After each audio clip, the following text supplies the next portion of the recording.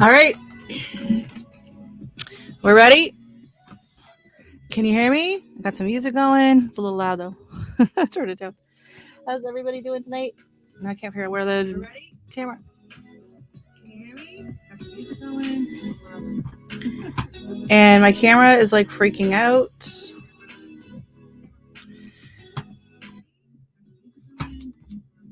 Why am I hearing myself? And my camera. Oh, like... there we go. All right. We're good now. Okay, so I downloaded a new software for the camera, and the other one, I loved it, but it just decided to quit working with my program. And then this one, for some reason, sometimes I'm like really bright and other times I'm kind of dark. And sometimes I'm green. So that's just the way it's going to go tonight. Sorry about that, everybody. So welcome in. I'm just going to look at the chat and see who we have in here so far. So, our first guest in. Oh, they were here early. At 6, they got the front row seat. Pat Gilliston, welcome in. We have Miss Rebecca Davis came in at 7. Wow. G Mama, Nicole Smith, Cindy had a run. Thanks for popping in when you did, Cindy. Ladies Farm up and ready, and you can hear me and see me tonight, lady. Yay. Oh no, ladies got a snowstorm. Hubby got stuck at work, had to get a hotel. Oh my God. Couldn't make it home today. Oh my goodness. Well, I'm glad he's safe and hopefully warm in his hotel. Thank you for coming in. Old Ways Gardening and Prepping. So nice to see you here. I think it's your first time in. Thank you for coming. Rem's family. Good to see you guys. Michael's Adventures. G Mom, I already said hi. DC and Artist in the Garden, Bonnie. Thank you so much for coming. And I apologize for the fact that I am blue. I don't know what's going on, but at least it's running. So last night I joined in on Danny's live, and it took me like 45 minutes just to get the screen. Maybe if it was a different background. No, I don't think that's any better. I don't know. I apologize. I'm gonna have to play around more with this program. It was working better during the day, and I think the daylight. I don't know if I have the ring light. Maybe if I change the color on that, ooh, that's even worse. Is that better? I'm less green. Maybe that's better. I don't know. Anyways, thank you everyone for coming in tonight. Hopefully everyone is having a good new year. And all right, is the chat? Here we go. I just see Bonnie's comment in the chat. I got to make sure I got everything going. I don't want Pam to come in and see me getting like behind everything, right? So yes, so Rem is asking, where are you from? Ladies Farm. She is, I don't remember. Why do I want to say Oklahoma? I don't know why I want to say Oklahoma, but I don't think I'm really bright now.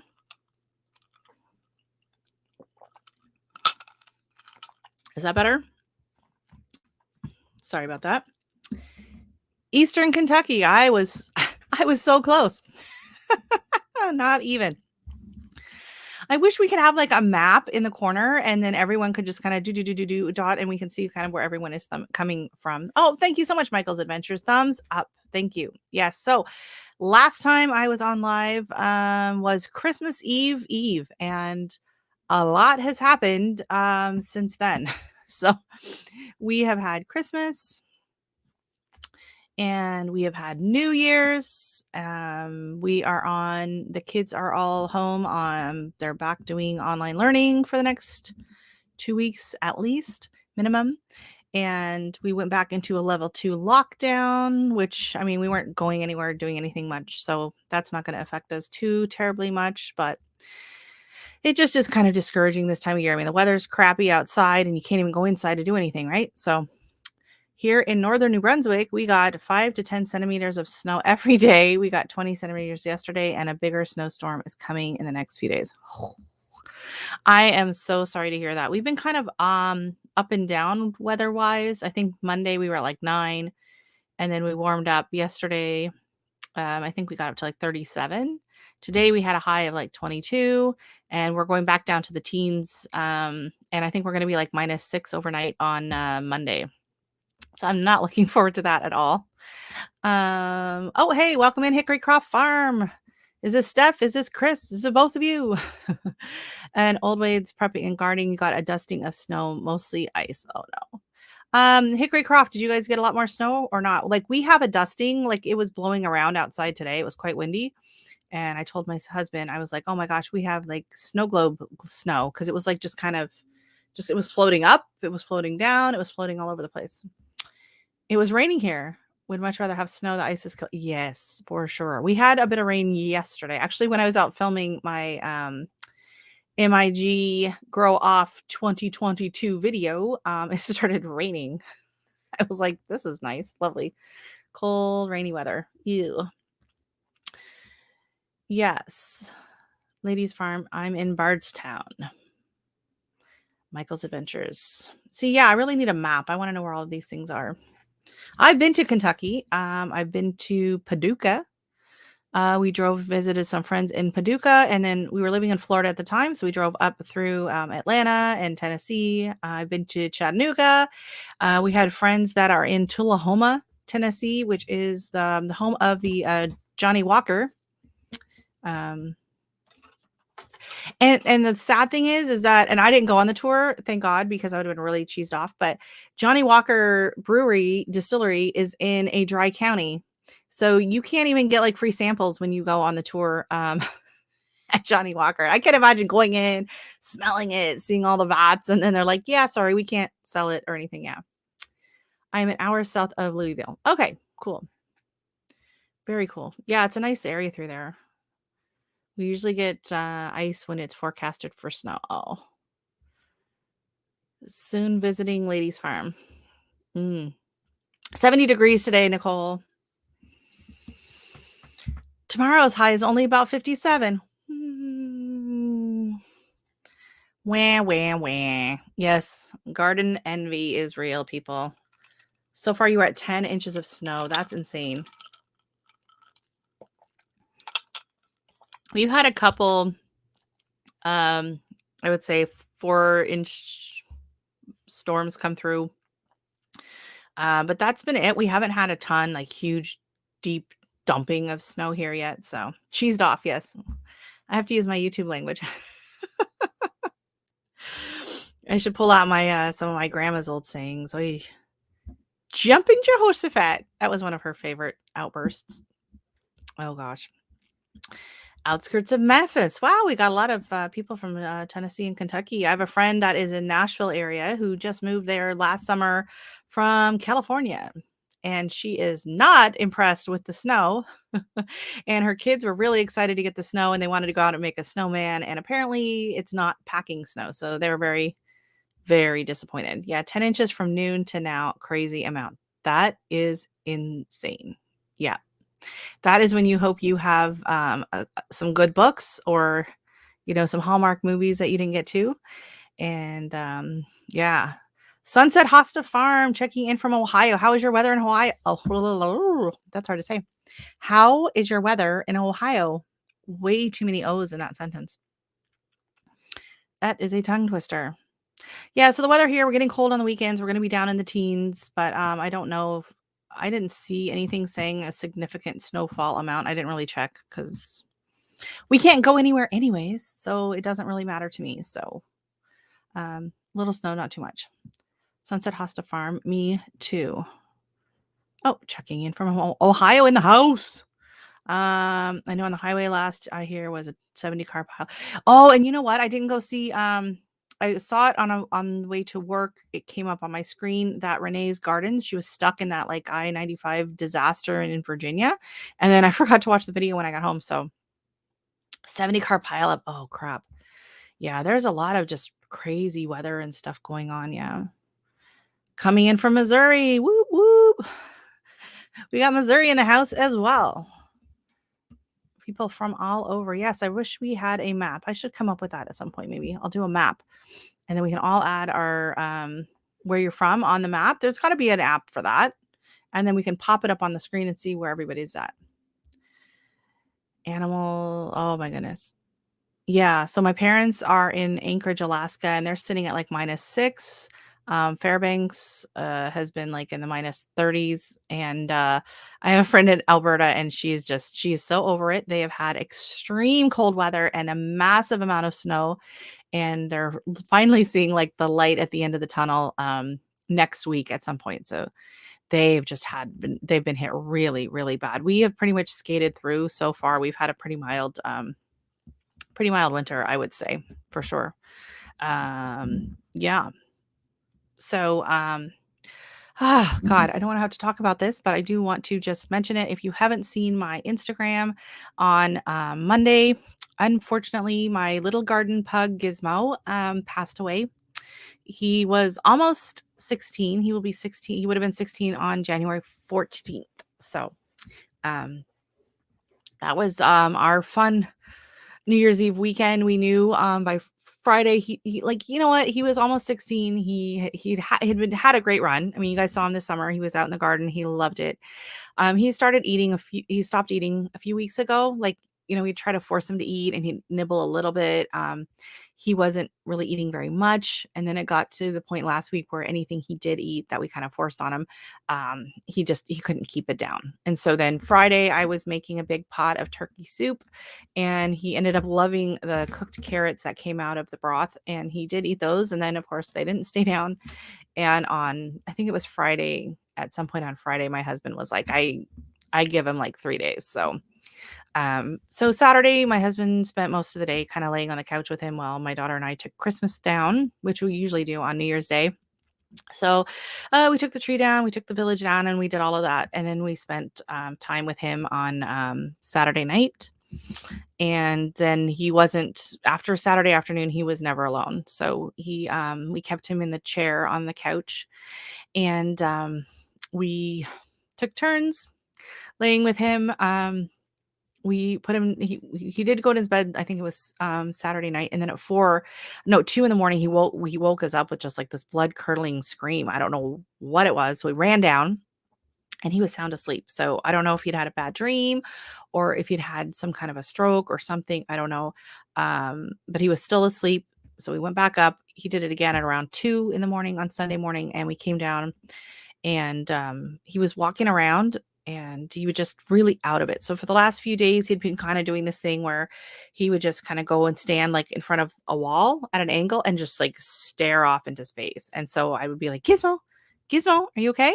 And then he'd like look at me, and he'd like, oh, snap out of it. And then he'd go and get his water and go back to his bed or whatever. So I do think that my husband looked into that online, and I think it's kind of like a form of dementia or something. The brain's like starting to go, right? They don't understand what is going on at that point. And so, we just took turns all day long, taking turns sitting with him on the couch. My daughter stayed up till 11 o'clock Sunday night, and I made a bed on the couch, and I laid there with my hand on him. He was breathing really quietly and gently most of the night. Hey, Broke, thanks for coming in, Ricky. And then my husband came down at 2:30 to relieve me, and then he woke me up around 6:45 Monday morning, and he said he had just taken his last breath. So he was, with family the whole time. He wasn't alone, and he wasn't struggling. He didn't seem to be in pain. He just kind of went in his sleep. So it was honestly best case scenario. He had a wonderful life. It's just, you forget how quiet the house is now, Sorry, I don't know why I wore mascara. That was a bad idea. Sorry.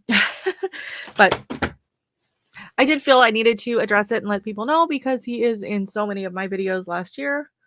And if you wonder why I get choked up like when I do my tomato video, because he was obsessed with tomatoes, that is what happened. So it's just, it's taking a little while getting used to. Every time you come home from work or whatever, you're like, hey, Gizmo. And then you're like, oh, yeah, he's not here. So slowly we're kind of moving his things out and whatever. So anyways, I just wanted to let you know it's been heartbreaking. He was with us for a very, very long time, and definitely family. And, my daughter's taking it.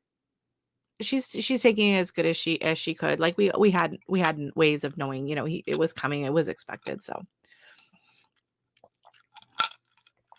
on to other things. Yes, Broke. I was talking about the grow off. If you guys haven't decided you are going to join the MIG Grow Off Challenge, you have until tomorrow, December. Oops. January. I don't know if I've said January yet this year. January 7th is the deadline. You have to email our Broke Farmer here in the chat, and you have to submit a video online and hashtag it MIG Grow Off 2022. There are some really great videos over there. Honestly, I was just planning on doing just a regular video, and then I started watching them, and then I saw Anne's, and I about died laughing. So if you don't watch anything else tonight, you have to go watch Ann Dale's Homestead's entry video, because that was absolutely hilarious. It was just epic. Way to go, Anne. Oh, sorry. So yeah, I know he was my first and only. I've never lost a pet before. He was the only dog I've ever had. We had a cat when I was a kid, and we had to give him away years and years ago, because of my dad's allergies. And so I've never gone through this. So it's been a learning experience for me as well. So, hey, my granny's garden, welcome in. Thank you so much for coming. Thank you. Yeah, Anne's is so good. Oh my God, Anne. She is hilarious.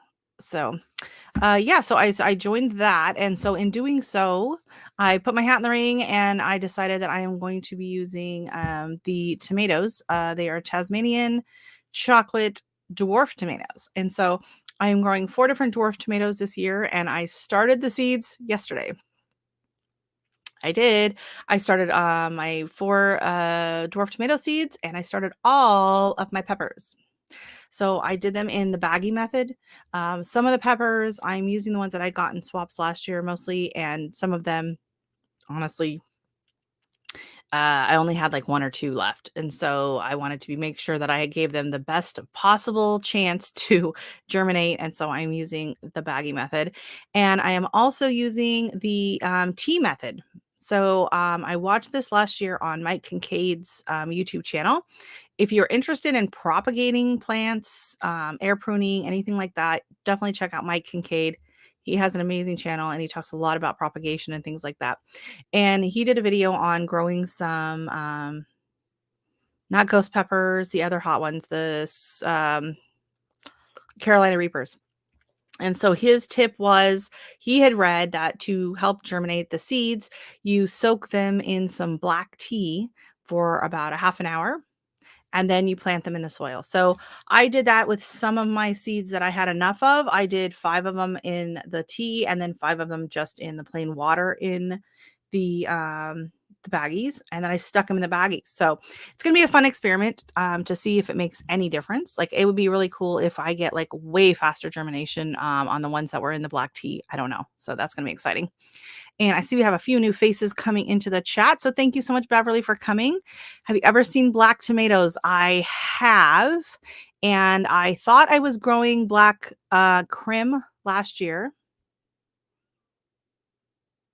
I shall see if I can find a picture of it, because it did not look, it was not black crim. And it looked like, well, I can't even say what it looked like on camera, but it was very interesting shape, let's just say. And it was definitely not black.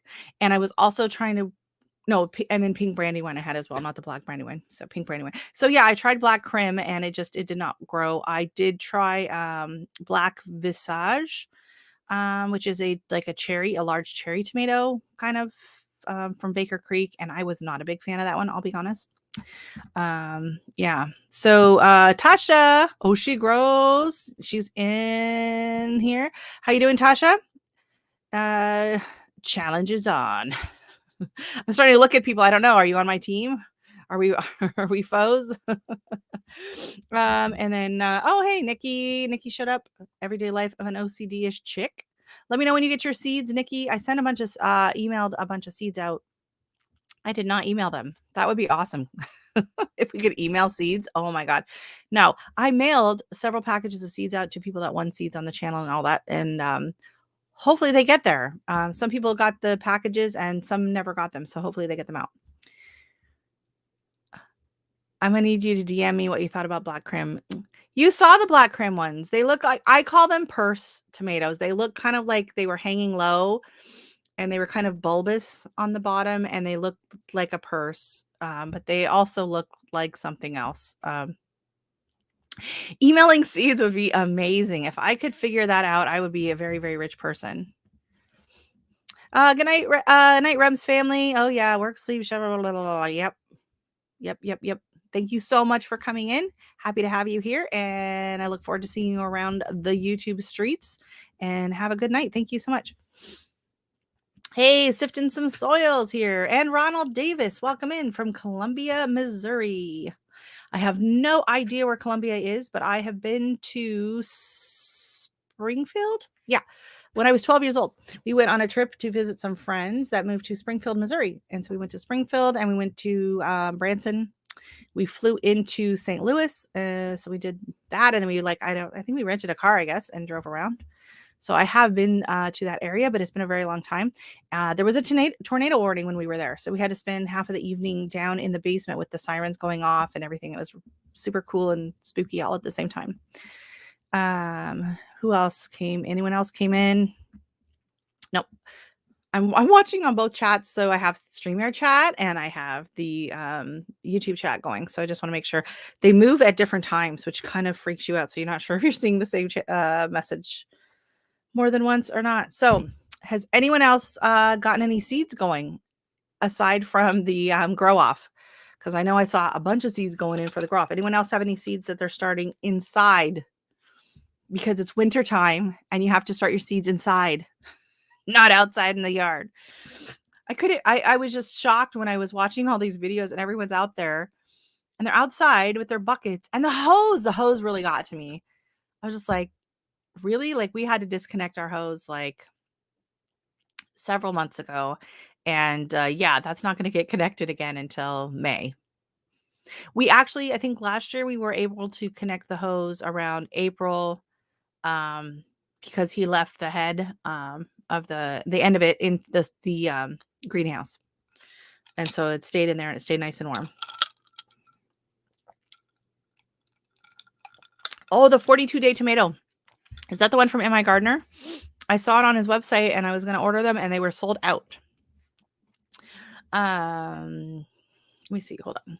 I still have that one up. I hate that when I forget to change the comments up there. I am growing Tom Thumb lettuce under grow lights. Had enough to have a small salad tonight. Oh, Tom Thumb. I'm actually growing that outside and I haven't harvested any yet, but it is so cute. Like it is like Barbie. And I know I use Barbies as a reference point a lot around here. I have a daughter. But yeah, they're like little doll size little heads of lettuce. Like I was shocked how quickly they started to head up because I've grown like the other romaine little gem, I think it is. And like it's kind of messy and floppy for quite a while before it forms a head. But that one just went crazy fast. Right now I'm collecting milk jugs for winter sowing. Perfect, Nikki. Awesome. We do not have milk jugs in this part of Canada. In Ontario, we do not get milk jugs. I mean, I think you can buy some somewhere, but it's expensive. Our milk comes in bags, which is weird. So yeah, so last year I really struggled to try and find containers for the winter sowing containers. So I ended up harassing my neighbors for like orange juice containers, big plastic jugs that they, buy from like Walmart or whatever. And this year I'm super excited because my daughter, one of her best friends up the street, they have one of those big like water coolers in the house, and they have the jugs, and the jugs they just recycle them. So my daughter was coming home with like one or two a week for quite a while. They're up in the attic. My husband finally told me I had to stop. So I don't even remember how many I have up there, but I'm really excited to try and start those. You're growing tiny Tom tomatoes inside. Nice. I loved the tiny Tom. I was like really, really impressed with them last year. I got more tomatoes, like more production off of those two that were in that small white pot than I think I did off of any of my full-size tomatoes because I started them early. I started them at the end of January, I think, or beginning of February, and they were putting tomatoes out, and I kept picking them, and they kept putting them out. Like it was amazing. So yeah, have you grown them before, Broke? Have you grown the Tiny Tims? No. Branson is a tourist trap. Yeah, it was awesome. We went to what's it called there? The big amusement park area there, Six Flags thingy, whatever. I can't think what it's called. And we actually saw the Oak Ridge Boys performing live. So that was pretty cool. Oh my God. Good luck with that. I bought stevia seeds last year, 2020, and I germinated them and I grew them and I grew the stevia no problem. And then everyone was like, oh, stevia is really hard to germinate and everything. And I was like, what are you talking about? It was fine. I didn't have a problem. I could not for the life of me to get them to germinate last year. I tried so many different methods. So I don't know if it's one of those that like you just need to have super, super fresh seeds, or if it was just like no one had told the seeds they were hard to germinate. And then once they knew, I don't know. I was very frustrated with that. Granny, oh wow, you got everything going. You got peppers, herbs, spinach, and flowers. Let me guess, you're in a warm zone. I'm gonna guess you're in a warm zone 7B or higher. All right, who else we have? Nikki's getting that. She did. I had excellent results last year with winter swing. You have a hoop house. Oh, lucky. That's so nice.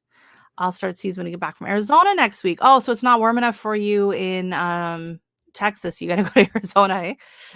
Eh? 6 weeks till your last frost date.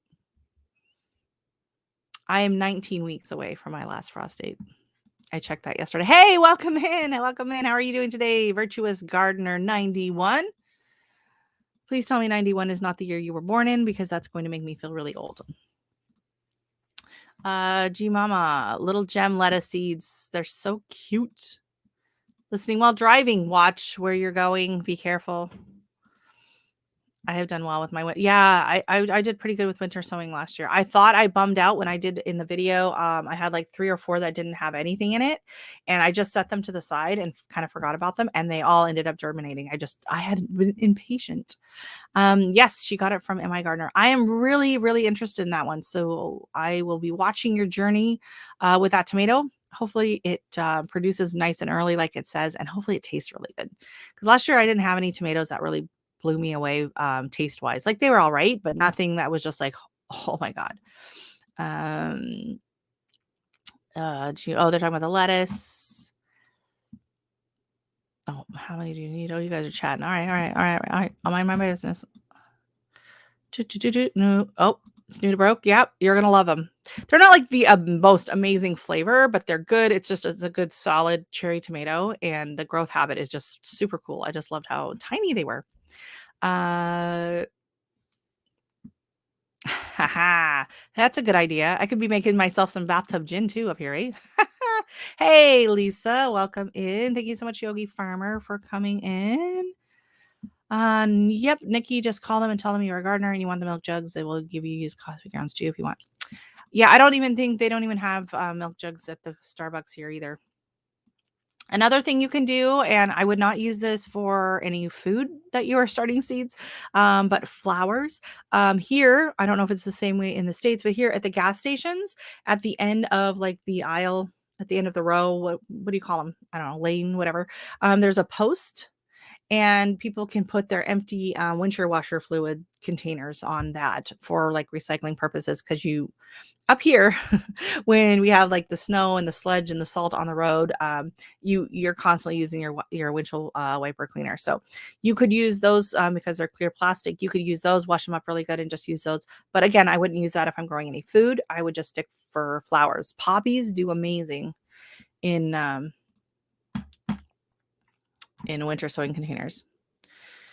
And welcome in, Carpenter Self-Reliance. Hi, how are you doing? Welcome in, another carpenter in the house. Nice to meet you. I think you're new to the channel. Let us know where you're from.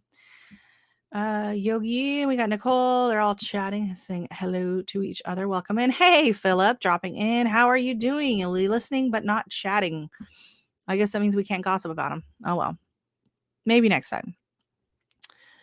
Oh, Bonnie, yes. Okay, see, I see you commenting to Bonnie about the Lisianthus, and I did not see Bonnie's comment about Lisianthus. There we go.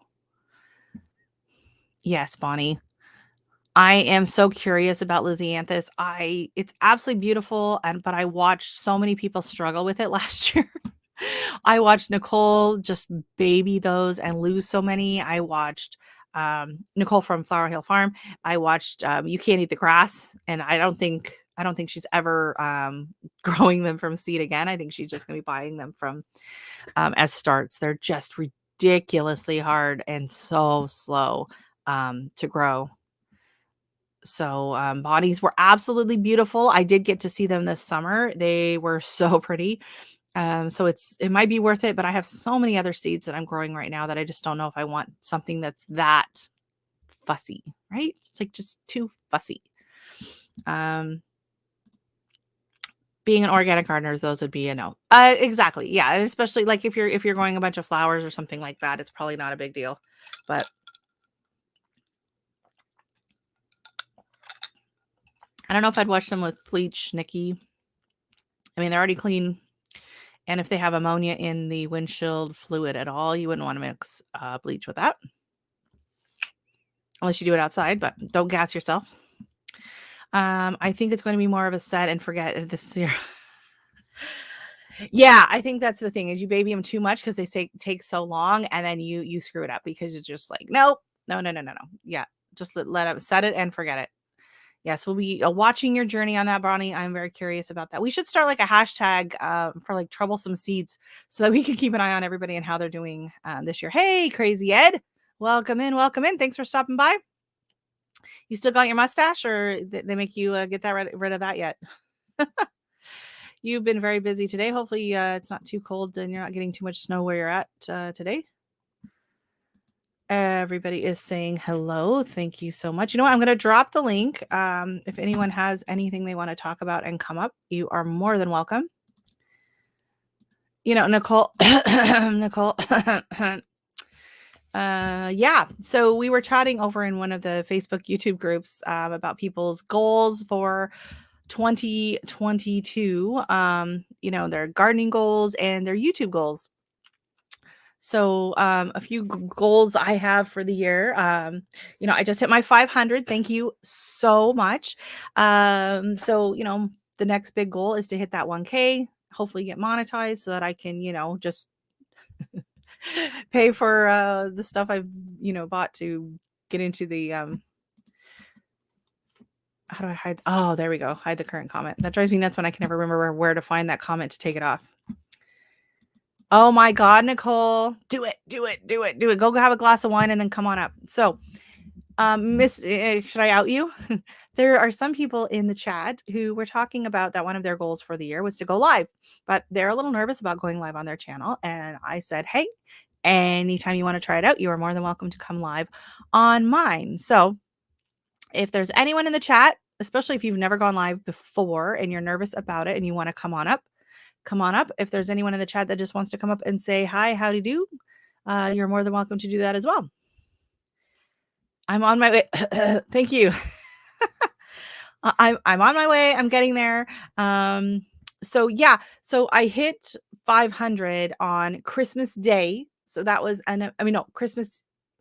Christmas Eve. So Christmas Eve, I hit my 500. Thanks in part to Crazy Ed's Homestead. He was shouting me out on Friday that day, and Scott from Rambling with the Brums on the Thursday. So they got me nudged up and over the hill there, and I greatly appreciated it. And then I was off. You know, we had the holidays. I didn't do a live. I thought of coming on for a live on that Thursday. I was having trouble with my camera. Gizmo wasn't doing very well, and I was just like, you know what? And then today, I didn't know how I'd be feeling, so I hadn't really scheduled it. And my 1-year anniversary is coming up on January 16th. It'll be 1 year on YouTube. So I have decided to combine my 500 sub celebration with my 1-year anniversary, and it's going to be a big party. So let me see what the exact date on that is because I keep forgetting to check. So that will be so I'm actually going to hit the goal like next week, but my next live. So it's going to be Thursday, the 20th. So we're going to have some giveaways. We're going to have some games. Hopefully I'm going to have some guests up. It's going to be fun. So mark your calendars. It'll go out if you've already subscribed and you get the notifications like for this live, you'll get it for that live, but it will be January 20th. And my birthday is on the 29th. So it's kind of a big month for me. But I just kind of wanted to give a bit of room, you know, after Gizmo's passing before I, you know, really into party mode yet. Trying to keep it together as best I can tonight. Thank you so much for coming in, Mr. MT Homestead. You know what? I have a funny story about your channel name. So I've seen MT Homestead in, chats. You see MT Homestead. And I will admit that in my head, like I never really said it out loud, but you know how you read something and your brain kind of just catches it in there. To me, when I see the words MT, to me, it's like mountain, right? So it's like short for mountain. And then, so this is going back, quite a few months ago.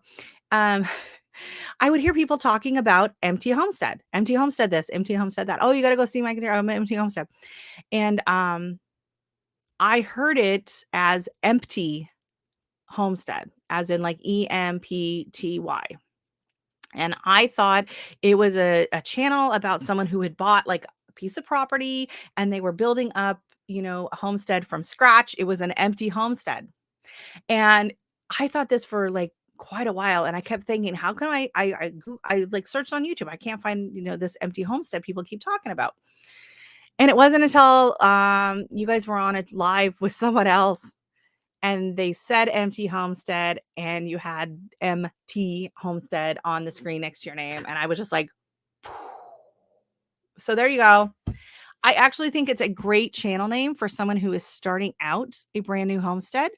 So if anyone out there is starting a new homestead and needs a channel name, go ahead and get Empty Homestead, because I think it's a great channel name. Just make sure you give me some credit for that. Yeah. So there's my there's my acknowledgement for tonight. So I don't know if anyone else thought empty when you heard MT, but whatever, right? Maybe I'm going to blame it on the accent or something. I don't know. I hear with an accent. Okay, I hear someone clapping for Yogi. I mean, I don't hear it. I swear to God, it's just guava juice. There's nothing in there. There you go, Crazy Ed. You have an empty homestead. See, there you go. Yeah, and it's funny. I didn't realize that I had thought of it as empty as either. Right? It just empty homestead. Sorry, I'm repositioning. My legs get a little sore sitting in this chair. So yeah, I could start the channel Empty Homestead and just never post a video because I don't have a homestead, and then it would stay empty, right? So yeah, if you want to use that, if you want to name your homestead Empty Homestead, Ed, go right ahead. I love it. You are doing have an empty homestead. Awesome. Yep. All right. Anyone? Nicole, are you gonna get your feet wet? Anyone coming up? So, so there's another lady who I follow her channel on YouTube, and she wants to come up and do a live with me, but she is in India. So we are trying to figure out the right time of day for that. So I'm not exactly what part of India she's in and what time zone she is exactly. I know it's like 9 to 10 hours difference, but I do have a good friend here who has family in India. So I'm going to ask her when would be a good time. The MT was also a ranch in the Sackett series by Louis L'Amour. Well, that's good to know. Hey, Red Road Homestead. That's another tongue twister. I'm having trouble with the people's channel names tonight. Welcome in. Welcome in. See, it wasn't so bad. Nicole, Red Road. That was your first time going live, right? You went live today over on Scott's channel, right? You got your feet wet. You just came on and said hi, and it wasn't too scary. Louis L'Amour. Oh my God, I haven't thought of any of his books in a long time. I think my uncle used to read a lot of his books. Yeah. Everyone is saying howdy do. Yeah. So I did also want to talk a little bit about, I know that this time of year can be really tough on a lot of people, especially once the holidays are gone. I find, even though my birthday's in January, I find January can be kind of a boring month. February, March, like honestly, I could do without them. I could honestly do without February and March, and just skip straight to April. I can ask you questions, embarrassing questions. It just can be kind of depressing. And for a lot of us, especially in the northern climates, we can't get outside. You're not getting that fresh air. You're not getting your hands in the dirt. You're not getting that vitamin D. You're cooped up inside.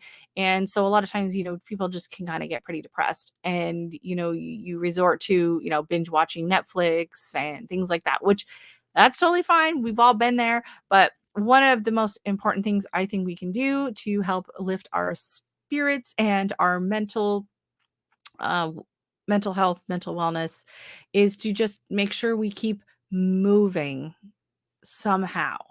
And for me, I love every January. My favorite yoga instructor on YouTube, Yoga with Adrienne, does a 30-day yoga challenge where she releases a brand new video every day for 30 days of January.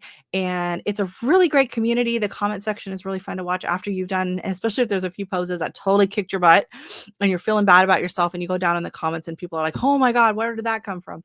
They have a great Facebook group as well. And I really enjoy being able to talk with people that are kind of going through the same journey as you are as well. So that is a little bit why I posted the video yesterday on my, oh, no, it was this morning on the channel about the yoga poses. And the reason I did that was because I was in the Facebook group yesterday. Oh, I see some new faces just came in. Let me just stop and say hi really quick. Best Jed Journey, welcome in, Miss Linda. Lydia, I always say that wrong. Lydia, Homestead Family Reclaim, welcome in. Thank you so much. And I think everyone else is just saying hello. All right. Yeah, so I was watching these videos and there's a position if you're not used to familiar with yoga, you go from down dog, which is where you're kind of in, this shape. And then you're supposed to take your back leg and you just lift it and bring it to the front and set it between your front hands. And the yoga instructor, of course, is very thin and very fit, and she makes it look really easy. And those of us that, as I say in the video, have a little extra frontal topography, this move can be very, very challenging. And I struggled with it for years. And I keep seeing everybody in the Facebook group commenting on struggling with it as well. And so last year, I had made a video on how it finally clicked for me, this method, this way of doing the transition easy. And so I shared the video last year. It was a hit. So this year, I was in the car driving. It was Wednesday morning and I'm on the way to work. And people, I saw like several comments about people struggling with this. And so I just went and I grabbed the video off of my Google Photos and I just uploaded it into the chat. And I thought, maybe 5-10 people might watch it and it might help them out, whatever. Over 200 people have watched and commented on this video on Facebook. On Facebook. I am like kicking myself that I didn't think to, just upload it to YouTube and then post the link over in the group. All of those missed views was killing me. So I decided then to just upload both of the yoga videos I had done before so that maybe people that had seen that one might want to watch the crow one. I don't know, but it would be nice to get a little more viewers. And I do want to spread the word. Like I talk about yoga a lot. Your body is too broken to do mental topography. It's a nice way of putting it. But sometimes there are things in the way for certain poses, like child's pose, regular child's pose. I cannot do regular child's pose. There's just I just don't, there's just too much. There's too much between my knees and my shoulders to fold in half properly. So I have to do extended child's pose every time. Your body's too broken to do yoga. I think you honestly would be surprised. There are, easy, gentle yoga you can go into. If it's super broken, there's even chair yoga. So keep that in mind. If like getting down on the floor is too much, then if I try to do that in interaction, you might surprise yourself, Ed. You might be interested in something called Qigong. And I know everyone asks me like, what? So Qigong is very, very gentle motion. Think like Tai Chi, you think those people that are in the park and they do those very gentle motions. Qigong is similar to that. It is an ancient Chinese medicine and the movements are medicine. It's like a moving meditation. And so the movements are very gentle and you can make it as intense or as gentle as you want it to be. It's very repetitive. So you do the motion. Basically, if it's too much, you just pause, but you're standing or sitting the whole time. It's very easy and gentle on your joints, but it really helps to lubricate the joints. It gets the energy going. It gets the blood flowing. So if yoga is too much for you, check out Tai Chi or Qigong. It's amazing because, Dick Van Dyke swears by the Tai Chi. He does the Tai Chi. This guy's 96 and he can still jump up on a table and dance. So don't take it from me. Take it from Dick Van Dyke. Night, Nikki. Thank you very much. Gotta run. Have fun. Let's go, Nicole. I'm waiting. What's that about? Oh, right. Oh, Nicole's just too busy over there laughing. Come on. You know, doing this stuff on your YouTube channel so your channel can Well, see, the thing is, I'm not a yoga instructor, right? But I've been doing yoga for about the past 6 or 7 years. I started doing it because I was having trouble. I was under a lot of stress and my blood pressure went whoop. I mean, not super high, but like I had always been super low. And I all of a sudden it was creeping up, and my mom has high blood pressure and she had a stroke when she was 66. And so I'm like, nope, I'm going to take extra good care and keep an eye out on my blood pressure. So as soon as I noticed it starting to go up and I realized that it was due to stress, that was when I started doing yoga. Actually, I took a, was it Tai Chi? I think I took a Tai Chi course. I bought a Groupon because it was my mom was here. She was here when she had her stroke. So they were visiting from the States at Christmas time, and she had a stroke and was in the hospital. And then we brought her home from the hospital after only a week because they didn't have insurance for her to be in the hospital here. And so we brought her home, and she was completely bedridden for the first 6 weeks and out of her mind. So we had the sofa bed in the living room, and that's where she was at. And so like I had to do everything. I had to set a timer and rotate her every 3 hours and everything. Like she couldn't move, she couldn't sit up or anything like that. And so it was a very slow process. And being as we didn't have, they didn't have any insurance, she wasn't getting any physio from that. So I was watching YouTube videos all day long, and we were reading books. We were checking books out from the library on, rehab for someone that had a stroke. And I gave her a massage every day and I moved her left side. She couldn't move on her own, and I moved it for her, and I made her do exercises and all this and that. Once she got to where we could get her in and out of a wheelchair easily, I took her swimming 3 times a week because you could transfer her into, they have a wheelchair that goes into the pool. And so when she was in the water, then she could actually start exercising her leg and putting some weight on it. I was making her do squats and leg lifts and all of this in the water. And so I got more familiar with, like physiotherapy and those kind of exercises. And I could see how just the improvement from 1 week to the next with her, it was just absolutely amazing. Hey, Robin, thank you so much for coming in. Thank you, thank you, thank you. Bring you in as everyone is leaving. All right, bye, everyone. Nicole can come up now. Yeah, Nicole, it's fine. It's fine. Don't worry about it. I've already cried on here, so whatever, right? I've cried. I've messed up people's names. It's all right. Yeah. So I saw that, and so I was kind of stressed out. Like, she was here for 6 months. That was as long as she could stay before she went home. And by the time she went home, she could walk all the way to the park and back, which is about a kilometer. She'd get there and should, take a seat, and then she would walk back. And she could, kind of use her left hand a bit. So she showed great improvement. But there was still a lot of stress going on for me. And so I found a Groupon, and I went and took a series of 6 Tai Chi classes, and I really enjoyed it. And then it didn't work out for me to continue doing it because it was Sunday mornings and I didn't have a sitter, whatever.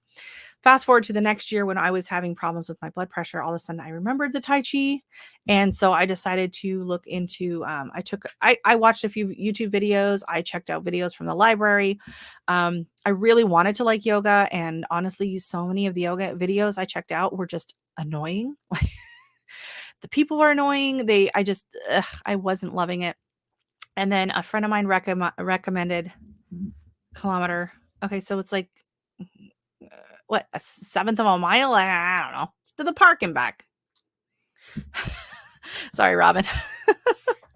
I did grow up in the States, so I know, like, in my head what a mile is roughly, but to do the conversion is not going to happen tonight. Sorry about that. Google it. So, yeah, so then I discovered Yoga with Adriene, her channel on YouTube, and she is absolutely amazing. I love her. She's so down to earth. She's so easy to follow. She's not super preachy. If anyone wants to try it, give her a go. But if it's not going to be, if you're not going to do yoga, if you're not going to, you don't have to. I'm just saying that's what works for me, and I love it. And it just makes you feel good inside. Hey, Sherry, welcome in. Thank you so much.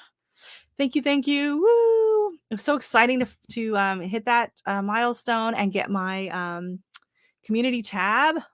I was like checking it like every 20 minutes. Did I get it yet? Did I get it yet? And then fortunately, Mike and Terry at MT Homestead said it takes about a week. So then I was like, okay, I'll stop checking. I won't stress out anymore. Yeah, so another thing that we do that's kind of fun around here, we started last year or the year before because of lockdown and my kid's home, and I'm like, she needs to get some exercise. We dusted off the old Wii. So if you have any video games, we had the Wii Fit Plus. It has the Wii Fit board. I mean, that thing is super fun.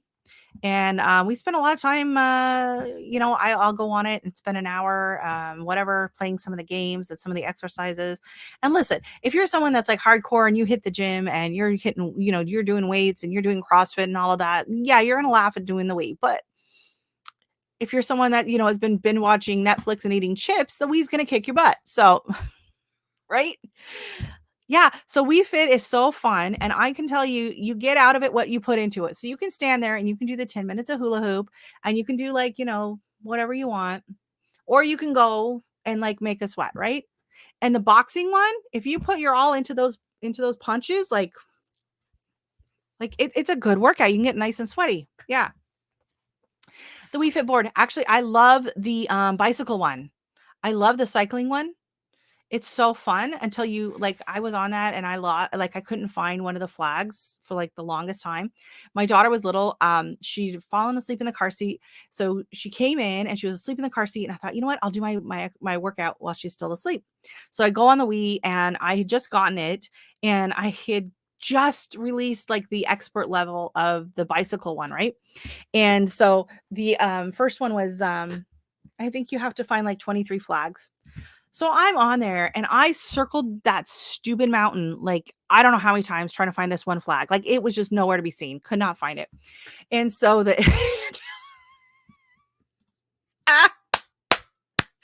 oh, best comment of the night. Yes. And boxing like Ann Dale. Yes.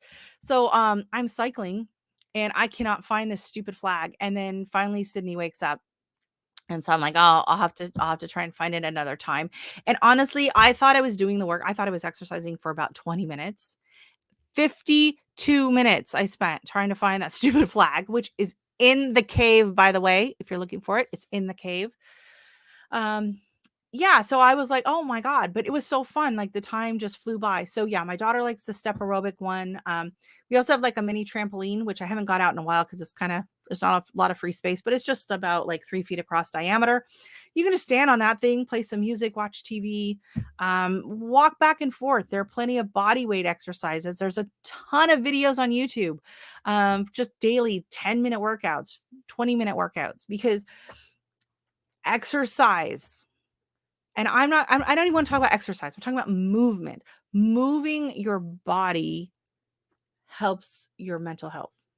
So I'm not saying do it to lose weight. I'm not saying do it to get fit. I'm saying do it to keep from going bonkos, right? It's very, very important. Do enough exercise, gardening, lifting the pressure.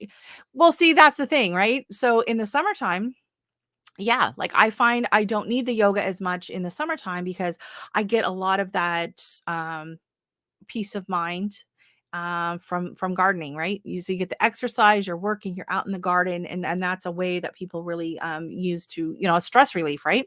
And in the wintertime, not so much. Although now, like once my seeds start popping, my daughter makes fun of me because she's like, they're like your babies. Oh, every morning we'll go, oh my gosh, look at these.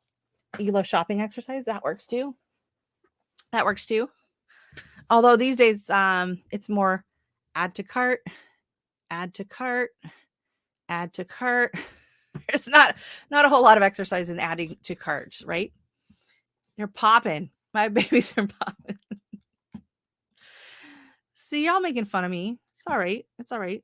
So yeah, so I work construction with my husband, and certain months we are working super long, hard hours, and other months it gets kind of quiet.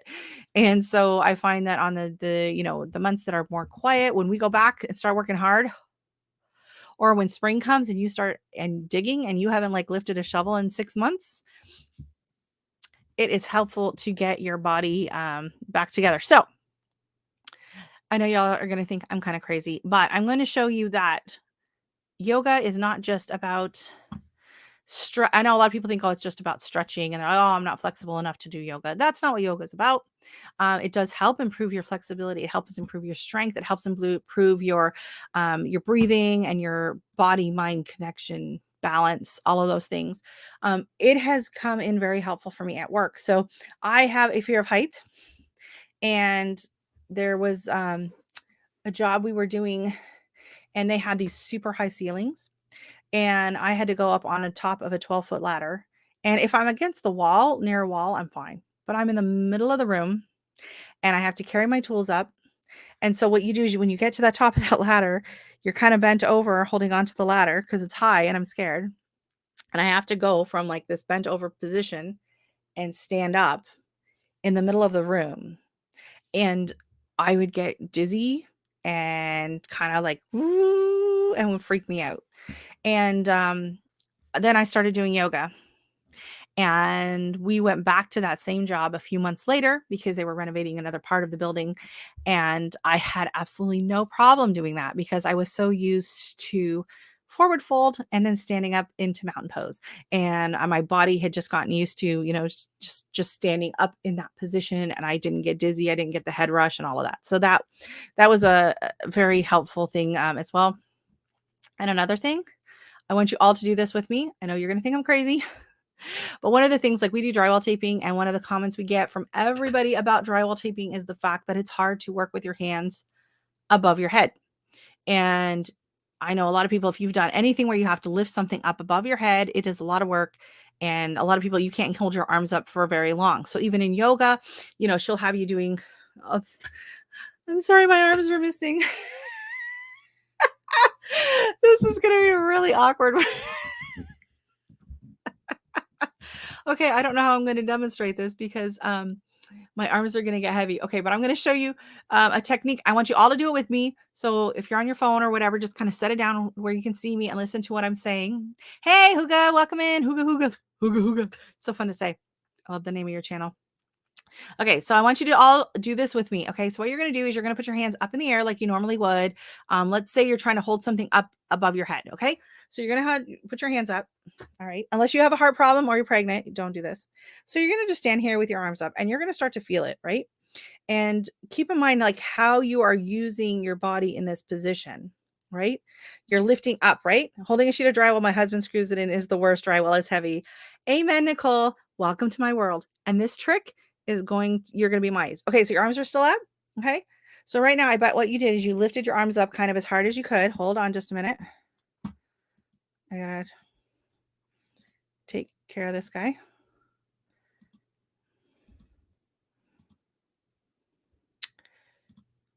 There we go. All right, they're gone. Yep. Thank you. Thank you. Thank you. Got rid of them.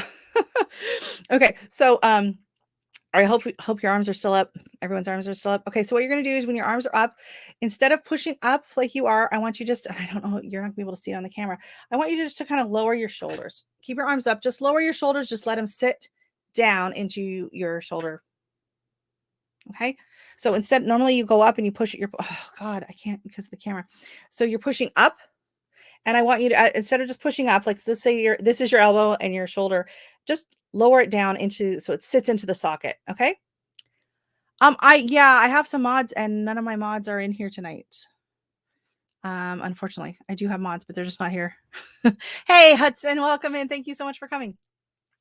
Thank you, thank you, thank you. Yeah, so put your arms up again and then just lower your shoulders down. Just let them kind of lock in. And now once you've done that, you're just locked in. And now the weight, instead of pushing up into your hand to hold something up, you're just kind of wedging it into your shoulder. And you can just go boom like that, right? Super easy, right?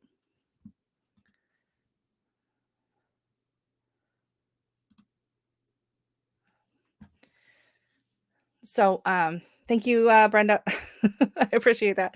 And I know I'm not supposed to add it into chat, but you didn't ask like right when you came in. So, okay, yes. Well, if you have rotator cuff damage, please don't do this. But I'm just saying for the average person, it's just there's a few just simple tips like that sometimes that you can take away from different, physiotherapy or yoga or tai chi, different movements, different way of holding. Because I once I learned that, I was like, what? No. We go on the job and I had to hold like pieces of drywall and I'm holding stuff and my husband was like, Are you okay?" I'm like, "Yeah, I'm fine. I can hold this for a very long time now." Like you will be amazed how much longer you can hold something. And so that was the thing in yoga where she's saying stand, you stand up and you're in mountain pose, you're standing tall, you have your arms spread like you're holding a beach ball, and then she says just lower your arms down into the sockets. And I was like, "Oh." Right? So there are a lot of things like this whole mind body connection and how we can use our bodies better to where we are not damaging them, right? Like I have to, I have to go to work and I'm going to have to keep going to work like that. Until hopefully we're able to retire at some point.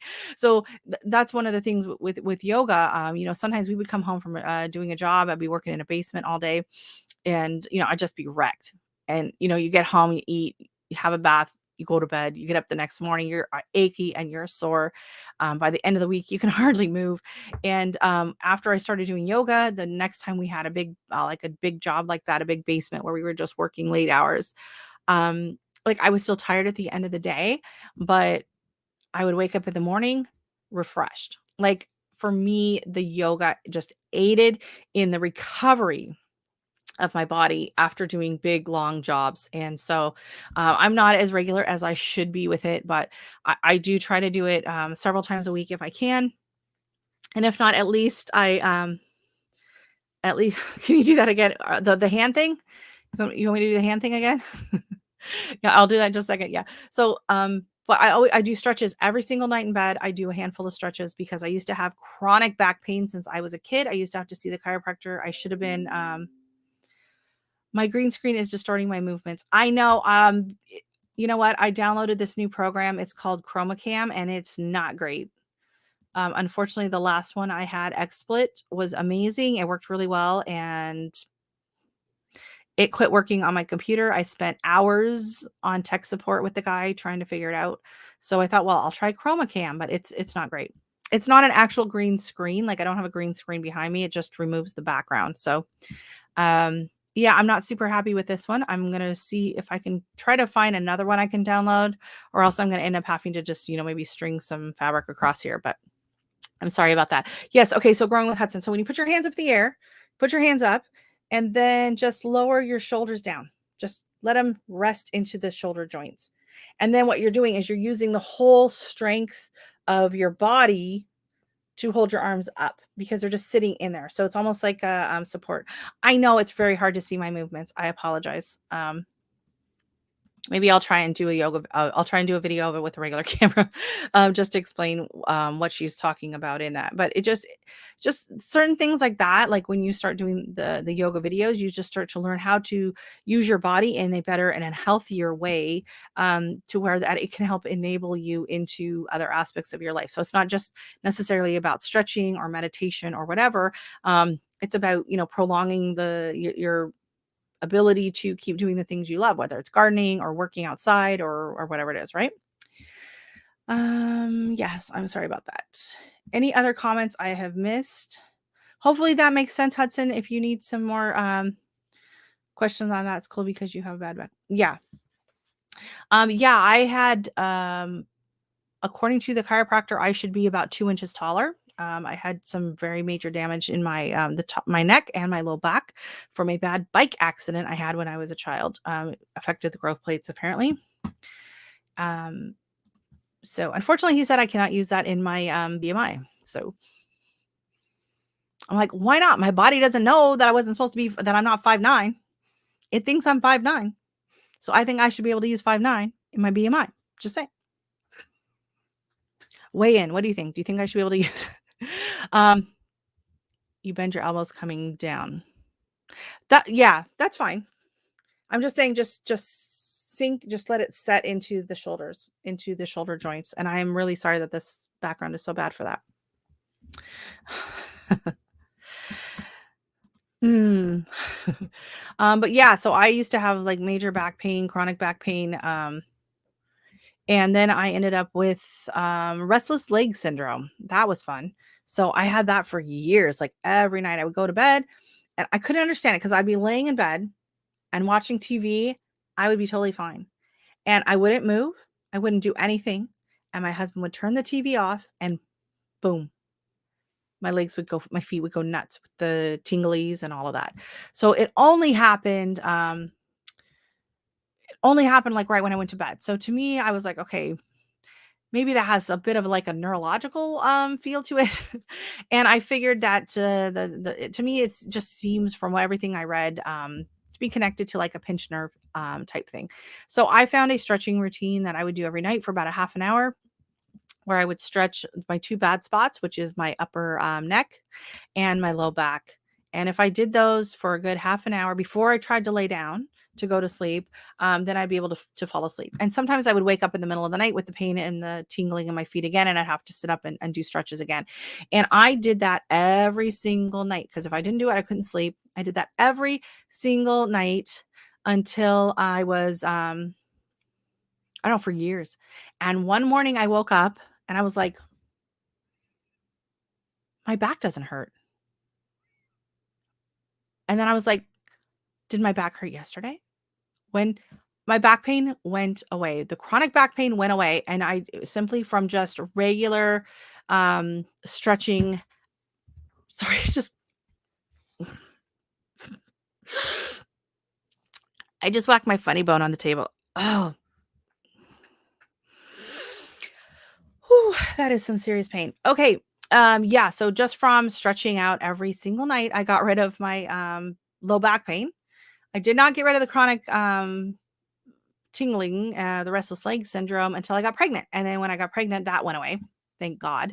And it never came back. So now I only get low back pain, like if I've been shoveling or doing things like that, or that time of the month, then I get pain in my low back. But otherwise, I do not have chronic low back pain anymore at all. It's amazing. And I had that pain since I was a teenager. I had it for probably 25 years. You are hilarious. How are you truly? I am 5'7".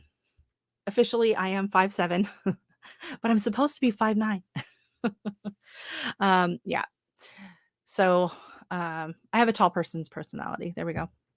I was my full height by the time I was 12, though. I was 5'7", and I wore a size 9 shoe by the time I was 12. So my brother-in-law used to call me an Amazon because my sister is like not even. She lies. She's not 5'2".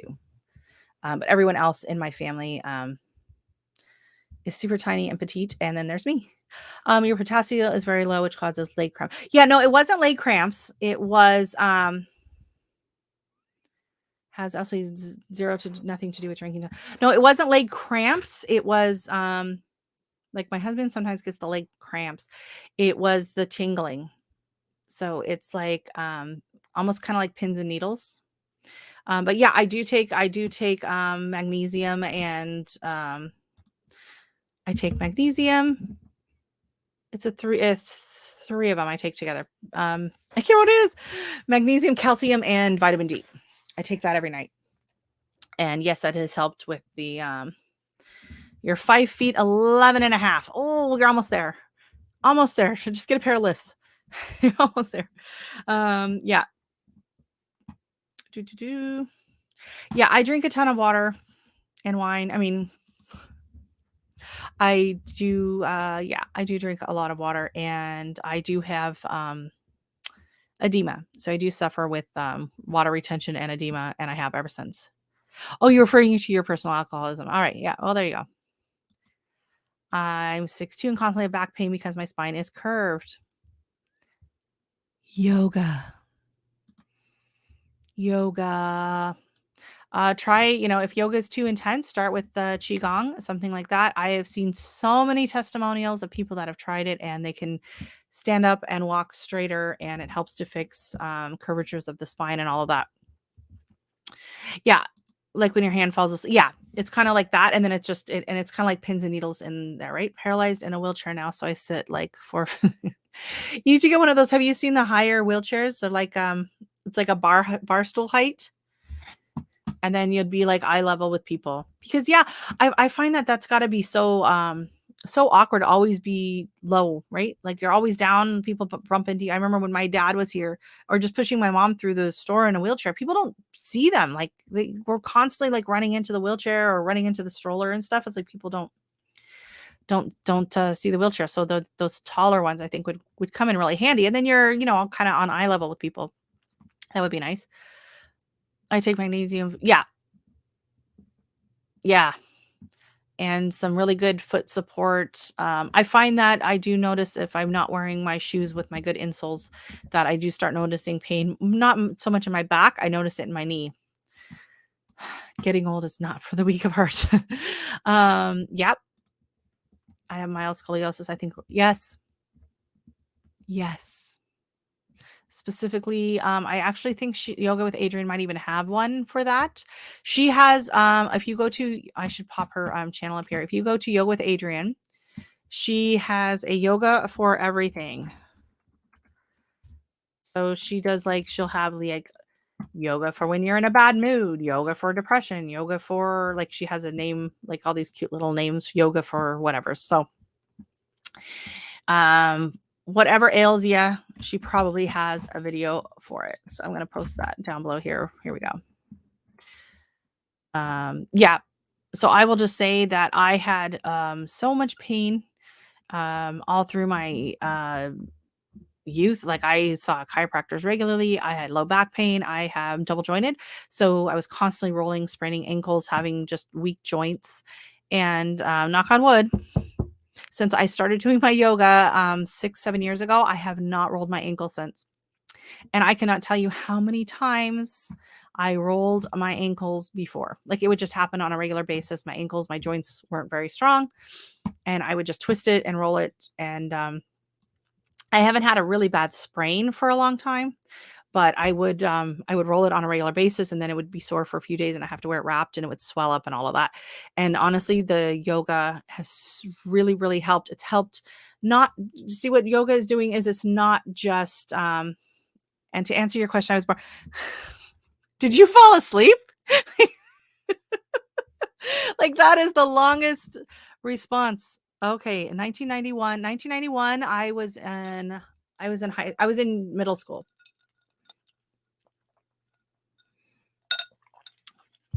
Not that link. That's for Yoga with Adrienne. Here we go. This is the link.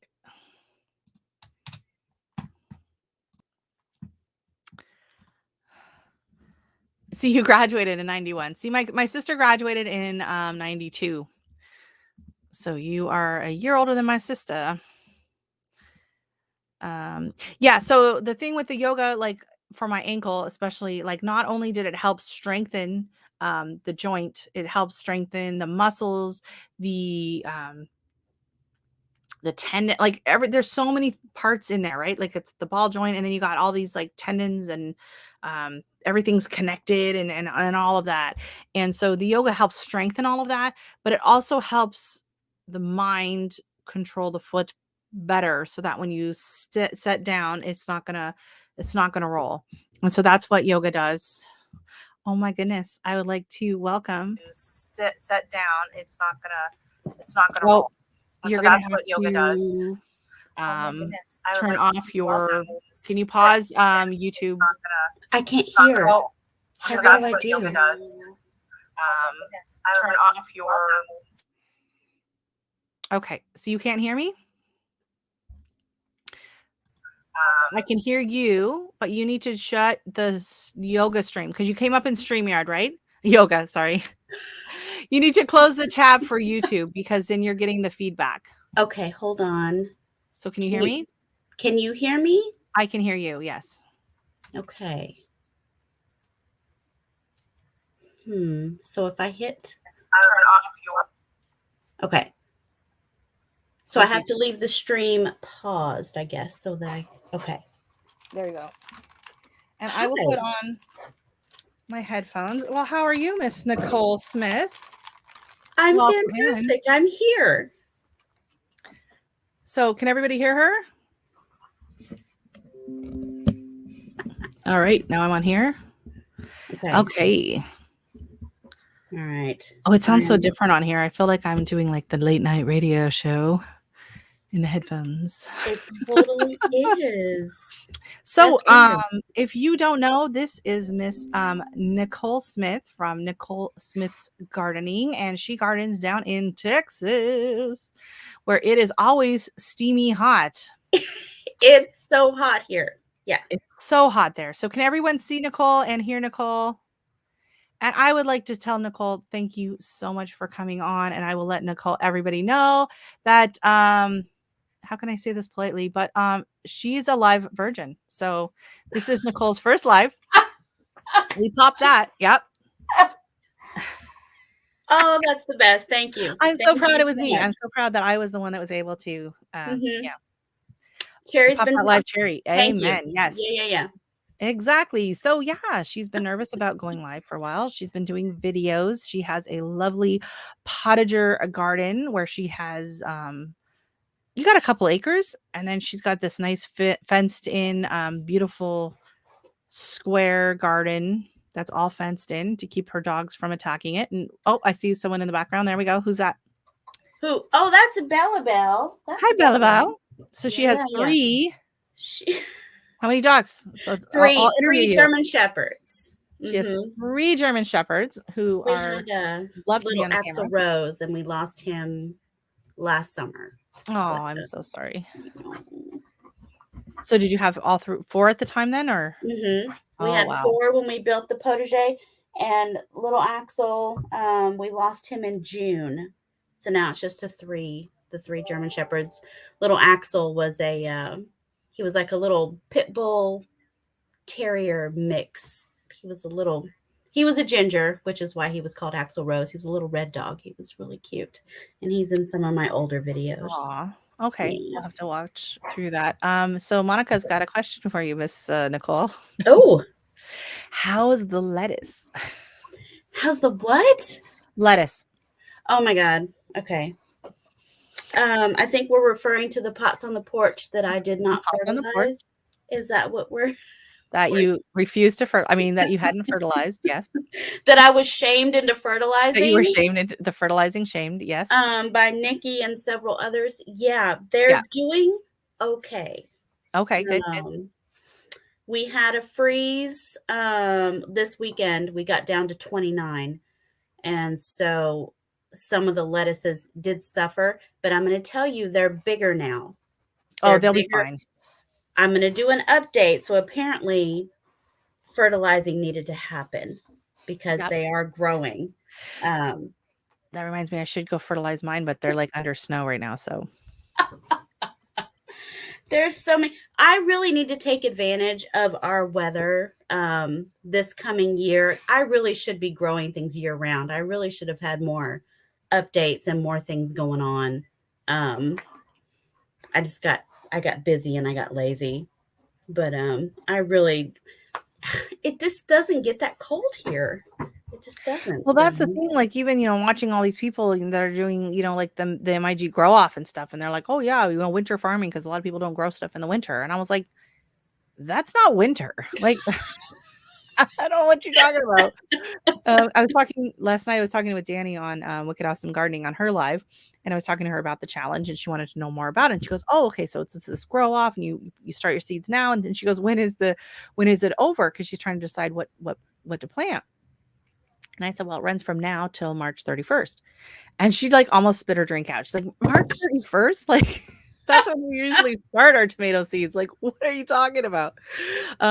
Yeah. So I was like, yeah, they don't know what winter is down there. So for them, winter growing, it's like spring for us, right? And then I saw Eco Neighbor. He started with some starts. Yeah. I'm like, I'm not going to see starts in my stores until like end of April. Like, I can't go buy starts. Like, it's not an option. Our stores don't even have seeds. One store has seeds in.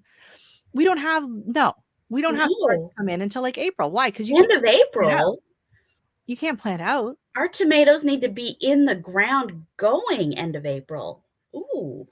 See, no, well, we'll see. We can't plant anything out until end of May. End of May, we're at like 95 degrees. That's okay. Yeah. Yeah. So we usually plant out what's called the May 2-4 weekend, which is the Queen Victoria Day weekend here in Canada. It's the first like long weekend of the season, and it's usually the week before Memorial Day weekend. Wow. So it usually falls somewhere between like May 20th-ish in there, whatever that weekend is. And that's like the big official planting weekend for Southern Ontario. And then Northern Ontario, they wait until like June 1st. So that's the thing. If you start your tomatoes too big, too soon, you have these monsters that you're trying to transplant out into the garden. So like I started my dwarf tomatoes yesterday in the baggies. So they'll get potted up next week at some point, going into the little mini soil blocks to start with. Then they'll go into the bigger soil blocks, and then I'll keep potting them up until they get bigger. But yeah, I'm not going to be starting any of my like full size tomatoes until probably, I'll check my notes, but I think it's sometime in March. Oh my gosh.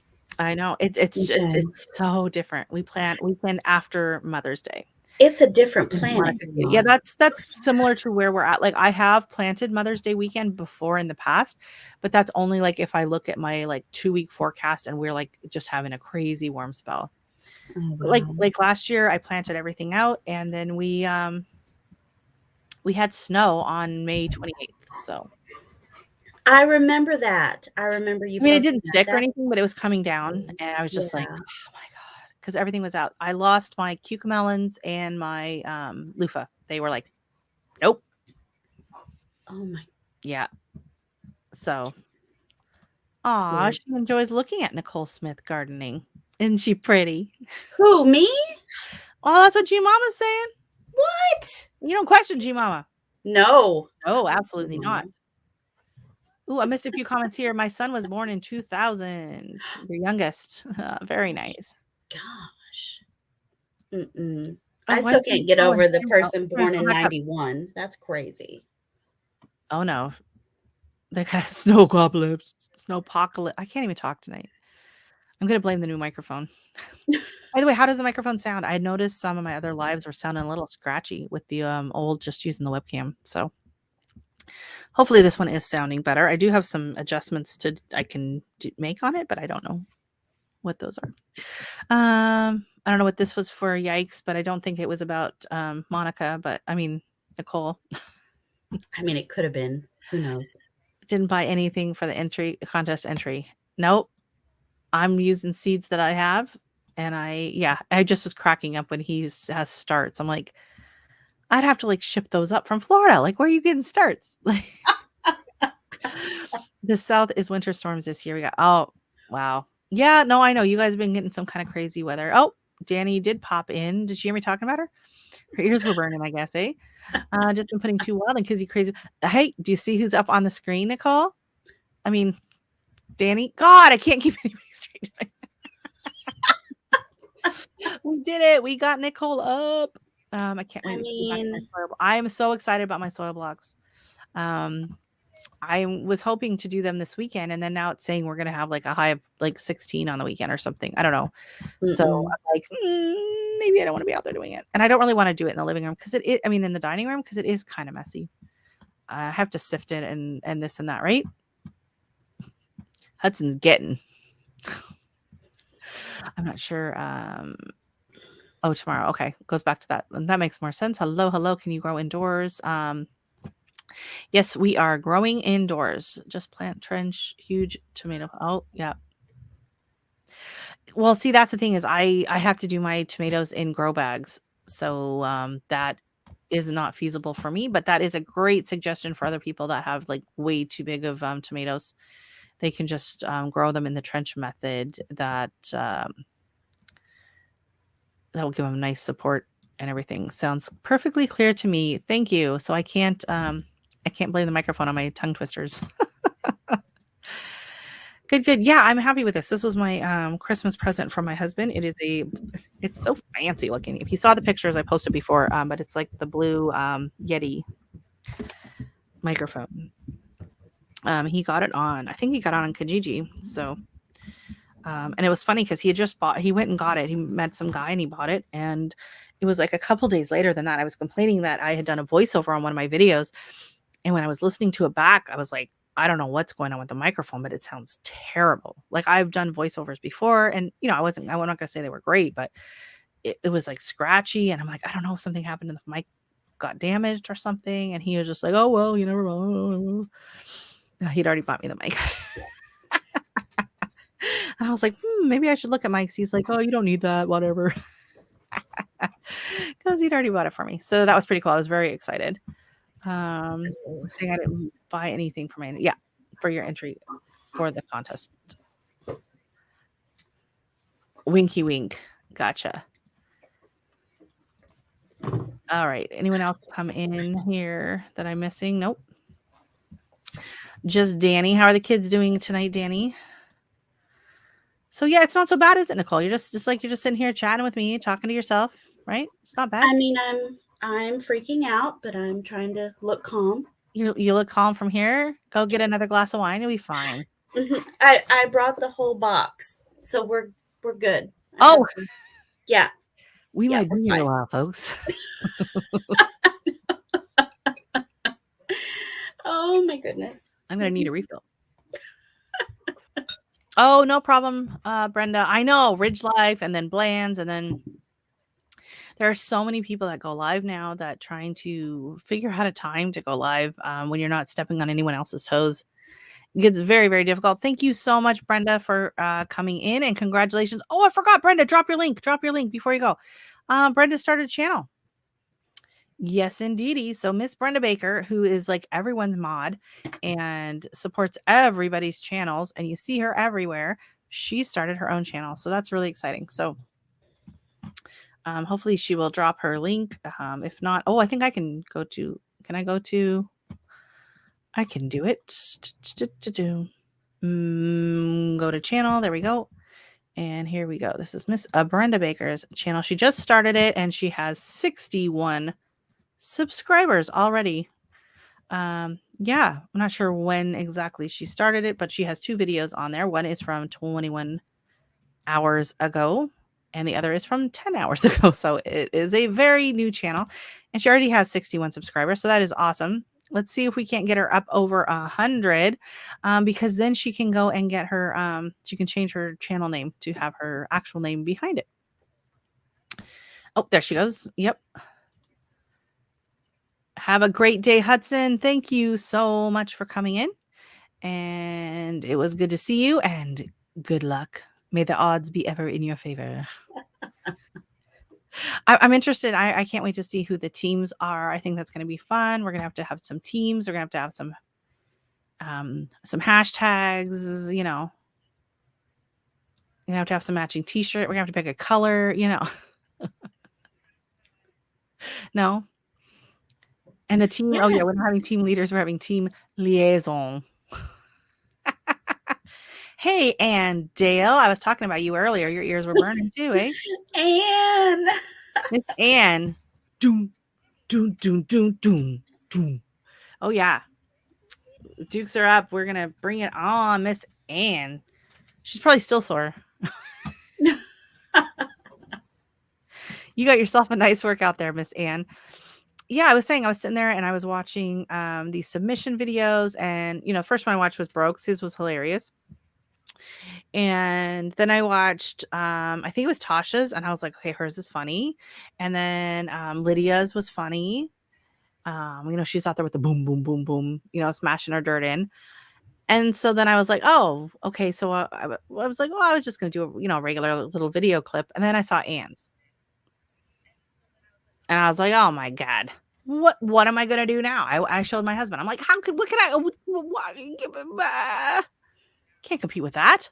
Can't compete with that. Mm-mm. So I just, I relied on my, Canadian, the Canadians' favorite thing to do is complain. So I just fell back on the old garden envy and complaining and, making fun of the Southerners, which is just fun to do, especially when it's super cold out. Yes, Dukes are up. And yes, I'm sore. You know what? It's no joke. Shadowboxing is no joke because honestly, When you do the Wii, even the Wii boxing, like if you give it your all and you're throwing those punches and you're really hitting, you are sore. Like you can feel it the next day. I will tell you if you're putting it all in, right? Yeah. I have ordered my seeds, Miss Monica, and I'm waiting for them to come in the mail. And I thought they came in the mail yesterday. And I was gonna open them on live on camera. And I thought, oh, cool, my seeds came in the mail. They came in this, like, I should say, discreet packaging. It was this, white envelope, this bag that came in the mail. It's downstairs. I should go and get it. And I thought, oh, should I open this for my live tomorrow night? And then I was kind of shaking and I was like, it doesn't really sound like seeds, but I haven't ordered anything else. And so I opened it up and it is a box it's a sample pack of Tenna pads, Yeah. like feminine hygiene. Well, I think they're more like for, dribbling. Yeah, this like sample pack. And I was like, that would have been so awesome to just open live on the channel. Like I would have been so shocked when I opened it. I would have been like, yeah, that would have been funny. So yes. That would have been awesome. Just saying. I will go back and check your channel out. I don't know who Ed is talking about, but I am in Canada. I don't think anyone else in here is in Canada right now, except for this lovely lady down here, Bonnie, who is waiting for the unboxing. Yeah, sorry, Bonnie. I sent her a picture too. I was like, oh my God, I almost opened this live. Yeah, I sent it out to a few people. I said, oh my God, I should have saved this for tomorrow night. That would have been funny.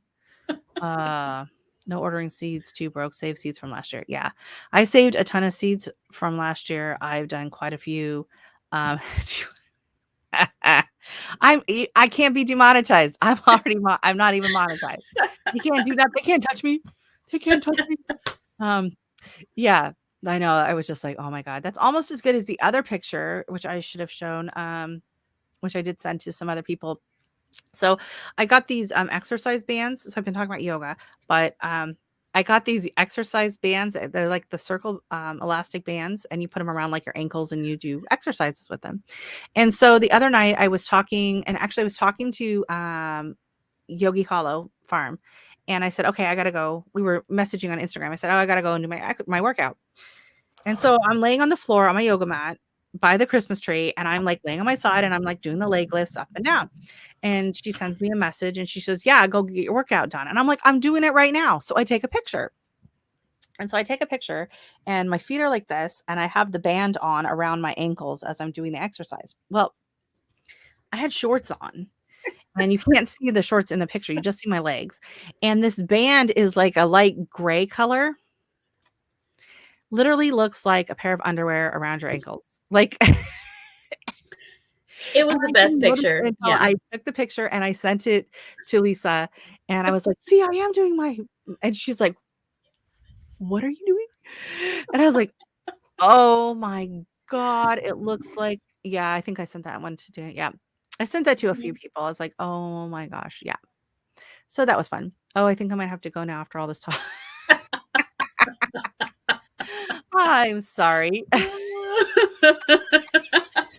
yeah, I am that person that just takes really awkward photos and doesn't notice until later. It's like, oh, that would have been embarrassing and fun. Hey, GT Grows at Alaska. How are you doing? Hopefully you are staying warm up there.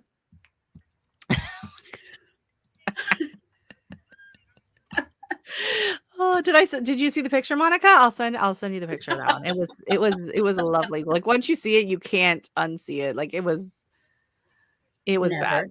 Never unsee it. Mm-mm. Oh my gosh, it was so funny. Yeah. It's like, how does this keep happening to me? And then I don't know if you all saw my Instagram today. Did you see my Instagram post? I'll see if I can get it up here on the screen. It is just the most bizarre thing. My husband was like, what is that? So we come home from work and he looks out on the window, and there's something sitting on the edge of the roof of the gazebo that we can see from outside the oh, I'm in the wrong. I have to do it in my For some reason, my computer is like only will allow me to open certain things in Microsoft Edge, and then I'm only allowed to open certain things in um, Chrome. No, not Chrome. I'm using Firefox. And so Firefox would not allow me to use this camera. So I had to open it up over in the other program I have. Okay, so yeah, I'm going to show you my reel that I did today. And okay, I'm going to try and share a screen. Oh, we got Danny coming up. Hold on. Okay, and then I'm going to add, I'm sharing my screen. Oh, to the window. Can I do this? Why isn't it showing? That's not the window I want. That's not the window I want. It's not going to work. All right. Well, I tried. It's not working. Here, I'll send the link. I'll post it down here if you want to watch it later. There was a donut. There was a donut sitting on the corner of the gazebo. Yep. So I don't know. There's gonna be some squirrel. It's got to be frozen solid because it's like 22 degrees outside. So I don't know. Like it's so bizarre. So there's the link. Yeah, if you want to go check out it's on my Instagram. I did a little video looking out the window. I'm just like, where did that come from? We have a like Tim Hortons donut shop not too long ago. Today was garbage day, so maybe it fell out of someone's garbage can when that got dumped into the garbage truck, or whatever. Hopefully Monica's gotten herself together. She was laughing quite a bit there. Nope. So Danny, she was there for a minute, and then now she's gone. If she wants to come back up, she can. Yeah, I don't understand why I could share screens before, but now when I go to share it, it just wants to do like the entire it just wants to share like my entire full screen and not the page. Like I can't get it to focus on just one page, which is just really weird. I don't know. StreamYard is just not loving me tonight, obviously. Oh, wait. Okay, hold on. Okay. Oh, there's poor. This is the last video I took of him, and that was Sunday morning. He was just laying in his bed, relaxing. But yeah, here is the my husband's looking out the window, and there's like is that a donut on a gazebo? Like, I mean, I don't know what that is. And why is it just sitting on the edge? How did it get there? Dun dun dun. Like, is that not just the? Isn't that not like just crazy? Oh, no problem, Danny. Yep, no worries. No worries. I kind of figured something was going on. Another time. Yeah, so that was our excitement for today. And now we're all craving donuts. My daughter's like, I really want a donut. I'm like, me too. And it's like a fancy donut. Like it had a nice fancy topping on it and everything. So I'm dropping the link if anyone wants to come on up. Like, Monica wants to come up and say hi to Nicole. I think Nicole's doing very well. How would we rate Nicole on a scale of 1 to 10? She doesn't seem nervous at all. Let's not do that. She seems no, you're doing. I'm going to give you a 10.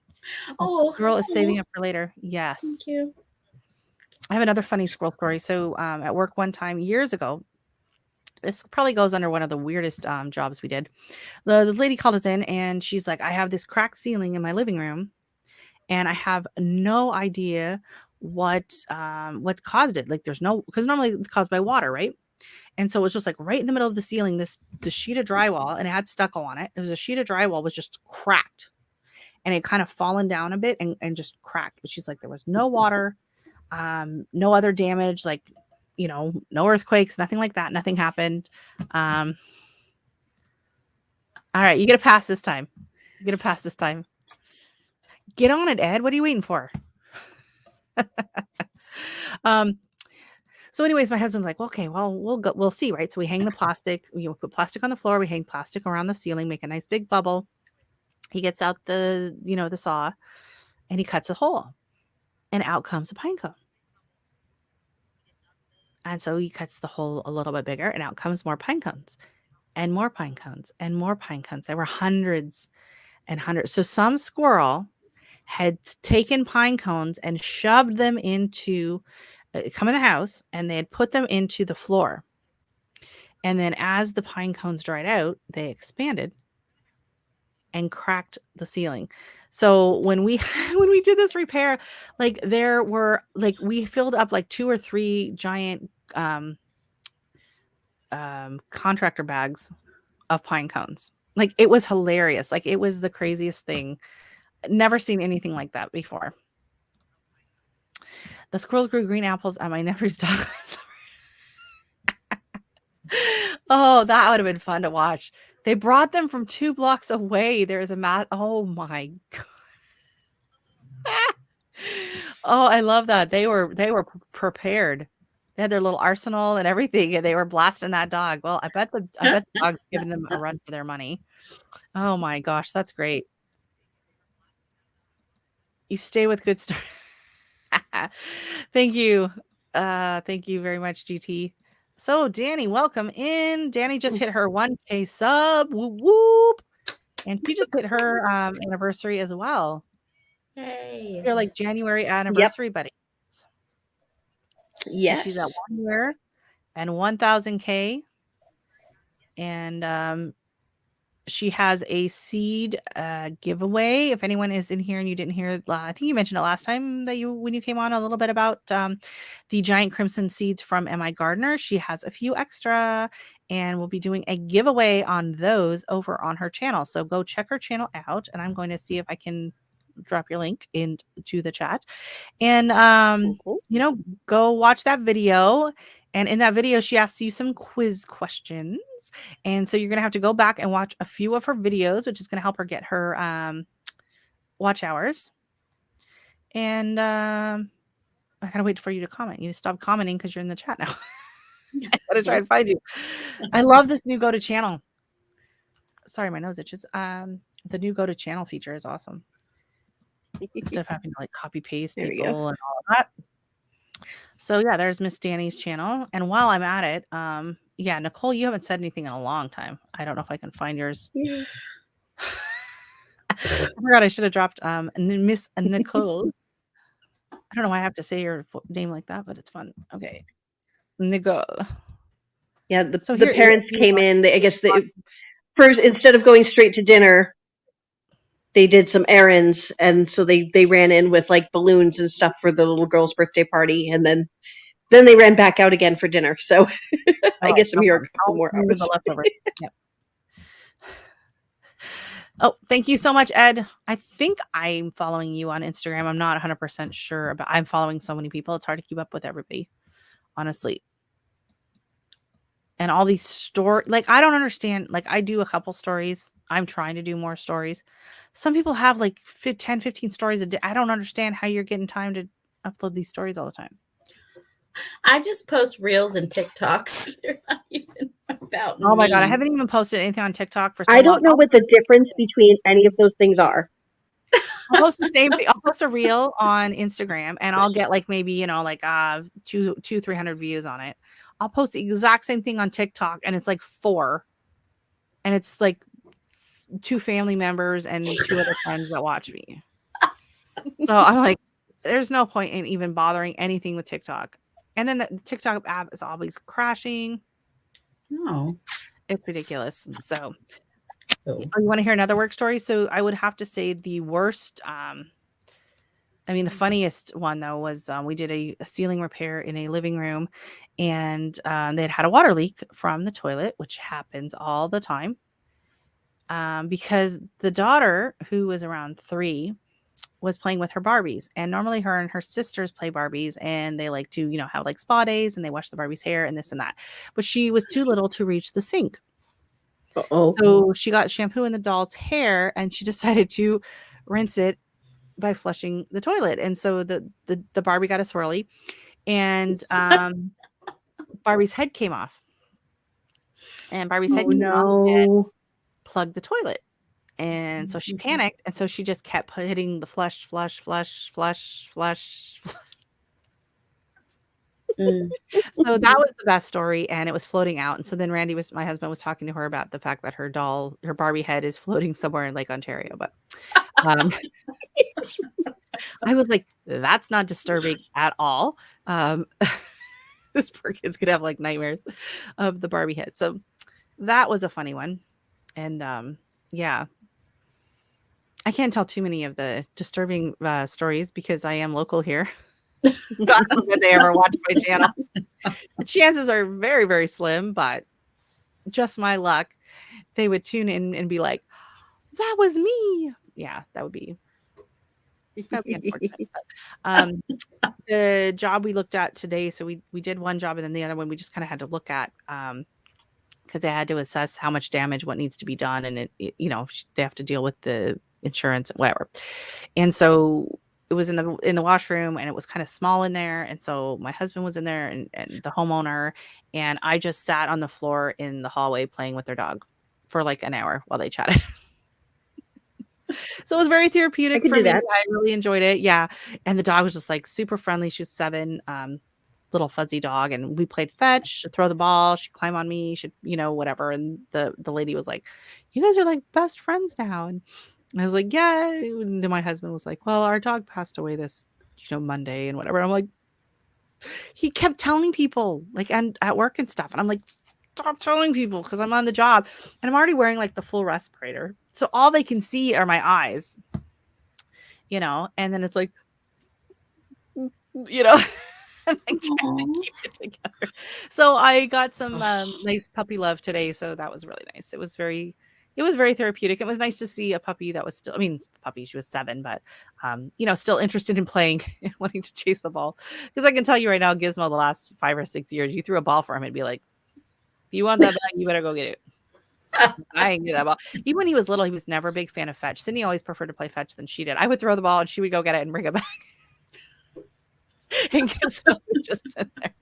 Pugs are notorious for being lazy, but he used to be really hyper when he was little. Watching old videos, it's hard to imagine how hyper he was. He was almost 16. He had been a senior dog for like 8 years.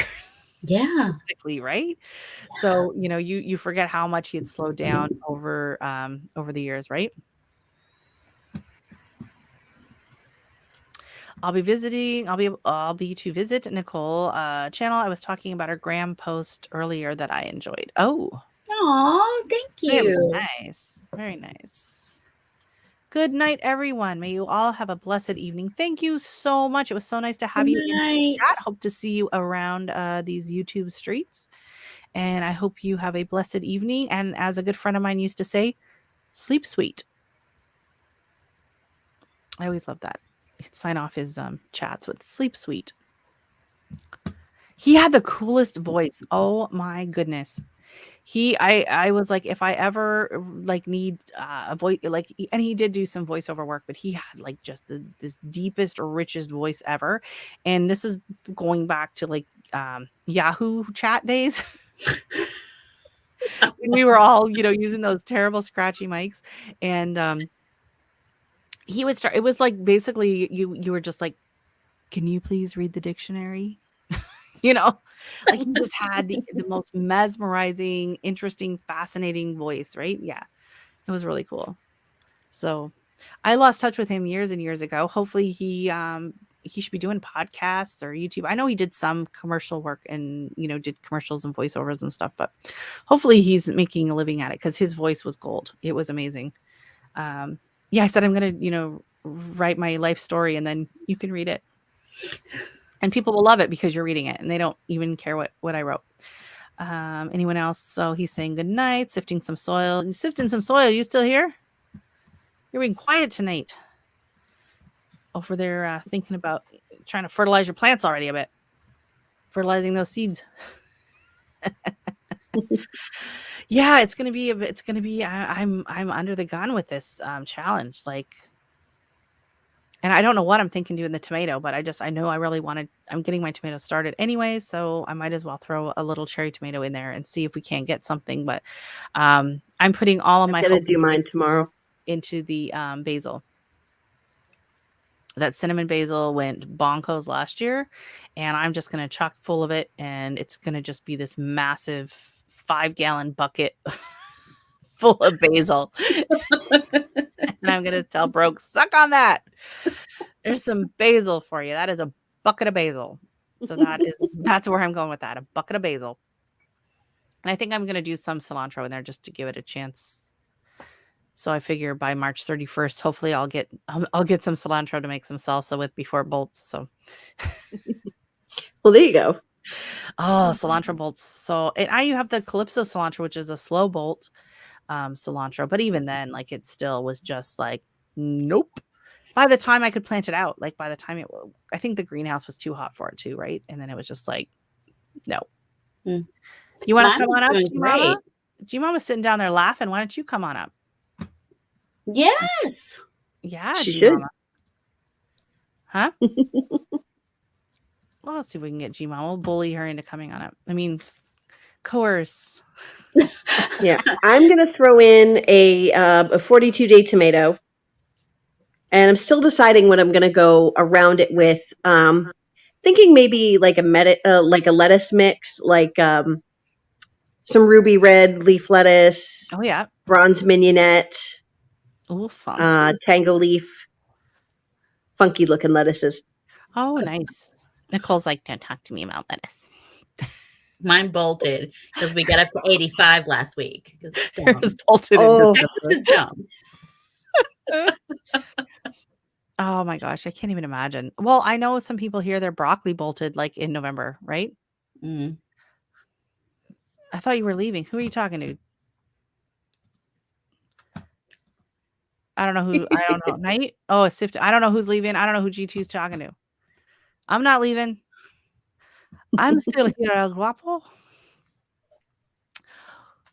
Anyone name that movie? Movie quiz trivia. Anyone name that movie? What is that quote from?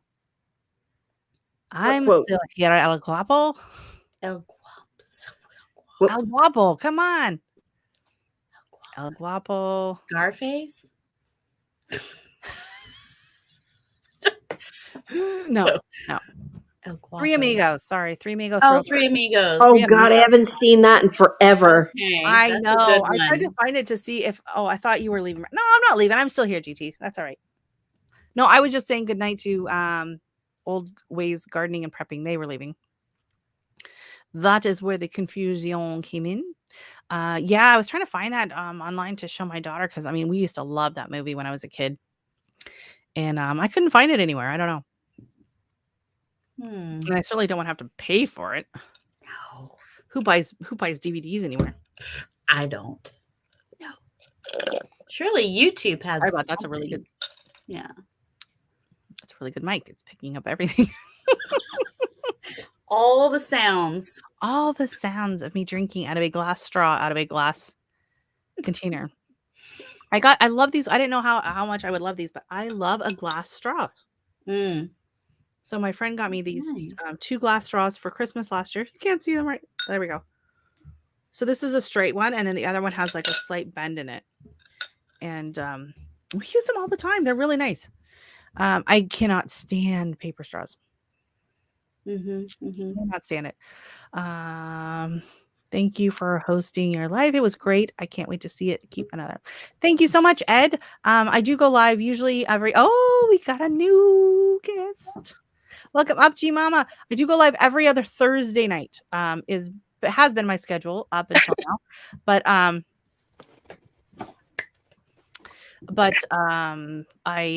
don't know. I might go more often. We'll see. Welcome up, G Mama. Thank you. Hello, everybody. See ya. Hello. Look at that grow. Oh my God. Look behind her. It is going on. Beautiful. Is this the competition? No. Just my little old grow room. Oh, nice. Wow. Yeah, GT's saying he still buys DVD. You know why? Yeah, because you're in Alaska. I can barely hear. That's why you're still buying DVDs, buddy. You're in Alaska. I believe it was like last year, the very last Blockbuster in the US closed, and it was in Fairbanks, Alaska. They still there is still one. There is Bend, one left. Oregon. It is in Bend, Oregon. Oh, the other place Yep. I'm from. Oh, Yep. apparently. I'm from Alaska and I'm from Oregon. Okay, I need to go grab my earbuds because I can't hardly hear. Oh no! All right, you go grab your earbuds. Give me about 2 ticks. And just It's focus weird. I on the hear G Mama just fine, but I can't really hear Rochelle, which is weird. And I think I had that issue the last time I was on your live. And I don't know what the issue is because everybody else can hear you fine. Mhm. Yeah, no one's ever had a problem hearing me. My entire life, that has never been a problem. Yeah. I have a friend, Lexi, who is very loud. Like, she is just known for being so loud. We went to a Starbucks once. She said her order into the speaker, and then the guy said, "I'm sorry, ma'am, can you speak up?" And we just looked at each other and died laughing. Mark it on And the so calendar. just that guy became the stuff of legends. Ooh, Ooh, sifting some soil, waiting for your grow room to get here. Grow What is room? this grow room? A I whole need room? details. You're getting a whole room. I Hello? miss my grow room. Or are you like putting it up into like your basement? We need to hear more details about this. Or let me guess, you're going to do a video on it? I'm going to go out on, yeah, you see the grow? Yeah. Yeah. She's got a good, yeah, I don't even think we have a DVD player. Like I would have to probably go up in the attic and find something if I had a DVD I wanted to watch. Like, I brought my DVD player or my Blu-ray player from my old apartment, but I haven't hooked it up or used it since I lived in the apartment before that.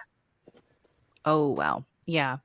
Yeah. I think we probably have one somewhere. But like my dad wanted to send me this DVD and I was like, just tell me what it is and I'll look it up on the online. Like, don't send me. He goes, oh, I'll send you the DVD. I have a I'm like, I don't have anything to play it on. Like I don't physically have a DVD player. Like I just sorry. I could play a CD if I had to. We have the CD hooked up to the stereo and all that, but Hold on a second. because my husband's into, speakers and growing. He grows his own speakers. No, he builds his own speakers. Okay, my earbuds ain't working. Okay, so you're getting one just like G Mama's. Oh, that's gonna be awesome. Oh, well. Yeah, I need something like that. I miss my grow room. I miss my pretty sun porch where I could start all my seeds and yeah. I would turn the light on, but it's way back up in there. See, we can hear you just fine, but you can't hear Really? any of us, or can you not hear me? It's like y'all whispering. Oh, we lost Nicole. I was gonna say, how about me? Am I coming through clear or Oh, am yeah, I'm I quiet can hear too? you very well. See, it's just Rochelle. I don't know why. And it's not your microphone, Rochelle, because it was before you got the new microphone too. I thought it was a weird setting on my phone, but apparently it's not. But what's funny is when I'm listening to the actual stream and I'm not on StreamYard, you sound just fine. Oh, so it's a problem in StreamYard, maybe? Yes. I turned the adjusting. volume up on the microphone. Is that better? Or am I now blasting Same. everyone else in the chat? Let me know. Same. But you know what? I had the same problem with Sweeney's Farm when they came on my live too. I couldn't hear them. Oh, I remember that. I was watching that. Yeah. Yeah. You could hear them just fine. Yeah. It's weird. Very strange. StreamYard. I wonder. I have 1,000 subscribers now. I should have the ability to go live straight from YouTube now, right? You should have been. They changed that a long time ago. You should have been. Oh, they changed. I don't know. Oh yeah. Yeah. You should be able to do that. Automatically adjust microphone, or I can adjust it here. Okay, so I'm talking the same as I was before. Am I super loud now, or no? Nope. Same. Exactly the same. Look, I'm going. Like I totally boosted it up. That is weird. I don't know what's going on. Oh man, I'm glad those kids are asleep. They are a lot. I love them, but they are a lot. Oh, kids are. Oh, nothing is better than a sleeping child. Amen. Mm-hmm. Oh yeah. Just it's like I love you, but go to sleep. Trying to get the light out of my eyes, and it's not working. Oh no. You have to go in the grow tent. There we go. That's better. So what do you have in your grow room? Yeah, what's in there? Give us a tour. It's a lot. It is I'm gonna start in the front. This is an apple tree. An apple tree. And it's actually called a twisted apple tree. There are two apples into one, grafted onto one tree. Oh Nice. my God, that's awesome. Then I got 2 blueberry plants down here. I have a pink lemonade blueberry bush and a jelly bean blueberry bush. I have 2 neem trees. 1, 2, 3 more citrus trees. And this citrus tree is producing fruit, but I don't know what it is. Okay, It could be a orange or a lemon, or it's a mystery citrus tree. Then I have a fig tree in the back. I have 2 mulberry bushes that I foraged out of my backyard. Oh my One God. of them is a white mulberry, and then the other one is a black mulberry. Then I have some comfrey and 2 grapevines Of course. and 2 blackberry bushes. And I didn't know I had all of that until I started seeing how much stuff I got. Oh my goodness, you are goals, woman. Wow. Yep. How big And is then- that? How big is that grow tent? Huh? How big is that grow tent? I forget. I think it's about a 4x6. And then check this out. Oh my God. I got a side too. Oh. I am so glad I asked what's in here. This I am is so glad- fantastic. On this side, I have my herbs. I got Oh, sage. I got peppermint, lamb's ear. I have a mini rose. And that's just on the top. On the bottom, I got a hibiscus. I got my pomegranate, another neem tree, and another fig tree back there. Wow. Oh my And God. this So if came you with were the to light have a set heart up and attack everything? about all the stuff they got in No, there. you got to buy all of that stuff separate. Okay. Okay. I Do you have have, like like, one, Do you have two. any issues with like I have 2 getting- lights and they're Okay. Spider Farmer lights. That's the name of the light. Okay. That is wow. You're like Mary Poppins up in there. I promise you, I did not know I was growing a lot until y'all was like, well, how much stuff you got in there? I'm like, it's a lot. And it's not like just plants like mine. It's gonna be flowers and plants. She's got freaking trees in there. She's Yeah, got I got trees. Apple trees. That's crazy. Here's another movie quote: "Bring me a shrubbery." Come on, anyone? Yes. What's that movie? Monty Come on. Python. Monty Python. I am Tom the Shrubber. Yes. My profession is growing and care of shrubberies. But yeah, I'm learning how to train my trees because I've been seeing a lot of people train their trees. Yep. Mm-hmm. So I'm trying to train mine up the trellis, and it's working out pretty good. Hey, if you can train a dragon, you should be able to train a tree. I didn't hear you. I said, if you can train a dragon, you can train a tree. Yep. I am tempted to just randomly throw a couple apple trees in my dad's backyard. Oh yeah. Do it. Never noticed. Do it. Yeah. Never noticed. Where'd My these tree come is a from? dwarf I tree, don't by the way. know. It's not a full-size tree. It's a dwarf. Yeah, I need like a couple of those like Gurney's reachables that grow like Okay, 4 to like fine. 4 to 6 feet, something like that. Yep. There's ways to keep them small. Oh yeah, that's what called I'm like doing. chalice trees or something. It's a it's got a actually name. like brackets that you can put in between the branches to keep them separated and keep an airflow in there. And then every couple of years I prune my roots. That's what keeps the trees small. Oh, so it's almost like Do you do videos on this? Because I will watch. Yeah. Not yet. I'm on my way. awesome. I just got my Instagram going. Mm-hmm. Yeah. So I do a lot of Mhm. Yes, posting you on did. there. I just want to welcome in Miss Sweet Pea. She came in on the middle of a tour, I assume. You're gonna have to, if you didn't see G Mama's Grow Tent, you got to go back and watch that. I mean, that thing is, there's what, like 10 shrubs in there. It's amazing. Look, I don't even know. I never counted them before. It's like Narnia in there. Take care of my babies. I just take care of my babies. Whole world. Oh, exactly. Oh my God, that's funny. But I am excited because my blueberries are. You might have a problem when. Welcome in, Joe. Welcome back to the cold weather, Joe. I was super jealous watching you down in Florida last week. It looked amazing, and I wish I was there swimming with Joey up on the pool. Oh, hey, Joe, Garden State Gardener. Garden State Gardener in the house. Rachel, you're all staticky again. Rogues. I'm staticky? Uh-oh. Unless it's just for me. Am I staticky? Mm-mm. Is it me? Is it me? I need to turn down my gains. Am I sounding all right? I sound fine in that's way better. Oh, I don't know. Okay, way better right now. Too sensitive or something. I could be bumping it. I could be bumping the table. I don't know.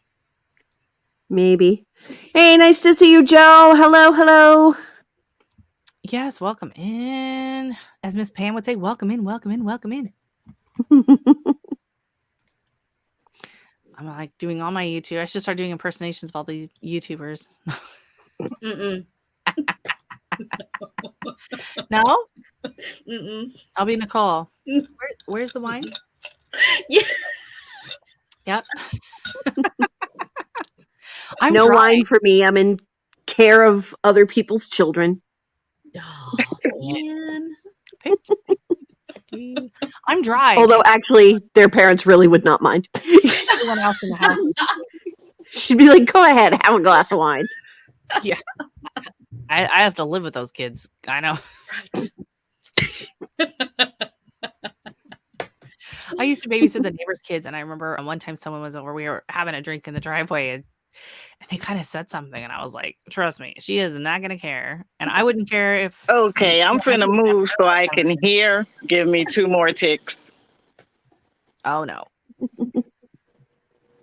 Oh no. I don't. Yeah, I don't. YouTube is weird, and I think StreamYard has some issues with.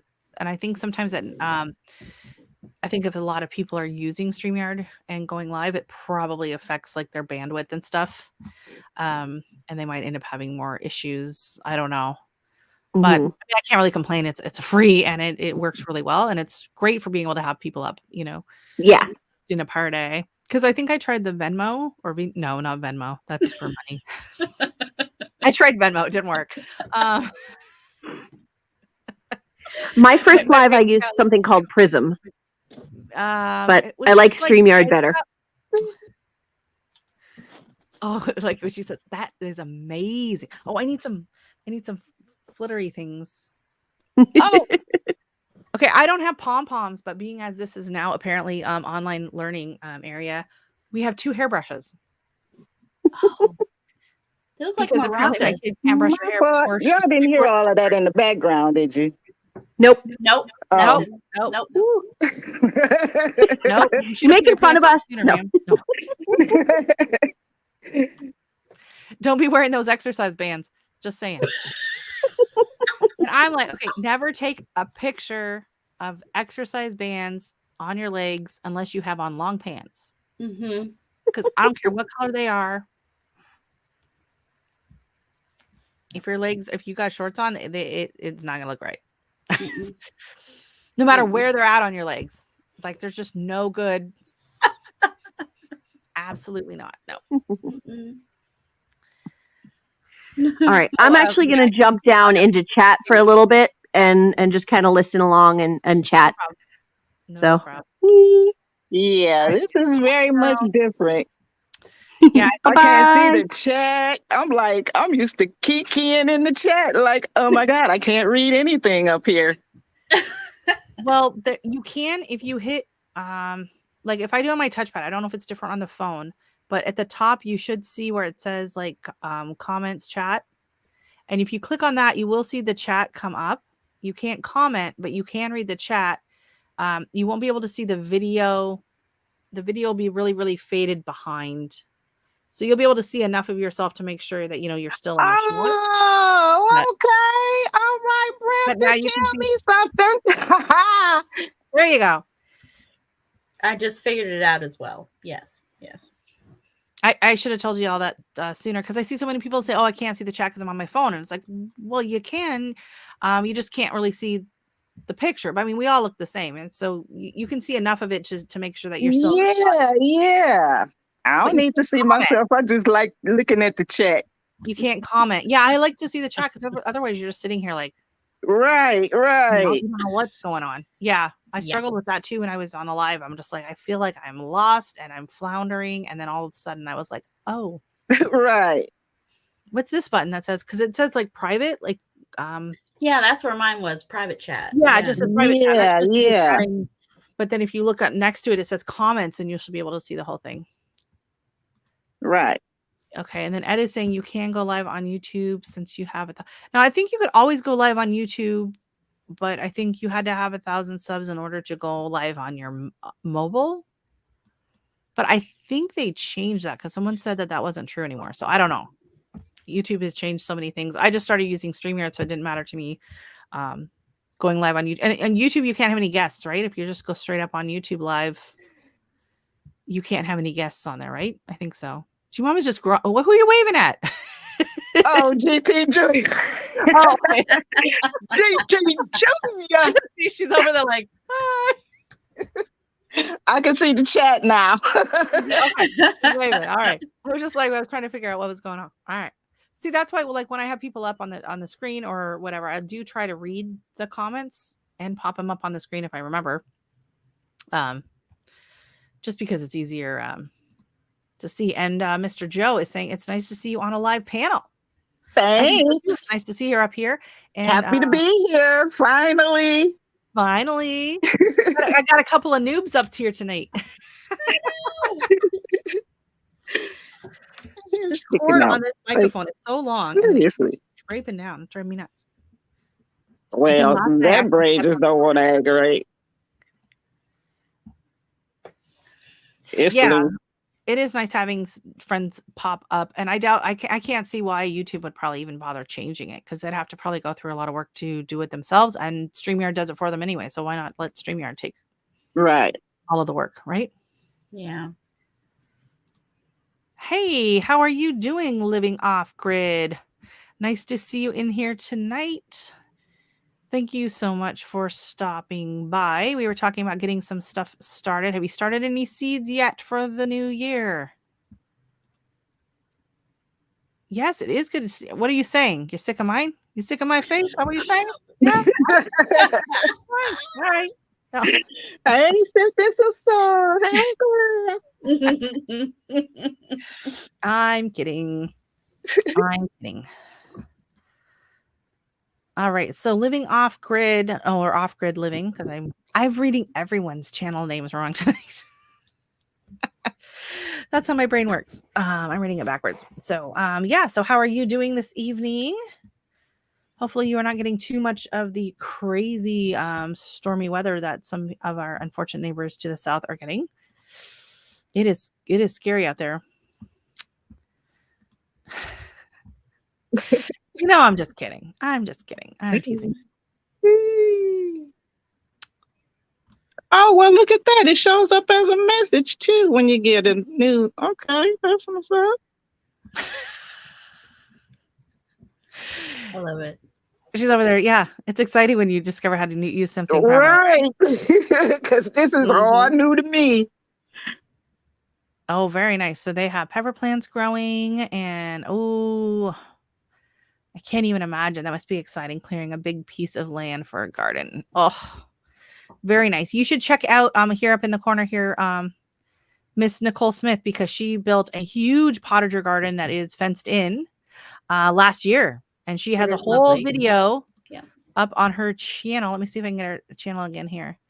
If you need any ideas, like they got the video up, they take you step by step, a lot of it, and Like it turned out really well. Like you might need, I'm not sure how off grid you are. You might need taller fencing to keep the deer and whatever out, and the bears. I don't know. But yeah, there's here she's in the top right corner. What happened to the names? I don't know. Oh, that. Well, that was big. There we go. You don't like that one? Oh, That's wow. No. Yeah, that's better. That's Yeah, I gotta make sure I clean my pores better first before that's big. Let's make sure I have yes, her hubby wine built mustache. it, and yeah, if you need any ideas for like a nice fenced in very large garden, she has a great channel on that. Thank you. You had crazy weather in Wasilla. Yes, my grandparents actually used to own a triplex in Wasilla many years ago. I haven't been there in ages. We drove through. I was probably in, I think I was probably still in grade school last time I was in Wasilla, but that's been a while. Yeah. Aw, thanks, Joe. Thank you. How'd your eye appointment go today? Just kidding. Oh, and I talked to Sarah over at E3 Farmstead. I always say it wrong. It's E3 Farmstead, and her husband Chris was supposed to be going in for surgery last week, and then it got postponed because of an irregular EKG, and he went in today for to visit with the cardiologist, and it's a go. So he's scheduled for surgery next week. So if you are not subscribed to E3 Homestead, they have a great channel and they're really trying to build it. Let me pop their name in. Can you hear me typing? I can barely hear you at all.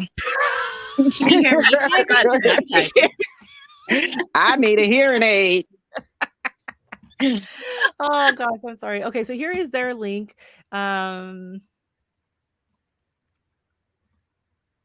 They are sitting at 183. So that would be a great gift for them to hit them up over 200. You're not following them. E3 Farmstead, Chris, Sarah, and their son Jacob, and they are building. They should have been empty homestead. They are building a homestead, and yeah. So he got cancer diagnosis, and he's going through the surgery. This is nothing private. They've talked all about it on their channel and in their lives. And his surgery, he was supposed to have surgery last week and it got right before Christmas, he was supposed to have it and it got postponed until the appointment. So I was like, oh, I think he's supposed to go to the cardiologist today. So I messaged Sarah and it's a go. So thoughts, prayers, wishes, whatever you do, send them your thoughts and love. And okay, I got a question. How is Nicole typing in the chat? Because she's on a desktop or a laptop, and she's probably on another browser. Yeah, I have a laptop and my cell phone going. Oh, okay. I'm learning. So am I. Yeah, this is all. That is a nice big garden, 40 by 30. What is yours, Nicole? What's your garden? Mine's 48 by 30 by 8. Basically 48 by 30. Yeah. Okay, so roughly around the size they're looking to do. Mm-hmm. Yeah, very nice. Yeah, check out my video. And where are you at again? Okay, so you have a lot of moose and bears are further north on the island, so not where you are. Okay, so just lots of moose. So just be careful when driving. I've seen cars that have hit moose, and it is not pretty. Mm-mm. Welcome in, FR Humphrey. Thanks for coming in tonight. Nice to see you. Hey, Bess, yay! Hey, Hey, girl. Right, Newfoundland. I knew that. I was trying to remember. I was like, is it Nova Scotia? Is it Newfoundland? But island, right? The Rock. They're in the Rock in Newfoundland. They're Newfies. What do you have, bye? There we go. And now Joe is doing good. Good evening. I apologize if I missed you. I'm now editing my grow off video while listening. Oh. Yeah, it's like the heat is on. No pressure. No pressure, sweetie. No pressure. I'm just really anxious to find out about the teams. I don't know why that just seems exciting for me. When are they going to pick the teams? I think Have they picked the teams live, and then it's just totally random. Like, don't worry, it's not like dodgeball. You're not going to be the last. That's what they say. It's just going to be totally random. Like, they're going to go through each person, their name gets picked, and they just go to the next group. So, okay. So no one's going to feel left behind because it's completely random. Right. Yes, a lot of moose accidents there, I bet. Yeah. And they can really take out a vehicle. Good Lord. I have the key, but I keep you. Oh, thank you. I knew you'd been here earlier, and then I hadn't seen you for a while. I thought you fell asleep. It's all right. I'm hungry. Right on. Nice to hear you. We are doing fantastic. Oh, that is great news. And then we go. I'm going through everyone. I don't want to do mine after 9. After 9. All right. Yeah, a little late to the party. That's all right. That's all right. That's the best time. He came in fashionably late, as my husband would say. Yeah, fashionably late. I'm going to drop this down if anyone else wants to come up and join the party. All right, y'all. I'm going to let y'all go on and party. I'm going to drop down in the chat. All right. Nice to have you. Hopefully you can hear better when you get down in the chat. Nice to see y'all. See y'all later. There you go. Okay, so it's tomorrow at Farmer Q house. So he's going live tomorrow. I haven't seen any of the updates. I wasn't really online much today. I was working, and then I came home, and then I did my yoga and talked to both of my parents on the phone today. And I haven't been online much, so I got to keep track of all of that. Thank you so much. I really appreciate it. Love to have you guys here. Oh yeah, you guys are an hour and a half later. Woo, it's getting late there. Thank you so much for coming by. And on the 20th, I should mention that again, on January 20th, I'm having my big bash. So it'll be my 500 celebration, and combined with my 1-year anniversary, and maybe I'll throw my birthday in there as well. I don't know. There's going to be some giveaways, some seeds, some stickers, hopefully some corrected stickers. And if not, you'll be getting the old ones and just have a good old laugh. And then maybe some merch giveaway. We shall see how it goes. I'm going to do some games. It's going to be fun. So bring some drinks, bring your box of wine, and come on in. See, it's nice to see everybody up there. Everyone's saying hi, Nicole. It's good to see you. And I don't know why your names are gone again. Like, oh, that's rude. Yeah. Hello, my tiny guest. Where did you go? And no, it's way too close. Yeah, that was uncomfortable. It's just such an odd angle. Yeah, I don't know why our names are gone, but whatever. There they are. Comments up.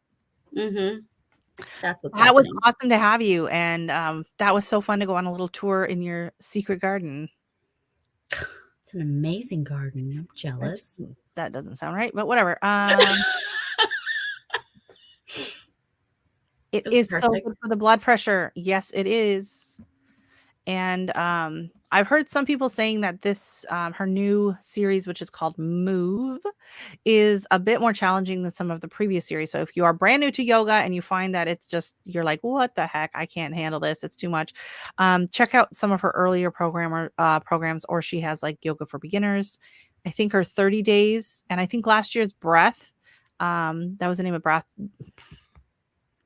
That was the name of the last year's program, was Breath. And some people kind of found it a bit slow. So it's definitely not as quick paced. So if you're new to it, you're going to be discovering some new muscles that you didn't know you had. And but that's how you know it's working, right? And like I said before, if you find the yoga is too much for you to start with, or you have, issues with joints or whatever, mobility issues, then trying something like Qigong or Tai Chi is also great.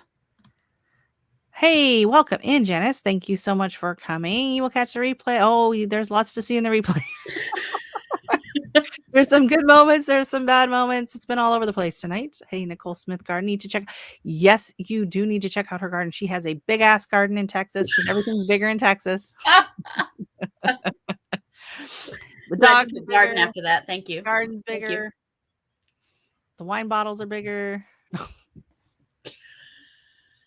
Oh, and she's got a great the jerky recipe. Yeah, so go down over there. She does gardening and she's got her the elk jerky. Yeah, we were looking at that meat. I was like, I have never seen meat that color before. It's like, beautiful. It looked like liver. It looked like you were like slicing up liver or something. Like there's no fat. No fat in that elk. Yeah, it's beautiful. Lean elk meat. Yeah, she made elk jerky. And have you tried anything else in the dehydrator? Anyone else? Anyone in the chat? Let's talk a little dehydrating while we're at it. Anyone in the chat do any dehydrating? My plants are all moldy from all of the fog. How are your brassicas doing? My brassicas are under snow, so I don't know how they're doing. I will check on them if the snow melts. I'll go check on them because I actually have a couple kohlrabi that are still like I cut them to harvest, and the greens still look pretty good for a while. So I just left them in there. So I don't know if we're having like cut and come again kohlrabi or what. My kohlrabi is not bulbing up at all. It's just grains. Is it because we're hot? Is it because we're too hot? I don't know. Maybe give it some shade or throw some ice cubes on it. I know. I have it in the shadier part of the potager, but it's just not. I have greens, but I have no it's supposed to be like an above ground bulb, and it's just not. Now, see, everyone else's I saw, I think Broke and Q, theirs was like, right at the ground. It came out a little bit and then it had a bulb. Mine bulbed up like a foot out of the ground. Like, you can go back and watch the video where I harvested. I'm like, what? Yeah. Why is mine? It's just like, and then it bulbed up top. So I don't know, I don't know why it did that, and nobody else's did that either. So I don't know if maybe it was maybe because it was colder. Yeah. It was like trying to get away from the cold soil. reaching for the sun. I don't know.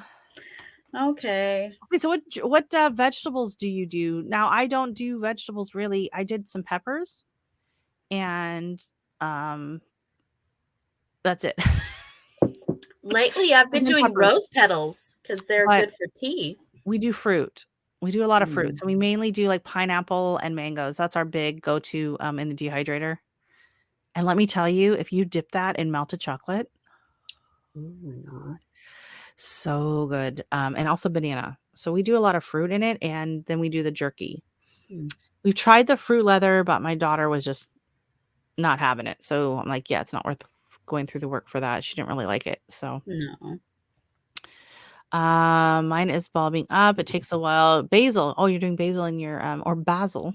Should I say basil tonight? Basil. So Canadian. Basil. Oh, what's that from? Basil. You ever watch that movie, that TV show? His name was Basil. I think so. Can't think of the name. Starts with an F. Sounds like that was from good old Faulty Towers. Oh my gosh.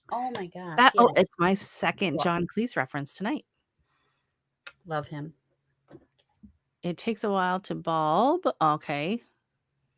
Hers, they're still small there. Okay. Weather's not consistent in Houston. That's my biggest problem. That is true. Because I planted mine like 2 months ago. I think I planted my kohlrabi like at the end of September, and I'm still no bulbs, nothing. Yeah. Oh, that's going to be plenty of space, Ed. You can grow all the things. It's going to cost you a fortune in fencing. I'm just going to say. Ooh, 15 by 20 greenhouse is nice. Now, if you do a greenhouse and you do a nice heated greenhouse in the winter, can you please do me a huge favor and make a nice little seating area in there? I watch so many and they just cram them full. And it's just like, you know what? In the middle of winter, it'd be so nice to just go sit out there, just have room for like a nice comfy chair and a book. There's one family I follow on YouTube, and they have like a nice big cold frame, and then they insulated it and they heat it. And she has like a whole like sitting area on one side, and then the other side has like a picnic table, and then they put in a pool, like an above ground, like just like a little inflatable pool for the kids, and they filled it full of hot water, and it's like snow outside, and they got like a fireplace in there, and they're like hanging out, like they're in the middle of summer hanging out in their greenhouse. I was like, oh my God, that's awesome, right? All right, I'll take care of that. Bye-bye. Bye. There we go. Nobody click on that. All right. So why are you I did see that rose. So what do you do with toe rose? Yeah. I dehydrate my rose petals for sure for tea. And then do you grind them up? By the time the petals dehydrate, they've shrunken so small I don't have to grind them. You don't have to do anything. Okay. No, they're really small. I bought some. Oh, hey, Tuber Chat. Connect and grow. Welcome in. Thank you so much for stopping by. Yeah, I bought some actual like miniature rose buds. They're like little dried baby rosebuds in a package, and I got it at the Asian grocery store, and it says like rose tea, and I'm like, it's just rosebuds. So yeah, I got to try and use that. That's all it is. Because I love, like, Starbucks has the blossoming rose tea latte. It is so delicious, and they put rose water in it, and then they put they sprinkle it on the top with some rose petal sugar. It is delicious. But I buy the black rose flavored black tea at the Asian grocery store, and then I use that with a splash of rose water, and then just add in your milk and whatever, and it is absolutely delicious. And then it's so beautiful. It smells amazing. Sorry, I'm getting a little too into it over here. Say, you are what you I'm drink. thirsty, apparently. I'm running out of liquids. Okay, so veggies, fruit, roselle, lemon, roselle leaves, ginger, pineapple, apples, tomatoes, peaches, plums. Nice. I did do tomatoes. One year I did to do like the sun-dried tomatoes, and then it took forever. And so then last summer, I saw Kiki had a video where she just did the tomato confit. So it's basically you just cook it up for like a half an hour, you roast it, and then it tasted exactly like sun-dried tomatoes, and it was a fraction of the work. So I was like, yeah. So from now on, I'm just doing that. Yeah. I didn't think it was that much work to dehydrate tomatoes. I sliced mine really thin, put them in there, and when you do it and then when you just roast it, you don't have to cut them. I was doing like the small tomatoes. Oh, okay. There was no slicing, no laying them out, nothing like that. You just throw it on the roasting pan with everything, and then it gets mushed, and then you can just either mash it or throw it in the food processor really quick or whatever after, right? But then you can't call them tomato chips, and that was my favorite part. That was different, yeah. Because when I did mine, I did them, and then I packed them in like the oil and all of that to do like the flavory ones. So yeah, if you want to keep them dried, then yes, that would not work. Sure. Oh, well, thank you very much. You know what? I should go on. I don't even have an account on Reddit. I don't Reddit. My brothers are sending me things from Reddit. It's hilarious. I really appreciate that. Word up. Very nice. With how windy it's been the past 2 years, I don't need to get it. Yeah, I've seen a lot of people in the gardening boards that have gone through some of these bad windstorms, and they're posting pictures of their sad little greenhouses that are missing panels and everything, right? And a lot of them had just bought them last year. It was really, really sad. Ooh. I think, yeah, as long as you're not, spraying anything on it, you can use the rose petals. And then you can also, if they get some hips on them, you can make the rose hip tea. I'm just saying.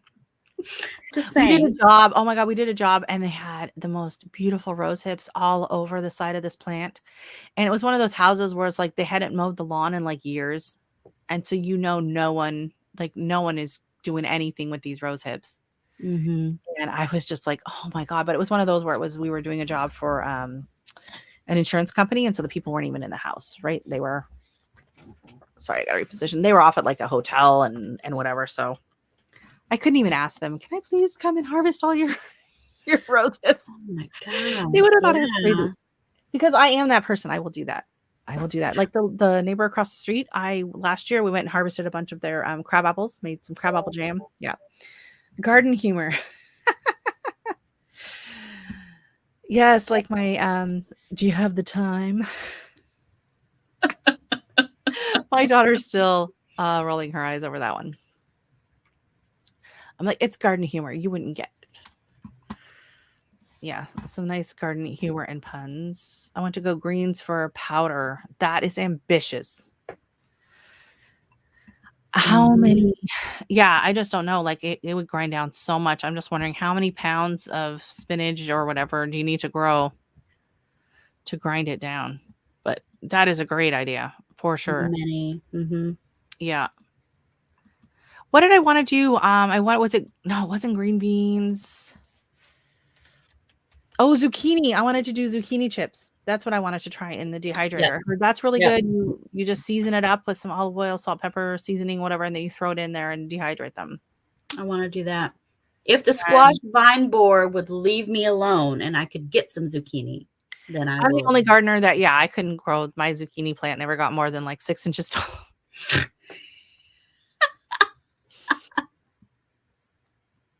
Everyone else is going around, zucchini bombing everybody. And I got 2. And here I am. Yeah. Nope, it never grew. And it's funny because I'd started, several from seed, and then I gave all my seedlings away and I kept one. Oh. I thought, wow, that's more than enough. Don't I see my neighbor that I gave one of my seedlings to through the fence? Giant zucchini, like tons. They got so many zucchinis off of theirs. Well, that's rude. Okay. Yeah, I don't know. It was a bad spot, and I think the bunny was kind of going at it, and I don't know. Like just okay. It was a big fail. That and my patty pan squash. It grew, like the plant grew, but I didn't see any. I got some flowers on it, and that was it. It didn't. I got one patty pan. So yeah, I feel you. I don't even know what it tastes like. It tastes like a regular squash. It's like a squash. Okay, I had the little flat, tiny white ones. Mm-hmm. I honestly only know about patty pan squash from playing Farmville. Oh, that was the first time I'd ever even heard of patty pan squash. I didn't even know what it was, and honestly, I think I've seen it like since at the farmers market. But that was like, if it hadn't been for that, I wouldn't. It was like kohlrabi. It's like just one of those like vegetables that I had never heard of until last year. I mean, until like Gardener's World is where I first heard of patty pan. It was like a British thing, I thought. Yeah. Well, in kohlrabi, I heard about it. So that would have been fall of 2020. We were doing seed swaps. People were like, "Oh, kohlrabi," and then it was the free seed from Baker Creek. That's how I got it. It was the free packet. Everyone on the planet, it was, had kohlrabi seeds, and no one had ever grown it. No one knew what it tasted like. Yep. So then I grew it, and then all of a sudden I have neighbors, and they're like, "Oh, I love kohlrabi." I'm like, "What?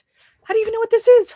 Yeah. But she's Polish, and she says it's a very big vegetable in Poland. I thought it was like fennel. Does it taste anything like fennel? Not at all. Oh.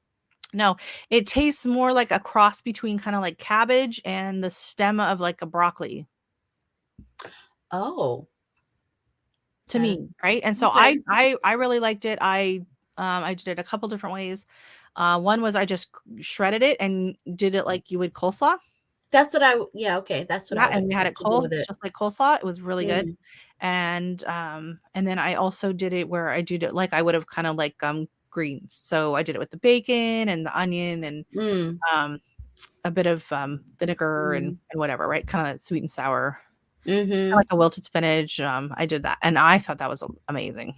My husband was like, "It's okay." Like he wasn't super thrilled with it, but yeah, it's not an overwhelming flavor at all. Yeah, it's nice, and it's got a nice texture, and you can cube it up and use it in soups and stews and grill it, and if it bulbs up, kind of like chayote. If you're familiar with chayote, I am. I don't like chayote. It's it's less slimy.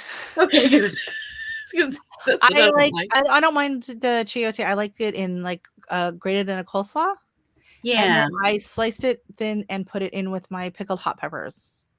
Oh. And it is delicious. I love it in that. But it's like every bite you get, it's basically vinegar and Scotch bonnet, right? So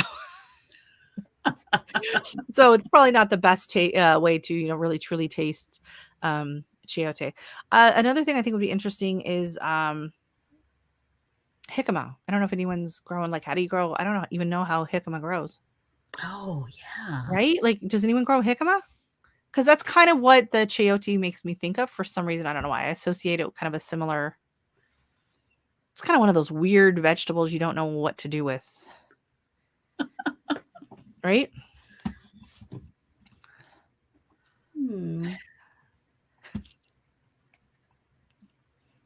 I'm not even going to comment on that one. I am going to get demonetized. Okie dokie.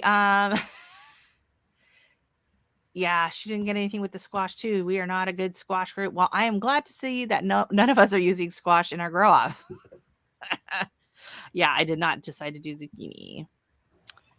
Well, I hope you come to my channel on the 28th. Oh yeah, Crazy Ed's birthday party is on the 28th. Whoop whoop. Yay. His birthday's the day before mine. He's the 28th. I'm the 29th. And Mr. Joe, if he's still in here, Garden State Gardener. Oh yeah, he potted.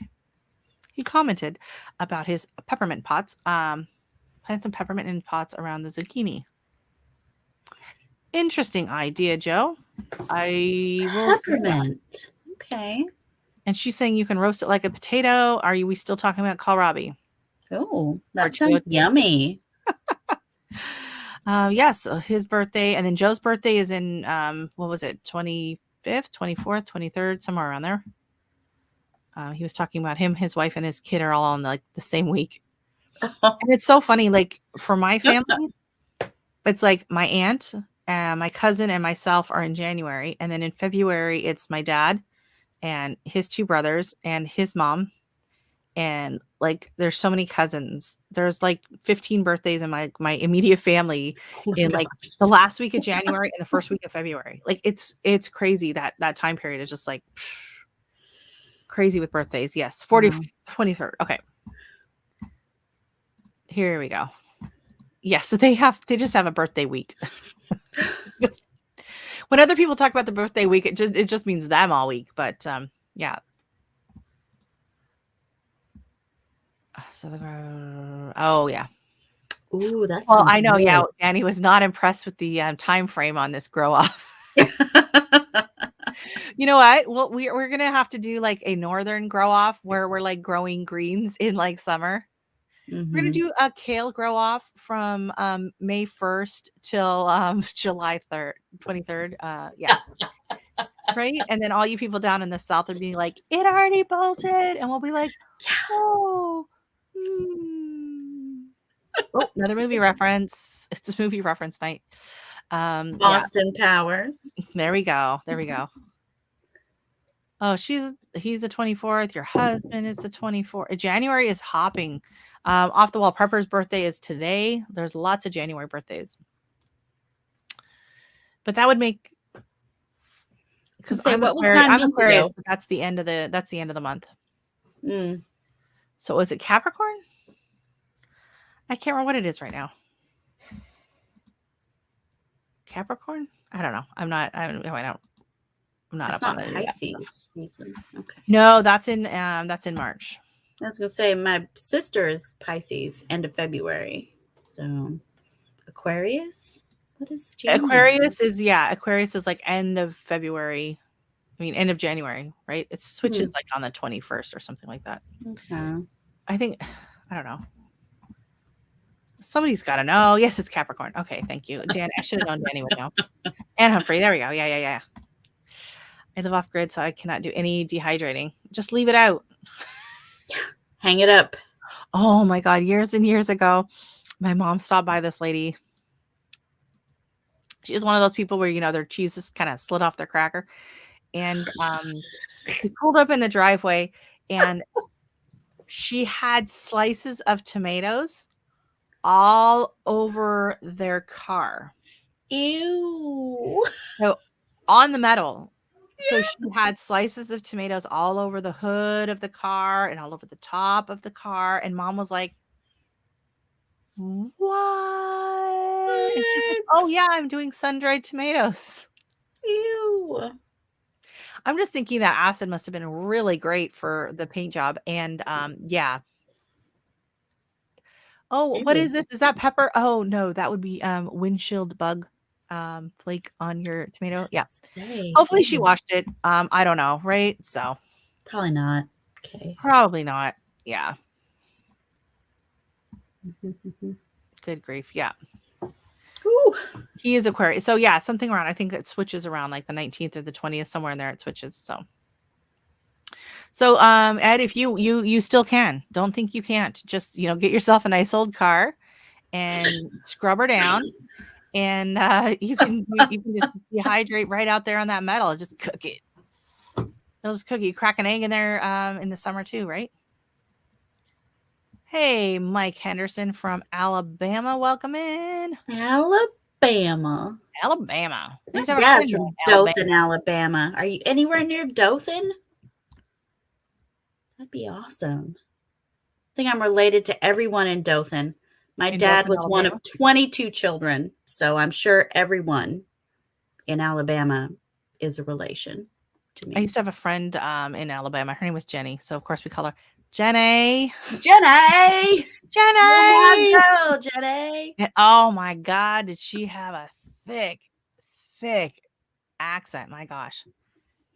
Ever do dashboard cookies? Dashboard cookies. It's that. Yeah, you know what? I think I saw that on an episode of Martha Stewart one time. She was she was doing cookies in the dash of her Mercedes. No, I can't say I've ever seen dashboard cookies. It would work. There are days it would work. Yeah. Yeah, I got the idea. Yeah, for sure. It would work. I have a sad story to tell you. When I was a kid, we'd been begging my mom for like the big pack of crayons. So she finally broke down and she bought the giant 72 pack of crayons, and it came in like this plastic case, and the case would like flip back and turn into a stand. It had a built-in crayon sharpener. Like this was like the Red Ryder BB gun of crayons. Yeah. And I'd been begging for these crayons for quite some time, and Mom finally broke down and bought them for us in the middle of summer. And we had some shopping to do. And by the time we got home, there were no longer 72 crayons. There were about 6. They had melted into massive chunks of crayon. And it was just one of, like nowadays people would be like, oh, that's terrible. And they would go back to the store and buy their kid another one, right? Like that is not how parents did it back in the 80s. Nope. No. Not at all. Well, that sucks. Try and separate them. Here, take the bandsaw. Here, small child, take the table saw and go try and separate your crayons. Yep. Oh, that's yes. Does anybody know how to dehydrate without using a dehydrator and no power? I just told you. You're the roof of your car, Ed. Throw it up on top of the motorhome. You're good to go. Hello, zombie prepper. How are you guys doing? Hope things have calmed down for you all a bit. I know you had a really bad go in December. Hopefully things have calmed down and progressing there. I don't want to bring up too much, but our thoughts are with you and your family. And some family just stopped. Oh, good Lord. She's like busy tonight. Miss Popular over there. Must be nice to have visitors. We're not like allowed to have visitors. Yes, they melted. It was devastating. Lay them out and throw a fan on them. Keep the dog off of them. And They'll be gone so fast. Or low and slow in the oven. You could build you could build like a oven dehydrator box thingy. You could like make like a mini greenhouse almost, and then put like a fan, and just have a fan like blow through, like a fan in the front and fan in the back, and just make your own little. And you said no electricity. Okay, get a solar powered fan. Minor detail. Slowly normal. Yeah. Glad to hear it. Yeah. Tough times. Mike Henderson. Oh, yeah. Okay. Did I miss another? No, I don't know. I don't know where I'm at. Yeah, it's been a few crazy years. There's so many people have gone through so much, and not just sea, the after effects of that, and then weather, and then, our friends out in BC and all kinds of stuff. Oh my gosh. Okay, hold on. I know this is possible. She's still talking about like the dehydrating thing. I don't know what she's talking about. They have fans. Yep. You can get some maybe rechargeable fans. Yeah. I know they have some like solar fans that you can get for I think like for camping. You can get them, put them on your tent. It's like a solar, just kind of a small venting fan. So I'm wondering if you could do that. If you got like one of those big bins, like the big plastic, like the big plastic tubs that are like clear. And then you could like hang your meat or stuff. Well, I wouldn't do meat, but you could do like hang your stuff and then make some slots on it, or turn it sideways and make some shelves, and run some kind of a fan through there, and then use the sun. So of course you're not going to be doing this in winter. You probably do it in the house too, though, even, right? Just like the temperature in your living room, and just put a fan on and blow it. Because honestly, that's what some of the old dehydrators are. Some of the original, like those round stackable dehydrators, some of them don't have any heat. It's just a fan blowing. And they're all just, they take forever. Be prepared for it to take a long time without any fans. But yeah, for sure.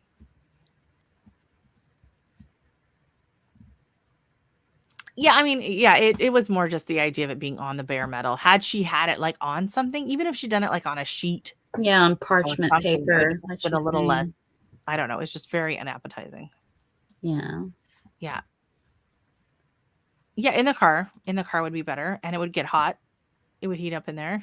Super hot. Yeah. And then every time you get in the car, it's going to smell like... Ooh. Every time you go to the store, you're like, why do you always smell like sun-dried tomatoes? Oh, God. You're not even Italian. Like, why? Yeah, that's true. Like, like beef tack and all that, they would do it just hanging it out to dry in the sun, and or the smoke over like smoked salmon and everything. That was a lot of that, was done just right on a plank. They just nail the salmon or whatever right to the board, and then they prop it up at the edge of the fire and cook it that way, smoke it.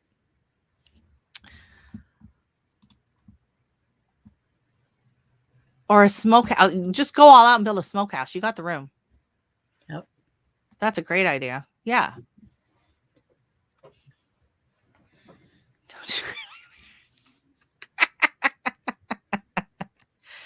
Although that would be great for if there is a zombie apocalypse. Then go ahead and do your garlic in the car, right? Oh, it did zombie? I don't know. I'll have to ask Zombie Prepper. Vampire. Or is that just vampires? I don't know. Do zombies like garlic? I don't know. I am not up on my zombie lore. I don't know. Silver Bullet, or is that vampires too? No, that's werewolves. That's werewolf. Oh. Yeah. Fantasy is not my genre. Not my genre at all. I've tried to read a few one of those books, and I'm just like, it's mine. Come to me for the... Okay, no, werewolves, vampires. Well, how do you kill a zombie? Or is that why we're so afraid of zombies? You have to just tie their shoelaces together. That's it, right? That and shoot them in the head. That and shoot them in the head. Shoelaces, then shoot them in the... And then shoot them in the head with any kind of bullet will do. Yeah. Okay. It's not like Silver Bullet or anything. Okay. Any bullet. It's not country music? Doesn't have to be a Coors Light. Nope. Doesn't have to be country music. What movie is that from? What movie is that from? Oh my gosh. Hold on. I can't even remember the name of it, but I know what movie it was. It was country music and zombies? No, it wasn't zombies. It was aliens. Oh. Does anyone remember that? Mars Attacks? Mars Attacks, yeah. That was finally the way they got rid of the aliens was they played country music and their heads exploded. That makes sense. And I'm in Texas, and that totally makes sense. Makes my head explode for sure. Yes, exactly. A smokehouse for dehydrating. And then you could also turn it into a sauna, So you could go out and smoke your own meat. Okay. Yes, you did. Yep. Yes, you did. You said it. That's awesome. Yep. I swear to God, there was nothing in the guava. Plain juice. It might have gotten fermented. Was it old guava? I did check the expiration date, but it was clear. Okay. It'd been in the garage for a little while. I had to dust off the jar. But no, it was I think it was July of the coming year. It was good. We're good. Okay. It was making my own Java juice, guava, whatever. I have to get there first. They can't do it to me yet. And then if they take this video away at that point, I'm okay with that. Yes. If they're oh, come on. Oh, vampire zombies. Is that a thing, or is there a book series about vampire zombies, or did we That's just a twofer. Brand new genre? Yeah. I think we need some vampire zombies, and I think we need them to be down in New Orleans. Yes, they definitely need to be down there. They could go visit Teenog's garden. We can do a whole storyline. We'll get her to this will be great. Okay, you write the story. We can get her to we can set this up. And I'll just eat beignets to get into the mood. Delicious.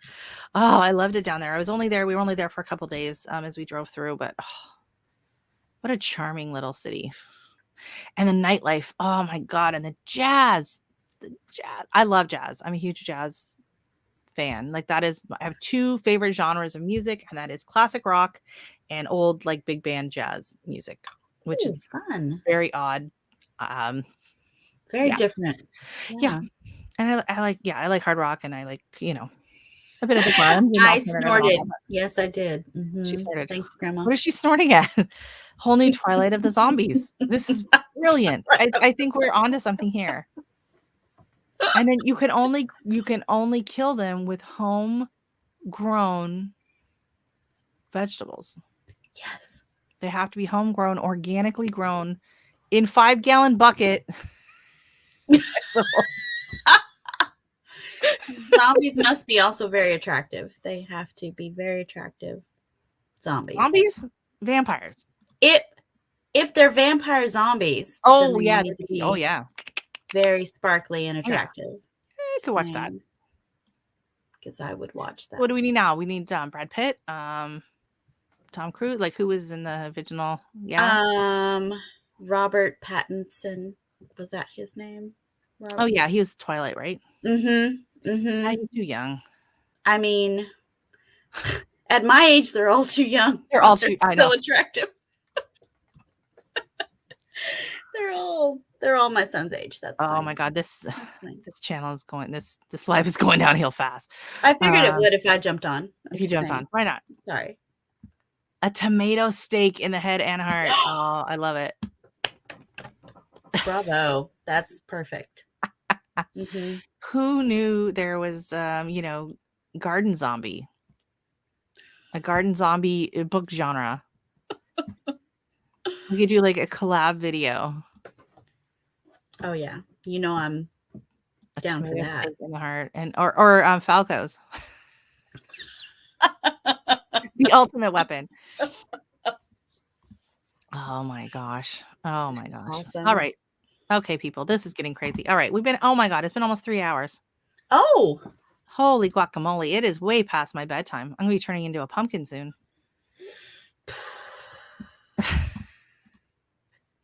Is anyone still here? There's 12 people here. There's 12 people. Fantastic. It must be a slow night on YouTube. Yeah. Oh my god, yes, Great. zombie genre. Yeah, no, I love you just killed the Brandon. Oh gosh, no. Yeah, I love reading. But I don't know, I can't get into any of that. Like Harry Potter, Lord of the Rings. Ew, gasp. I'm sorry. It just has absolutely no appeal to me. I try to watch it and I'm just like, the only thing that's considered fantasy in the fantasy genre that I absolutely love is Outlander. And I don't really feel like it should be in the fantasy genre. It's only in the fantasy because of the time travel, but there's no really other fantasy elements. No, right? there's no other fantasy So element. I'm a little annoyed that it's in the fantasy genre, but yeah, I tried reading a few different No. Oh, so I was telling New Orleans, back to the jazz. Okay. So squirrel. Squirrel. Oh, you should have bought a squirrel. They make Cracker Jack pets. What's that from? Movie quote. Quick. Anyone recognize that one? Got nothing. To try The Name of the Wind. Sounds like my husband at night. Stop it. But The Name of the Wind is excellent. Whoever said that, Wicked Awesome Gardening. Thank you. The Name of the Wind. I don't know. Oh, I did read like the whole Clan of the Cave Bear. Oh, okay. Series. I did really enjoy that. I read that series. Is that fantasy? 100% down. My favorite book series. Oh, now I'm scared. Yeah. It's fantastic. Okay, message me that. I am more like I enjoy like a good cozy mystery. I find those fun to read as well. But I am definitely more of a thriller spy novel. Like I have read every single Robert Ludlum ever written. Okay. Michael Crichton, Tom Clancy. Oh, okay. Robin Cook, Nelson DeMille. That is my genre. War, spy, police, cop, thriller, drama type stuff, right? Mystery. And then when I need a break from all of the psycho murdering, then I go and read a few cozy mysteries, which I enjoy. Oh my god, I read that when I was 11. That book. I do enjoy a few good novels as well. And mysteries, right? Like when I was younger, especially, I read I don't know if you've heard of MMK. She wrote a series of mystery books called Death in was like the name of the title. So she wrote Death in Berlin, Death in the Andamans, Death in Kenya. She grew up in her father was in the army, and so she grew up in India. And so she also wrote, you might have heard of Far Pavilions, which is like the books. There's 2 books in the series, and they're each this thick. And it was all about the uprising in India and overthrowing of the British government. Very intense, very well written. And then she also wrote 2 other novels, Shadow of the Moon. Shadow of the Moon, I think it is. So Shadow of the Moon is a smaller novel that takes place prior to Far Pavilions. So if you read Far Pavilions first, Shadow of the Moon will not be as nerve-wracking because it picks up where that one ends. And then she wrote an excellent novel called Trade Winds, and it takes place back in kind of like the pirate ship days. And part of it is there, and then it ends. Part of it is in Zanzibar, back in like the 1800s or whatever. And then she wrote a murder mystery that takes place in the same house in Zanzibar in like modern times, which she was writing these books in like in the 60s. And that one is called Death in Zanzibar. And it's the same house as was in the original novel Trade Winds, which is kind of cool. Okay. Her name is MMK. And really, really enjoyed her books. And so several of the mysteries also take place kind of in India, Kashmir, and that area. So I enjoyed like the historical novels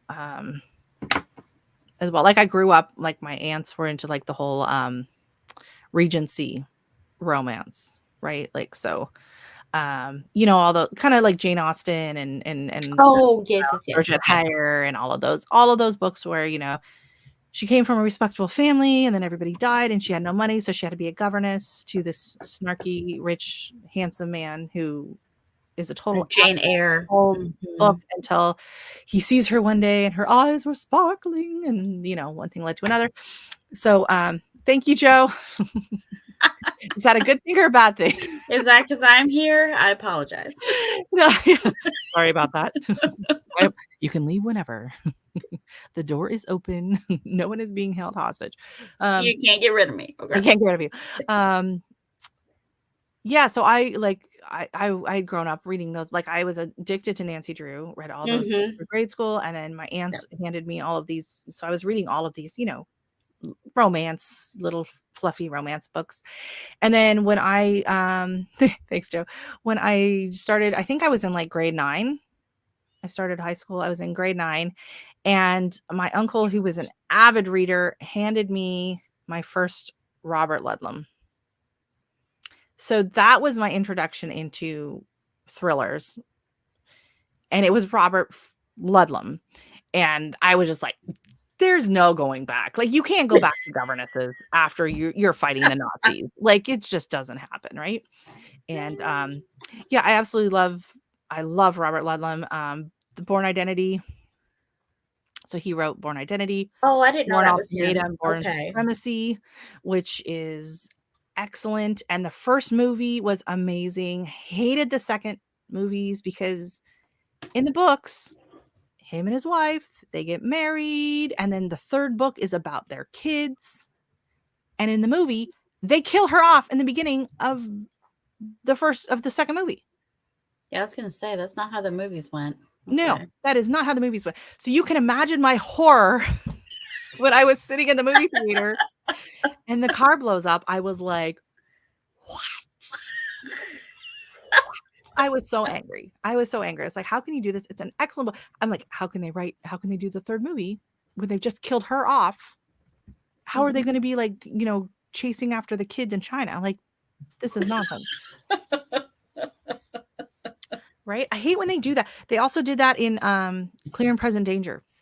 So in the movie Clear and Present Danger, they kill off his best friend in the explosion. And down in Mexico. And I remember that movie. Okay. Clear and Present Danger. Oh, it's my dad's favorite movie. We watched it like monthly. I can like, oh my God. And it's so funny because he just like set up his sound system. And so there were certain parts in the movie you had to watch like 5 times in a row because it sounded so cool. Like when Esposito is like hitting the baseball in the like out in like the cave, and that it's like this noise that the bat makes when the ball hits the bat, and it's just like, oh, it sounds awesome on the speakers. It's like, rewind it. That or when they take over at the beginning, when they take over the ship, and they're like, heave to, this is a U.S. airship, heave to, and then it's like all the noises and everything, and then the helicopter, so the sound effects, we had to watch for the sound effects. So I've seen that movie a million times, and I read the books. So, but yeah, they kill off his best friend, who is in all of the subsequent books. He's one of the main characters. I was like, well, how are you going to do a sequel to this when this guy's died in the book and, died in your movie, but he's in the next, and they never really did, right? Like they jumped, they didn't really do any movies after that. They've gone like back in time. Like they've done the whole Jack Ryan series, which was apparently takes place before. I haven't seen it yet. Have you seen it? Jack Ryan. That's on Amazon, right? It's on Amazon with Buddy from The Office. Yeah. Yeah. I've seen like the first episode, and that's it. I think that. I have a friend who said it was really good, but I've read all of the Tom Clancy books, right? Like the whole series with Jack Ryan. So, but I haven't really gone back to go back to it because I don't know if it's based on his books so much. Right. But yeah, I think my favorite of the series though was Rainbow Six. That was a fun book to read. That was just action-packed book. I also enjoyed the video games. Oh, you're a gamer too. Look at you. Oh gosh, not in a long time. I had never gamed in my life. I never had an Atari, Nintendo or any. No, we never had any of that. We played Duck Hunt over at my neighbor's house when I was a kid, And I remember Duck Hunt. Okay. yeah, when I lived in Florida, I used to go and visit a friend's house, and she had 2 young kids at the time, and we would play like Mario Kart, and I was horrible. And her daughter, who was like 8, loved when I would come over and play because then she wasn't the worst player. And she didn't lose every time. And so then when I moved up here, we got married. My husband had like the old Xbox, back in the day, and he had a handful of games, but he was more into like he had like some of the car racing and like Gran Mortal Turismo Kombat and those, yeah, and things like that, right? And then we used to go to the thrift store, to the flea market. And they could buy and trade video games and stuff, right? And so we were there, and I was like, he had like a Tom Clancy one. I was like, I like Tom Clancy. And I was terrible at like the driving games. Yeah. I get motion sickness, so that wasn't super fun either. But like I never had played these games, so I was not good at them, right? So I was always losing. Everyone else was better than me at that. And so anyways, I saw the Tom Clancy games and I was like, wow, I like his books. Like, why wouldn't I like the game? Oh my God, loved him. Yeah. So I liked first person shooters. So I played the Tom Clancy games, Rainbow Six, Medal of Honor, Call of Duty. I like those more strategery, sniper, thinking it through. Whereas my husband preferred like Halo. I hated Halo. Okay, my husband likes Halo. Okay. I hate it. It's the same level over and over and over, and all you're doing is you're just shooting green blobs. That's all you're doing. Every level looks exactly the same as the one before. There's no strategy to it. There's no. Give me a sniper rifle any day. And then I really enjoyed the Splinter Cell, which is based on Tom Clancy as well, and that is more stealth. So sneaking in, you're supposed to get in and out without killing anybody, Okay. Also a big fan of Hitman. That was fun. That was a great game. I played those. Ooh. You are fascinating. Well, see, here's the thing. I moved to Canada, and I didn't know a single person when I moved here. And at the time, like Randy would go to work. I would go with him. Like I didn't, I would go with him at first, but it's like, if he's doing a basement and I'll go the first day and help him do stuff, but am I just going to sit there and stare at him all day long? So, until I got, to know more or whatever. And then, we'd come home and he'd hang out with the guys and go have beer, with the neighbors. It'd be like 5 or 6 guys having beers for a few hours. And the wives would, they were friendly and everything, but they're in the house, they're making dinner, they got the kids, and here I am, single in my early 20s, and I got bored. I didn't have gardening. I didn't do any sewing. I didn't have any hobbies. I read, and I discovered Xbox. I even did the Xbox Live thing too with the microphone, Oh yes. Go, go, go. Delta Bravo, go. Yeah. My husband does that every day. Yeah, no, I just did it for, I think I had like when I bought the headset or one of the games, I had like, I don't know, 6 months of free, whatever. And then after that, I didn't do a lot of that because I would always end up getting some idiot would come in and there'd be like, oh, this is a stealth mission. If anyone notices, it's automatically over. And you're like 2 seconds into the game and they're throwing a hand grenade. And you have to restart. And you're like, don't throw the hand grenade. And then they throw it and you can't kick them out of the group. And I just was getting frustrated. I was like, no, absolutely not. Trashy novels, whatever I can get free on Amazon. Hey, you know what? There you go. And you know what? I used to read a lot more than I do now because of I'm blaming YouTube. Honestly, I used to read about 3 to 4 books a week, and I would have a book like in every level of the house. I would have a book in the car. I would have a book in my purse. I would have a book in my bedroom. I would have a book in the living room. And so that I try to keep, so I can read several books at the same time as long as they're not like the same characters. Yes. Or the same genre if they're too close, right?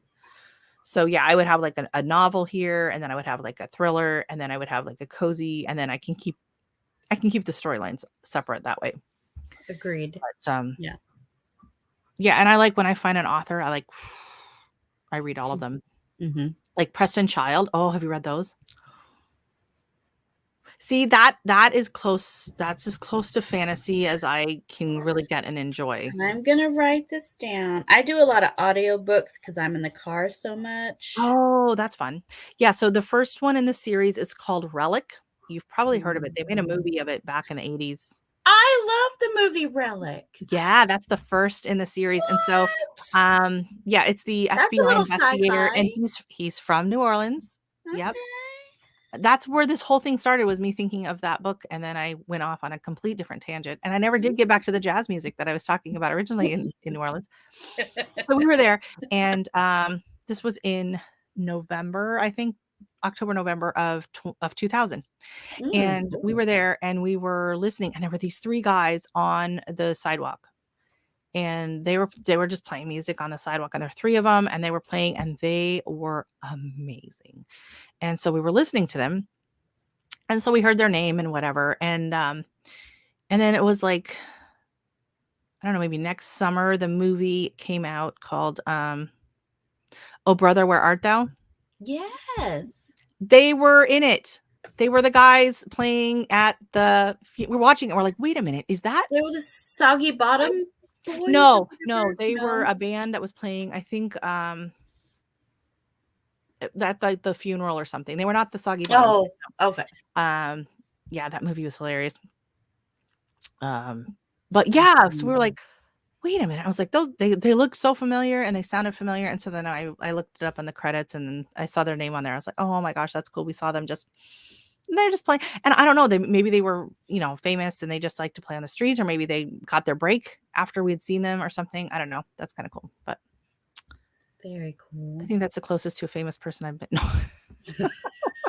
I mean, aside from the famous YouTuber Nicole Smith, Obviously. Right. Yeah. Right. That's my babies. My big girl Bella made an appearance, and Shadow. And it's gone. So how are the floors? You done? No. So we still have this room, the guest room, and the guest bathroom. Most of the house is done, but we're going to Arizona next week, so we didn't want to tear apart another wing of the house and then go on vacation. So I hear ya. Yeah, you don't want to come back to that. It's just like so much work, unpacking, and So you're visiting family, or am I just being here? We're gonna see my husband's two girls, adult daughters. So we're gonna go to the Grand Canyon. We're gonna go to the meteor crater. We're gonna just do touristy things. Are you gonna do the ghost town? We're gonna go to Old Town Tucson. Oh, nice. Yeah. So and the weather's kind of cool there in Arizona right now. It's like in the 60s, I think, during the day, and like in the 40s at night, 30s, 40s at night. So it's like very, yeah. It's actually cooler than it is here. Yeah. In the desert right now. Yeah, the desert is cool in the evenings, and the winter it can be. I think it's snow. I think the Grand Canyon will be snow. Yeah. Yeah, my grandmother lived in Cottonwood, Arizona for years, which is just south of Sedona, not far from Sedona. Oh, okay. Yeah. Go to Sedona. Oh, Sedona's awesome. I would love to see it. It looks beautiful. It's my first time there. My husband lived there for 20 years. I've never been to Arizona. So yeah. I've been to Cottonwood and like where my grandmother was at. And then when we moved out, we did the big drive in 2000. We were going to go through the Grand Canyon, and then they got like this super early snowstorm, and we were moving. And so we had the truck and we had the boat, and my dad was like, yeah, no, we're not going through the snowstorm with pulling this. So that's why we ended up going down to Highway 10 and across. But yeah, we wanted to see the Grand Canyon. So I still have never seen it, but I feel like I have. I've watched the Brady's quite a few times going through. I feel like I've been there. Same. Yeah. Mm-hmm. You gotta ride the burro down to the not doing that. Mm-mm. That looks uncomfortable and awkward and scary. Like one misstep and you're yeah. Are you gonna do the Outlook that platform thing? No. Hard pass. You could not pay me. No. I would have to be like flat on my stomach, slithering slithering. Maybe. I probably wouldn't get within like 10 feet of it. I'd still need like a rope or some sort of tether harness attached to a structure. No, I would need an airplane. Okay. Yeah. I could skydive into the canyon. I'm fine with airplanes. I've been in a small, like a 4-seater airplane. I was fine in that. I'm fine in a helicopter. But I've skydived. Skydived. It was wonderful. But I had a parachute and a larger man strapped to me who knew what to do. It was like tandem.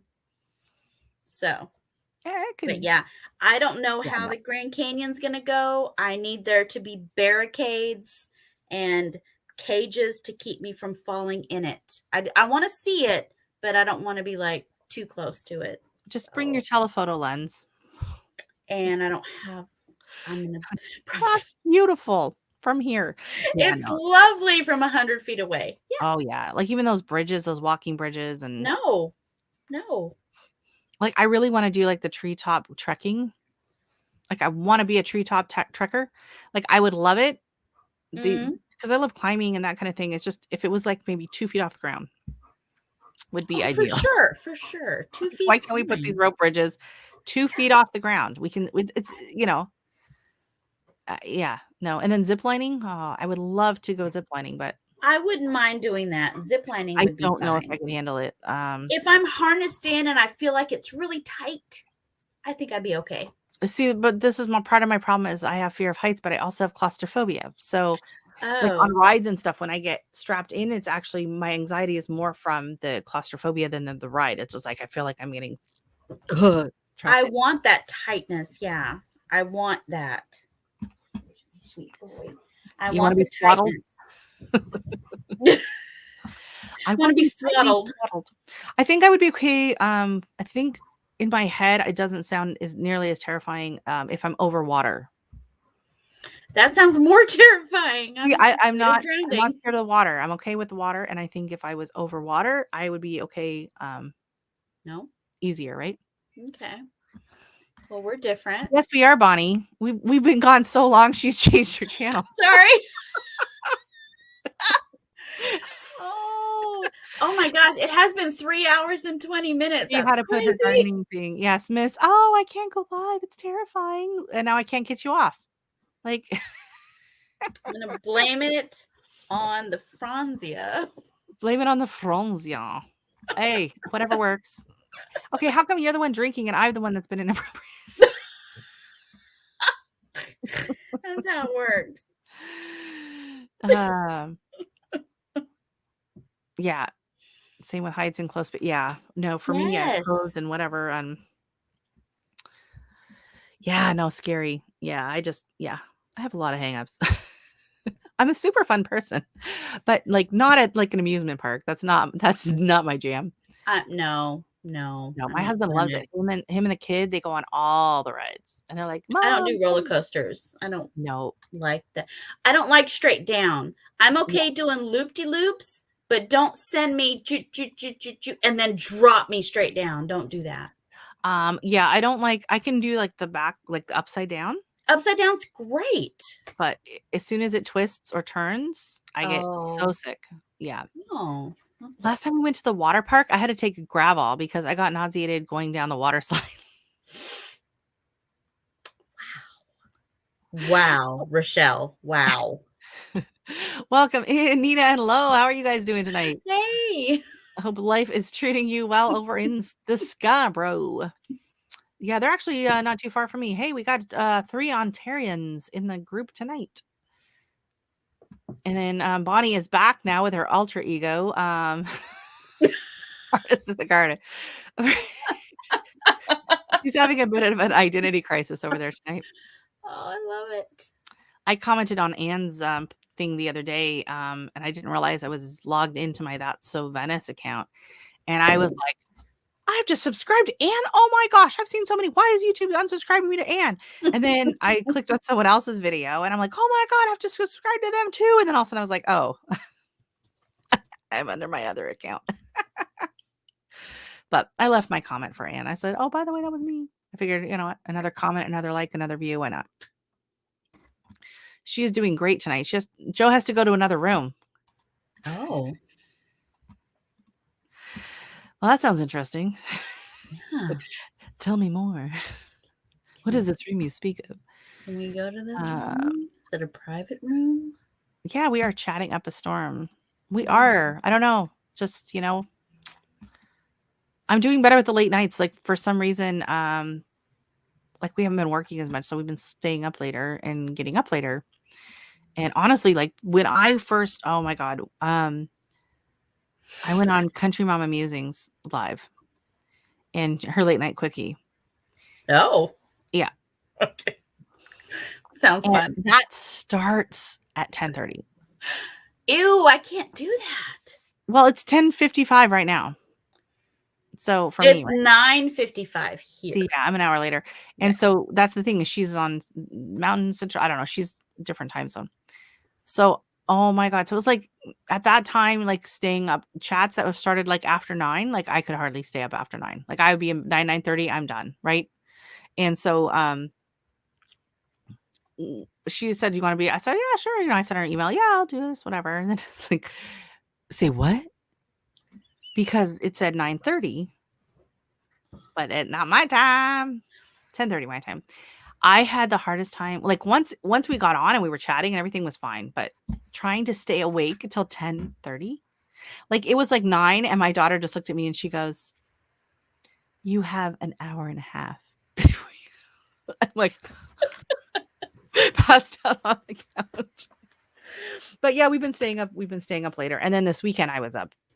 I slept like 3 hours on Sunday, I think, and then I don't know. My sleep patterns are all over the place, so yeah, it's been a crazy week. You don't realize how much I didn't realize how much I talked to Gizmo in the house. It's like you come home from work and you're like, "Hey," or you come in the morning and just small things. I'm gonna have to like get a kitchen broom. Apparently, this is a thing. You drop something on the floor and whatever, and I'm like, just I have to bend down and pick it up. I know. It's just yeah. So it's just little things. It's everything, especially because you had him for so long. That's like so long, like almost our too entire much of your life. His entire life. Yeah, just a part of you, right? And my husband, he was the morning person, right? So he would get up with them and let him out and give him his food and go make coffee, and the two of them would have their time in the morning, right? So that's been hard on him. So we've been sleeping in though because he's not needing to get up and go out, right? So yeah, that's part of it too. Because for a while there, like this fall, he decided that 5:30 was the optimum time to get up for the day. And if you did not let him out, he would just start barking, and there was no sleeping through that. So yeah, sorry, Monica. I know. So it's those little things. You come home or come into the living room and you just look. Because he's always underfoot, right? And the problem is he camouflaged perfectly with the travertine in the kitchen. No.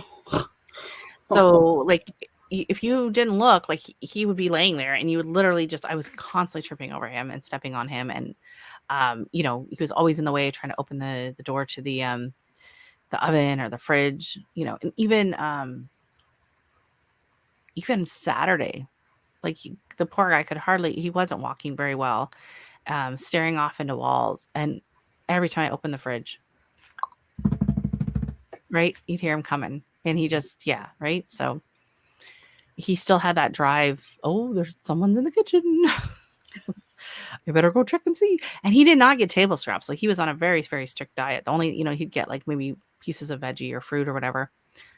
Like yesterday I had a banana, and there was you kind of had that end of the banana is kind of brown and weird, and I'm like, oh.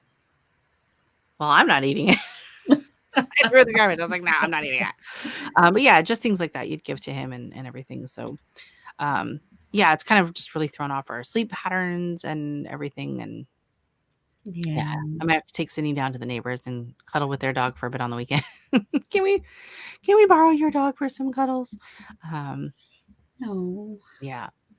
So if you hear of anyone that has any pug puppies, we are the kids asking one this spring. So I don't really want a dog in the winter, like getting a new puppy in the winter. It's just tough. right? Like Yeah. trying to potty train in the snow, and yeah, it just it just doesn't work. And then getting them socialized and everything, it's a lot easier when the weather's nice and you can take them out and see the neighbors and go to the park and all of that. So we'll probably, be getting. I know some people are like, oh, it's too soon or they can't or whatever, but it's like we've known that we can't. We thought we've lost him several times over the past several years. It's like I think it was like 4 years ago he had like a stroke or a seizure or something. And it was in January. It was right before we were supposed to go to Cuba. Like 3 days before we were leaving for Cuba, he has like this massive seizure. And yeah, we were like, oh my God. Like at the time we're thinking he's having a stroke because he keeps turning to one side and whatever. He came out of it, and within like about a half an hour, he was able to walk a bit. He was kind of wobbly and went to bed, and the next day, fine. And he didn't have another one until like maybe 3 or 4 years after that. Oh, wow. And so the second time it happened, it wasn't as severe, it wasn't as long. And so we were just kind of like, okay, just kept him calm and petted him, and he was fine. He's had some health issues here and there throughout the years, and we keep thinking, this is it. This is it. And then he bounces back, and suddenly, because for a while we were carrying him up and down the stairs for a couple of years. And then we started giving him the glucosamine and chondroitin mix. He started doing the stairs again. He was doing the stairs up until last fall. So he was 15, and he was back to doing the stairs up and down. Like, it was crazy. And he'd quit doing them for a few years. Yeah. So I was like, we should have named him the Energizer Bunny, because this guy just keeps going. Going. Then he had this really bad cough in October. And we thought, oh, this is it. This is going to be the end of him, right? You can't. And nope. Oh, I'm so sorry. Oh, Monica. See, something like that when it's so sudden, and you're not expecting it. I think it's so much harder. Definitely. Try to get over and to deal with, right? Whereas, Gizmo, it's just like, he was almost 16 and he'd had such a great life. And honestly, oh, thanks, Doc. I thought I hit the heart. It says thanks, Doc. My bad. So I think it was actually, Monday was hard. Like when we lost him, and then, picking him up, and he was, stiff, and it was super creepy. But I think the whole weekend we were, kind of just waiting for it to happen, and it was very emotional and stressful, and we didn't really do anything. Like Sunday I did nothing. I sat on the couch with him all day, either basically reading a book. I read almost like 2/3 of the second book of Virgin River. That's a good series, by the way. And so it was just kind of like, by the time he did pass, it was just kind of like, we'd already kind of done the grieving ahead of time, and I'm not saying that I'm over it. Like, certain days it's gonna, hit me. I tried to film. I was doing a video yesterday where I was talking about the tomatoes I'm growing, and I had to stop. I started bawling. I was just like, no, I can't. I can't talk about tomatoes and him. But sometimes I'm okay. Like, I just feel, it's like, he had a great life. Everybody loved him. He just did. You take him to the park all the time when he was little, younger, and bring the big picnic blanket, and like the kids would just swarm him. You couldn't even find him there. He was just covered in kids. They just absolutely loved him. He was like the street mascot. And then we would, when his back legs were starting to give him problems, we had a stroller. So he would go to the bus stop every day in his stroller. He would go to the park in the stroller. Everyone was like, oh, there's the crazy lady with the dog in the stroller. Yeah. But everyone would love him, and they'd come up and talk to him and pet him in the stroller. The kids loved him. He loved kids. He was just like the neighborhood dog, right? Like, everybody knew him. And it was so funny because you'd see like these big kids getting off the bus, these grown men, huge kids, in high school, and be like, oh, hey, Gizmo, and it's like they remember him from when they were little. Oh, He'd been around for so long. So yeah, it's just, the house is so quiet. You don't hear that, the constant breathing. And he was not one of the pugs that has like the really heavy breathing problems, but just, you could just hear him, and the occasional snort and licking his bed or licking his paws and just background noise, him walking around and stuff, right? So I'm gonna have to just stream like Doug the Pug in the background. Videos for ambience. Yeah. So it's yeah, you don't realize how quiet, because even though he was sleeping a lot of the time the past few years, I mean, he slept probably 22 hours a day. But he still, he still make noise and shift, and he was still there. So I'm just slowly every day kind of doing, like I cleaned one of his beds the one day, and I cleaned yesterday. I threw his other bed in the dryer, washer and dryer, and his main bed today. And then, I put on a different winter coat today, and there's like poop bags in the pocket, and it's just like, well, I can take these out. So, and then the snow, like if it snows or if it melts, his paw prints are still out there, and it's just little things. Yeah. So it's going to take some time, and a new puppy will help, especially for my daughter, especially being an only child. Like I can't imagine, if she hadn't had him growing up, like the poor guy. Oh my God, she would do forts all the time and then force him in to these forts and then listen to stories. And, they'd go in there and she'd have like the little electric candles, not real candles. And they'd go in there and they'd have this fort. And he loved it. As soon as he saw, because I made her like this teepee thing that you pop open and put it in the living room. As soon as he see her bring that down, it didn't matter how tired he was, how sore he was, he would get up and drag himself over and get right inside the middle of that TV and take the best spot. So then he was always in trouble because he was always at her spot. Every time she'd get up to go do something or whatever, he'd go right to where she had been. And then, you just hear him in the background, Gizmo, get out of the way. That's my spot. No, you're supposed to go here. She used to dress him up like he was just the absolute most patient dog you've ever met. He loved putting on clothes. He had a Maple Leafs jersey. He had a Harley sweatshirt. I'll have to find a picture of that for Bonnie. Her artist on a Harley. Yeah, Gizmo has a Harley Davidson sweatshirt, and I think he had a hat. I don't know if he still has the hat, but he had the sweatshirt, and it was getting a little snug on him. But yeah, so it was nice. We, knowing, right? It wasn't a surprise. It wasn't an accident or something like that, which would have been a lot harder. So, yeah, I know. I was like, oh, I got to tell everybody, because if you didn't see it on Instagram, and I know he was in so many of my, videos and stuff last year, trampling the petunias, getting into the tomatoes and all of that. So, and I feel bad. I was like, I finally discovered dwarf tomatoes. I could have been growing him dwarf tomatoes year round all these years, and I never knew. So last year was my first time growing the dwarf tomatoes with the Tiny Tims, and he loved them, and he got to eat so many tomatoes because of those. And so that's why I was growing more varieties this year, was mainly for Gizmo. So, in honor of Gizmo, I'll be growing some more dwarf tomatoes. And if we do get a new puppy, he will probably end up loving tomatoes as much, hopefully. Because otherwise we're going to have a lot of tomatoes. I started like 10 of each of the dwarf tomatoes. It's a lot of tomatoes. And then I started like 10 of each of the pepper plants. So,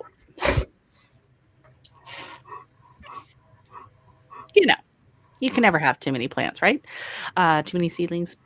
Never. I did a bit of a seedling sale last year. I usually give my neighbors, they have a choice of like tomatoes or peppers or whatever they want. I give away lots of seedlings to the neighbors. And then I did a bit of a seedling sale as well, that I put out on Facebook and Marketplace or whatever, right?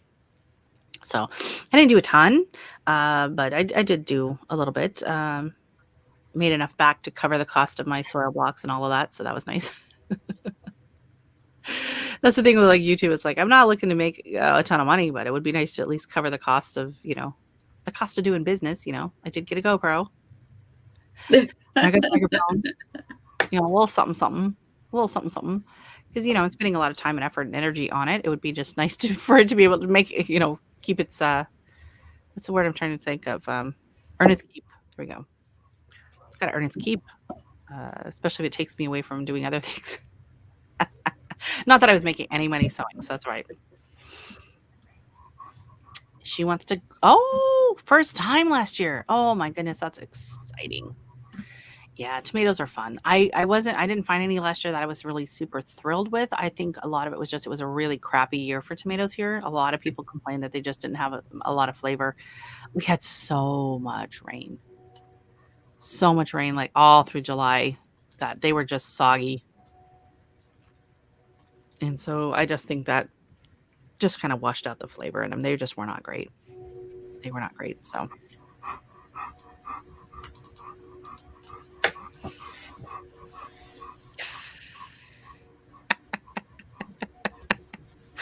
hello.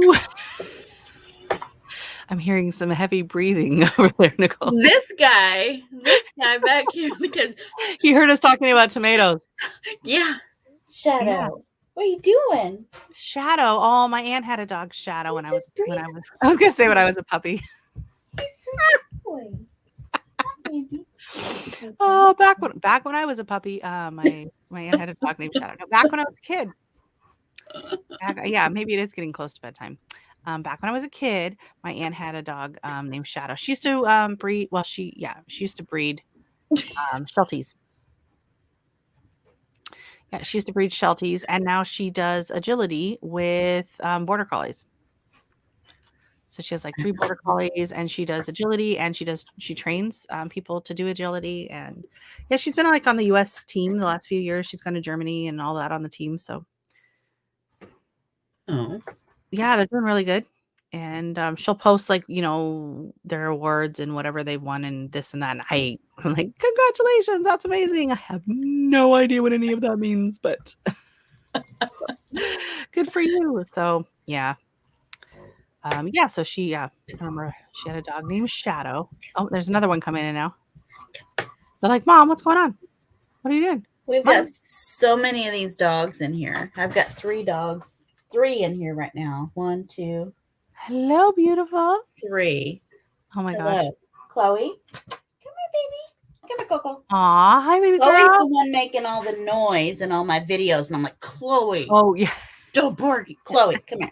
Come here, baby. Come on. Chloe's like, I'm just taking care of the garden. Yes, my sweet girl. I am just helping out. I love her. Yeah. Ah, baby. So pretty. She's our spastic girl. Gizmo would a little OCD. So want to take a chomp out of him right now. He used to attack the neighbor's German Shepherd. Okay. He bit him twice. Fortunately, the dog didn't notice. It was hilarious. So their dog, they had German Shepherd puppy. He was about 6 months old, so he's pretty big. And first, I don't know why Gizmo hated him. And we're in the stroller, so I thought he was safe. And I'm walking along the sidewalk, and their dog is in the front yard. And we know them and everything. And Gizmo's been fine with their dog a few times, and he jumped out of the stroller, which gave me a heart attack because and he went flat, like it was like a cartoon, like his arms and legs just all went splat on the ground. So now I'm thinking, oh my God, he just broke all 4 of his legs. Then he jumps up, and their dog, the German Shepherd, was playing with the other neighbor's beagle, and Gizmo and the beagle are good friends. And so I don't know if maybe he thought the beagle was getting attacked or whatever. He ran right up and just bit Cash right in his thigh. And I think Cash just thought they were playing. He didn't care. He whatever. And the owner, Christine, was standing there. She just started laughing. Like it just looked so ridiculous. And I go in and I pull Gizmo off, and I was like literally expecting to see his teeth like stuck in the leg, like come out of his mouth. Because he's so old. It's like, dude, what are you doing? And he went after him twice. And yeah, I mean, he didn't break skin or anything because his teeth are like this big. Like if you've ever seen a pug's teeth, they're like, they're so ridiculously tiny. He couldn't really do much damage. Anyways, unfortunately, the dog had no idea. He just thought they were playing. But Gizmo was just furious. It was hilarious. Yeah. We have a new addition to our family. I didn't think it was the right time to say Rochelle with lots of Gizmo, but we have a new puppy. Oh, that is so nice. I'm happy to hear that. Yeah, no worries. No worries. We're getting through. Yeah. I'm happy to hear that you got a puppy. That is amazing. Oh, I want to see puppy videos. Oh, I can't wait for your first video of the puppy knocking over all your seedlings. Yay! keep him out of the room. What's his name? Oh, boy, girl. I want to see a picture. I want to FaceTime. I told my friend, this was before Gizmo passed. It was a couple weeks ago. She breeds pugs, and so she has these 2 pug puppies right now that are 4 weeks old. They're so stinking cute, and she's posting these videos. And I'm always harassing her, telling her she needs to get a webcam, and just a puppy webcam, so like 24 hours a day. I would totally watch that. Anyway, so I messaged her. I said, "Let me know if they ever want to FaceTime," because they are so cute. Pots. That is the reason I started growing tomatoes in containers, was because Gizmo would steal the tomatoes and then trample the plants trying to get to the tomatoes. Everything else I could keep him out of pretty much when he was a pup. I would be like, no, and he wouldn't really go in the garden. He didn't really bother anything. But the tomatoes, like I realized he was addicted to it, and I just couldn't stop him. So then they just went into the pots. And then that's why this year I let him trample the petunias to get to the one up in the hill, because I figured it was probably his last season gardening with me. And I was like, you know what are a handful of petunias for the thrill that this gave him to go foraging up into the garden area to try and find some cherry tomatoes. His name is Jax. He will debut. Oh, I can't wait. And I can't wait to meet him this summer. Maybe I will have a puppy as well to share and to meet with Jax. That's according to Cindy's plan. So her birthday's in April, so she thinks it'll be a perfect birthday gift. And then she thought, or for your birthday, as mine's the end of January. I'm like, that's slow down. That'd be a hard time to find. I can't get over how much these things cost now. The cost of puppies has gone up dramatically in the last 16 years. It's been a long time since I've been in the market, right? So, and see, that's the thing, is we had kind of talked on and off about getting a puppy sooner. And then I was like, I don't know if that's fair to Gizmo. He's so old and whatever. And honestly, we never dreamed he was going to make it this long. We always planned to get a puppy when he passed, and then he's like, he's still alive, he's still going. And then we're like, maybe we should have just bought a puppy a long time ago when Cindy was younger and stuff. We got ours pretty cheap, I'm gonna say. The soil blockers are amazing. I bought mine through Lee Valley, which is the Canadian supplier that was available at the time. And I know in the US, Gardener's Workshop, she's one of the main ones that carries it. You can also get it through Johnny's. And then I do think there are some knockoff ones. I don't know if they're as good a quality, if they'll hold up or do as well. But I did see someone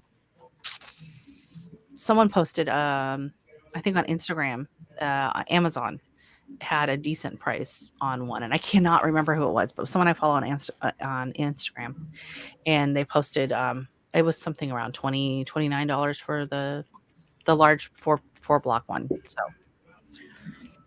if you're going to be starting like with bigger seeds and you don't want to have to bother with potting up, then I would just probably start with the and if room is not your problem, I would get the 2-inch squares to start with. And just start with the 2-inch soil blocks. I only go with the tiny ones because I need, I just don't have the space to grow a ton of seeds, right? Like I just have the one shelf pretty much. So,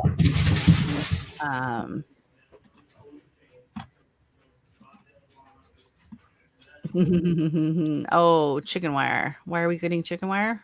What dogs? Did they have one too? Oh, there we go. I was like, I cannot see that comment. Yeah. And you could also do a dog run too, right? If you kind of want to teach him to stay in a certain area. I mean, that's like, well, when Gizmo was little, we didn't want him going upstairs on the upstairs level when he was a puppy. At first it wasn't a problem because he couldn't do the stairs, but then once he could do the stairs, we did not want him going upstairs because it was the only place in the house that we still had carpet. So everything else was just like hard surfaces. So it was easier to, clean up if he had an accident or something. So we just were like, yeah, we're not going to have him go upstairs until he's fully potty trained. So we had a gate there at the bottom of the stairs to go up. And then once we took the gate away, he never went upstairs. He just stayed downstairs. So he never went upstairs. He never slept in the bedrooms. He never And when Cindy was little, she would want him because he'll come up in my room, and we would bring him up, and he was so nervous. Like, I'm not supposed to be up here. Like, he would just get so nervous. He just was not comfortable. And then he would run up and down the hallway doing zoomies, and then he would poop. Every single time I tried to bring him up, thinking, you know what, he's old enough, he can come up, I don't have to worry about like sitting toys in a room and stuff like that on the floor. And he would come up and he would get so excited or so nervous, I don't know what it was, and he would poop in the middle of the hallway. And I'd be like, nope, back downstairs. I mean, we were downstairs almost all the time anyways, right? Like, you're only upstairs for the bedrooms and stuff. And so it was just, he was just comfortable down there. And I was like, and the thing is, we got him was, before we had Sydney, and we actually got him because we were having, fertility issues. And, it was very, very emotional on me, having a very hard time not being able to get pregnant.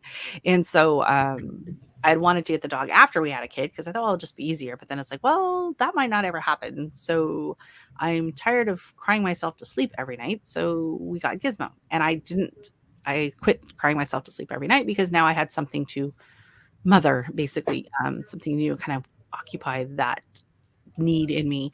And but I didn't want him to sleep in our bed because we were trying to have a kid, and I didn't want him to get used to sleeping in our bed and then getting kicked out. I just thought that would be a bad, I didn't want him to have bad feelings towards the baby, hey, that was my spot, and kicking him out and all of that. And so we never had that issue, and he accepted her like they were best friends from the moment she came home from the hospital. So it all worked out. I don't have any regrets. It was nice, being able to take a break from the dog hair sometimes, and your bed doesn't smell like dog. And,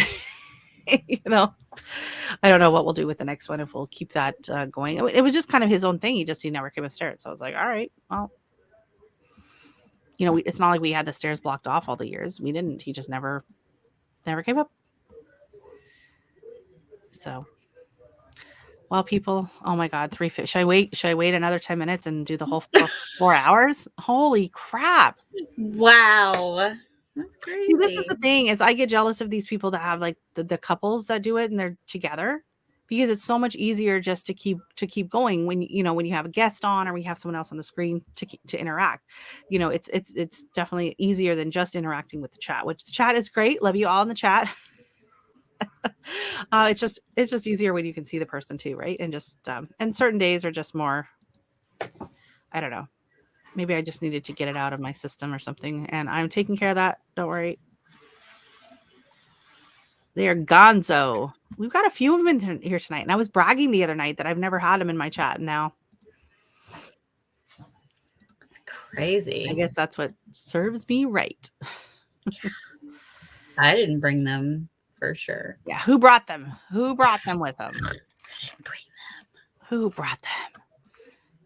Oh, maybe it's because I hit my 500. I wonder if that's why. That's it. Because I've heard now that you will, like, once you hit 500, you might more likely be, promoted. Like, YouTube might, bump your channel up or whatever. And because like it took me forever to get like up over that mark to the 500 point, and I hit that on Christmas Day, and now I'm at 536. It's fantastic. So, 535. I shouldn't have refreshed. Yeah. Okay, I'm at 535. So yeah, I've gained 35 people in basically 2 weeks. So honestly, that's just been, it's like, what? So I know I know I owe a lot of that to Crazy Ed here in the chat and Scott, because they're still promoting the smaller channels as well. But I wonder if some of it is too from, YouTube just kind of putting it out there a little bit more. Once you hit the 500 mark, they realize that you're serious about this. Because it takes a while. Like I hit 400 at, it was funny. I was looking at my notes. I started, my first video went out on January 18th. And then I noticed in my notes in my journal, at the end of April, I was at 108 subscribers. So it took me 4 months basically to get to my first 100. And then it just kind of kept building. And then I went to end of end of July, I was at like 375, and I was like, oh, I was hoping to get to 400, and I managed to get to 400 by the end of August. That's what it was, end of August. So I think September I started at like 400. So I thought, oh well, at this rate, I'll be at like 600 by New Year's and whatever. And all of a sudden, it was just like I just plateaued, all the way. Like I was at until Scott started shouting me out in his channel that day, I was at 437. No, 473. I mean, sorry. I was 473. So from September 1st till December 24th, I had gained 73 subscribers through that time, right? So it just and I noticed a lot of people were talking about, their numbers dropping, their hours dropping. And I think a lot of it was too, it was the end of season. People are done gardening. Yeah. Right. They're done gardening. They're inside. They're cleaning up. A lot of people were out of lockdown. Schools were back on. People were back at work. It was just a change in things. So, I didn't take anything, I wasn't offended. I was just like, oh, okay. So I shot a little high. So what was it? Lady Catherine was saying, dream big, but start small. So I like that. Don't overdo it. And thank you so much, FR Humphrey, on the thank you. I appreciate that. Yeah, I was surprised. Like it was like, woo. So yeah, I went from 473 to 535 in 2 weeks. I was like, what? So I don't think it's going to keep going like that, because I know there was a big push, which I really, really appreciate. So that was fun. But yeah, it was nice. So we'll see. Hoping to, see how long it takes now to get monetized. We'll see. My watch hours, they're not great, but they're not crazy off. I think I'm at like 1,400, right? So I figured if, when I double my subs to 1,000, I'll double the 1,400. I'll be just around 3. But I figure the more subs you have, the more people will be watching. So your watch hours should get higher and higher exponentially as well, if I stay on the same trajectory, right? So I should be able to get, the 3,000 hours within, by the time I get another 500 subs, theoretically. And that's if none of the subs I have now watch anything. So as it builds, it should just, it seems like the hours go up. So I'm not too worried about it now. By the time I get closer to 1,000, I'll start worrying about my watch hours. But for right now, they could do better, but we're just going to have to do marathon lives. That's what I'll have to do. If I get close, if I hit my 1,000 and I'm not at my hours, I'm just going to be like, I'm not getting off this microphone until I hit my watch hour. I'll have people on. I'll have guest stars. I'll have, drinks. No. Uber Eats, everyone order something. Yeah. I'm not leaving until that happens. So I posted someone's link in the chat that I did want to see us get bumped up a little bit. Oh, E3 Farmstead. Let's see if they made it, if they budged at all. They're at 183. So if you're not watching them, go give them a little love. I'd like to see them bumped up to at least 190 tonight would be nice. They've got good news from the doctor. Be nice to see them get a little boosty boost. And we're also supporting. Let me grab her channel as well. Miss Lori over at LG Homestead. Which, if you're not watching her channel, you really should. Like, I am so inspired. She's a single. She's a single mom with her son, and they just bought new property this summer, and they're starting an empty homestead. They're starting their homestead, and it's just the two of them, and they're doing pretty much all of the work themselves. And they're they did their drywall, they did the taping, they did the painting. They didn't know what they were doing, and they just went ahead and did it. And they're getting it done. And she is at 927 subscribers. So it'd be nice to see her get there. They are just working their butts off, and they just got over the big C. They were not doing well for a while, and they're feeling better, so that's good. And poor Monica. I know, me too. Thank God I have to work tomorrow. Before I went live, I was like, are we working tomorrow? Because that would make a difference. I would have been like gone. But I mean, I still have to get up for the kid, but Her school doesn't start now till 9:10. What? She used to have to catch the bus, like leave at like 8:30 and then take the bus, and then school starts at 9:10. Her grade school started at 8:20. And then her middle school, it starts at 9:10. And then I think the high school starts at like 8. That's going to be a shocker for them.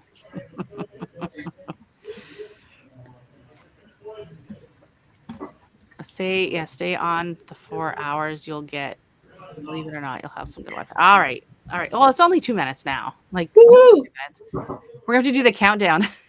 10, 9. We got practice. We did that last week. We watched the countdown. We did stay up and watch that. We binge watched. My husband fell asleep. I don't know, like 8:30. And then he woke up for like the last 10 minutes, right? And then he was like, I made it. I said, you did not make it. This does not count as making it.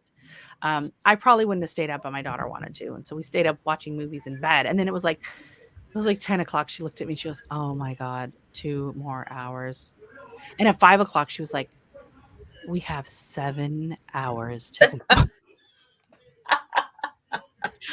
I was like, I know. So we stayed up. We watched Hallmark movies. We had some taquitos. I had the Newfie slush, which is very delicious. And she had 7-Up. So my neighbor is from Newfoundland, and he gave me a bucket. It's like a bucket of Newfie slush. So it's a mix of orange juice and pineapple juice and vodka and rum. And I don't know what else it is. And you mix it all up and you put it in the freezer. And so then it's like, like a frozen drink or whatever. You put it in your glass and then you fill it with some 7-Up or whatever. And he made it. So he made 2 batches. He made one for him and one for his sister-in-law. And then he forgot that she can't have orange juice. So we stopped by to drop off their Christmas card one evening. And he was like, do you want a bucket of Newfie slush? I was like, hell yeah. It is, as the Newfies would say, it is some good. It is some good. Yeah. So it is delicious. So I am very pleased with that. So, oh my God, we made it, Nicole. Yay! My longest live and your first live. See. Woo! Woo! Thank you. So Renee is going to be so freaked out. We'll have to get her to come on. And then, I got to figure out the time zone to India thing. Because Smitha.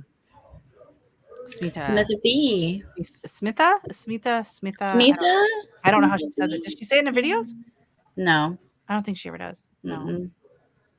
It was so funny. So the Sweet Spot messaged me the other day. I won't say who. She messaged me. I was in someone's live and she's like, oh my God, it drives me nuts when they mispronounce your name. And I'm like, well, that's the thing is they just see it written though, right? In the chats, they'll see people coming in and saying, hi, Rochelle. And they just see it. And so many people see it and they say Rachel or Rachel or whatever, right? So the names, and then I realized I do say it at the beginning of my video, but I don't say it in my lives. Like I'm not sitting here saying my name over and over and over, right?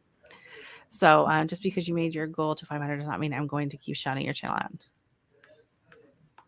Stop. Oh, to stop. Oh, well, I was like reading that wrong. I was like, well, that's okay. Thank you. Oh, I appreciate that, Ed. I do. I really, really appreciate that. I appreciate the love and the support. And that's been fun with the channel, getting the community tab. I've been able to shout out some other people, and I would like to get some more people on as lives and stuff. So so I do want to do like the game night. I want to have some people up on the panel. We can have some contestants. I think that will be fun if anyone is interested in joining as contestants. That's what we were supposed to be talking about. I forgot we were supposed to be talking about planning some ideas for the big bash. Oh well. Oh well. I might come live next Thursday. I don't know. We'll see how it goes. It depends on how much stuff I have to do and what is going on in the growing room. I will hopefully be setting that all up this weekend. And so I'm hoping to do just some fun games. There will be some giveaways, but it's not gonna be too crazy because shipping, unfortunately, from Canada is outrageous. So that's a problem. But anyways, good night, beautiful puppy. And Ed just lost another 7 subscribers tonight. No. I told you to keep your shirt on, Ed. Like, come on. Yeah, I don't know what's going on with those up and down, up and down, up and down, right? just do it. Just like I told Nicole tonight, she was hesitating. I was harassing her all day online. It's like, come on. She's like, yeah, that's my goal for 2022 is to do a live. So I'm going live tonight. And she's like, tonight. I'm like, February would be good. February sounds good. Yeah. I'm like, just rip the Band-Aid off. Yeah, so do your first live. And like I told her, if you're nervous about doing it yourself, go on someone else's live first. And if you're nervous about hosting your own live by yourself, ask someone to join you, ask someone to come up and help, in case you go, and you need someone that, can talk and fill the dead space, go for it. Right. Like you. So, yes. Oh, I can talk. Yeah. I have the gift of gab. Motormouth was my nickname when I was a kid. Yeah. My mom used to ask me, have you ever had a thought that you didn't speak out loud?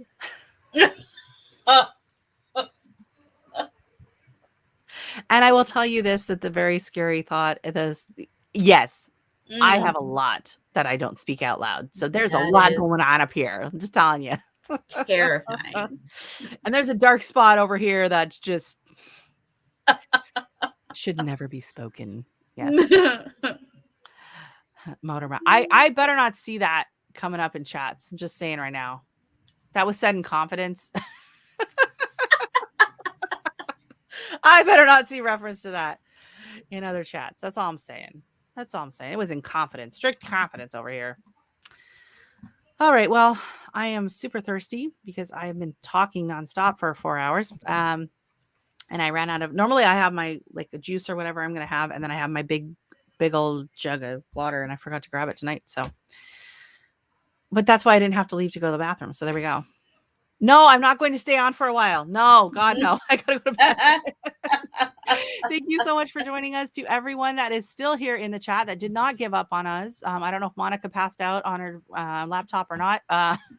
She's still here.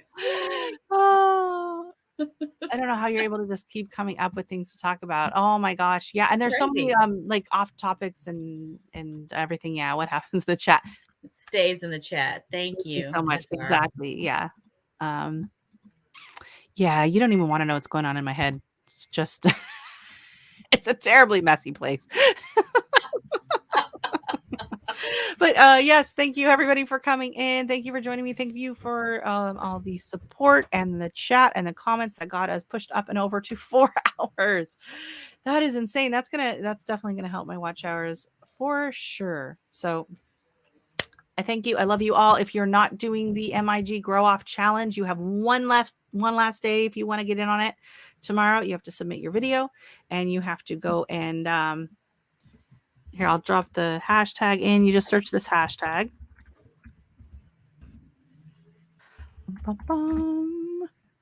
And even if you're not going to grow it, go watch the video. It's absolutely hilarious. Go watch Andale's video if you haven't seen that. It's absolutely hilarious.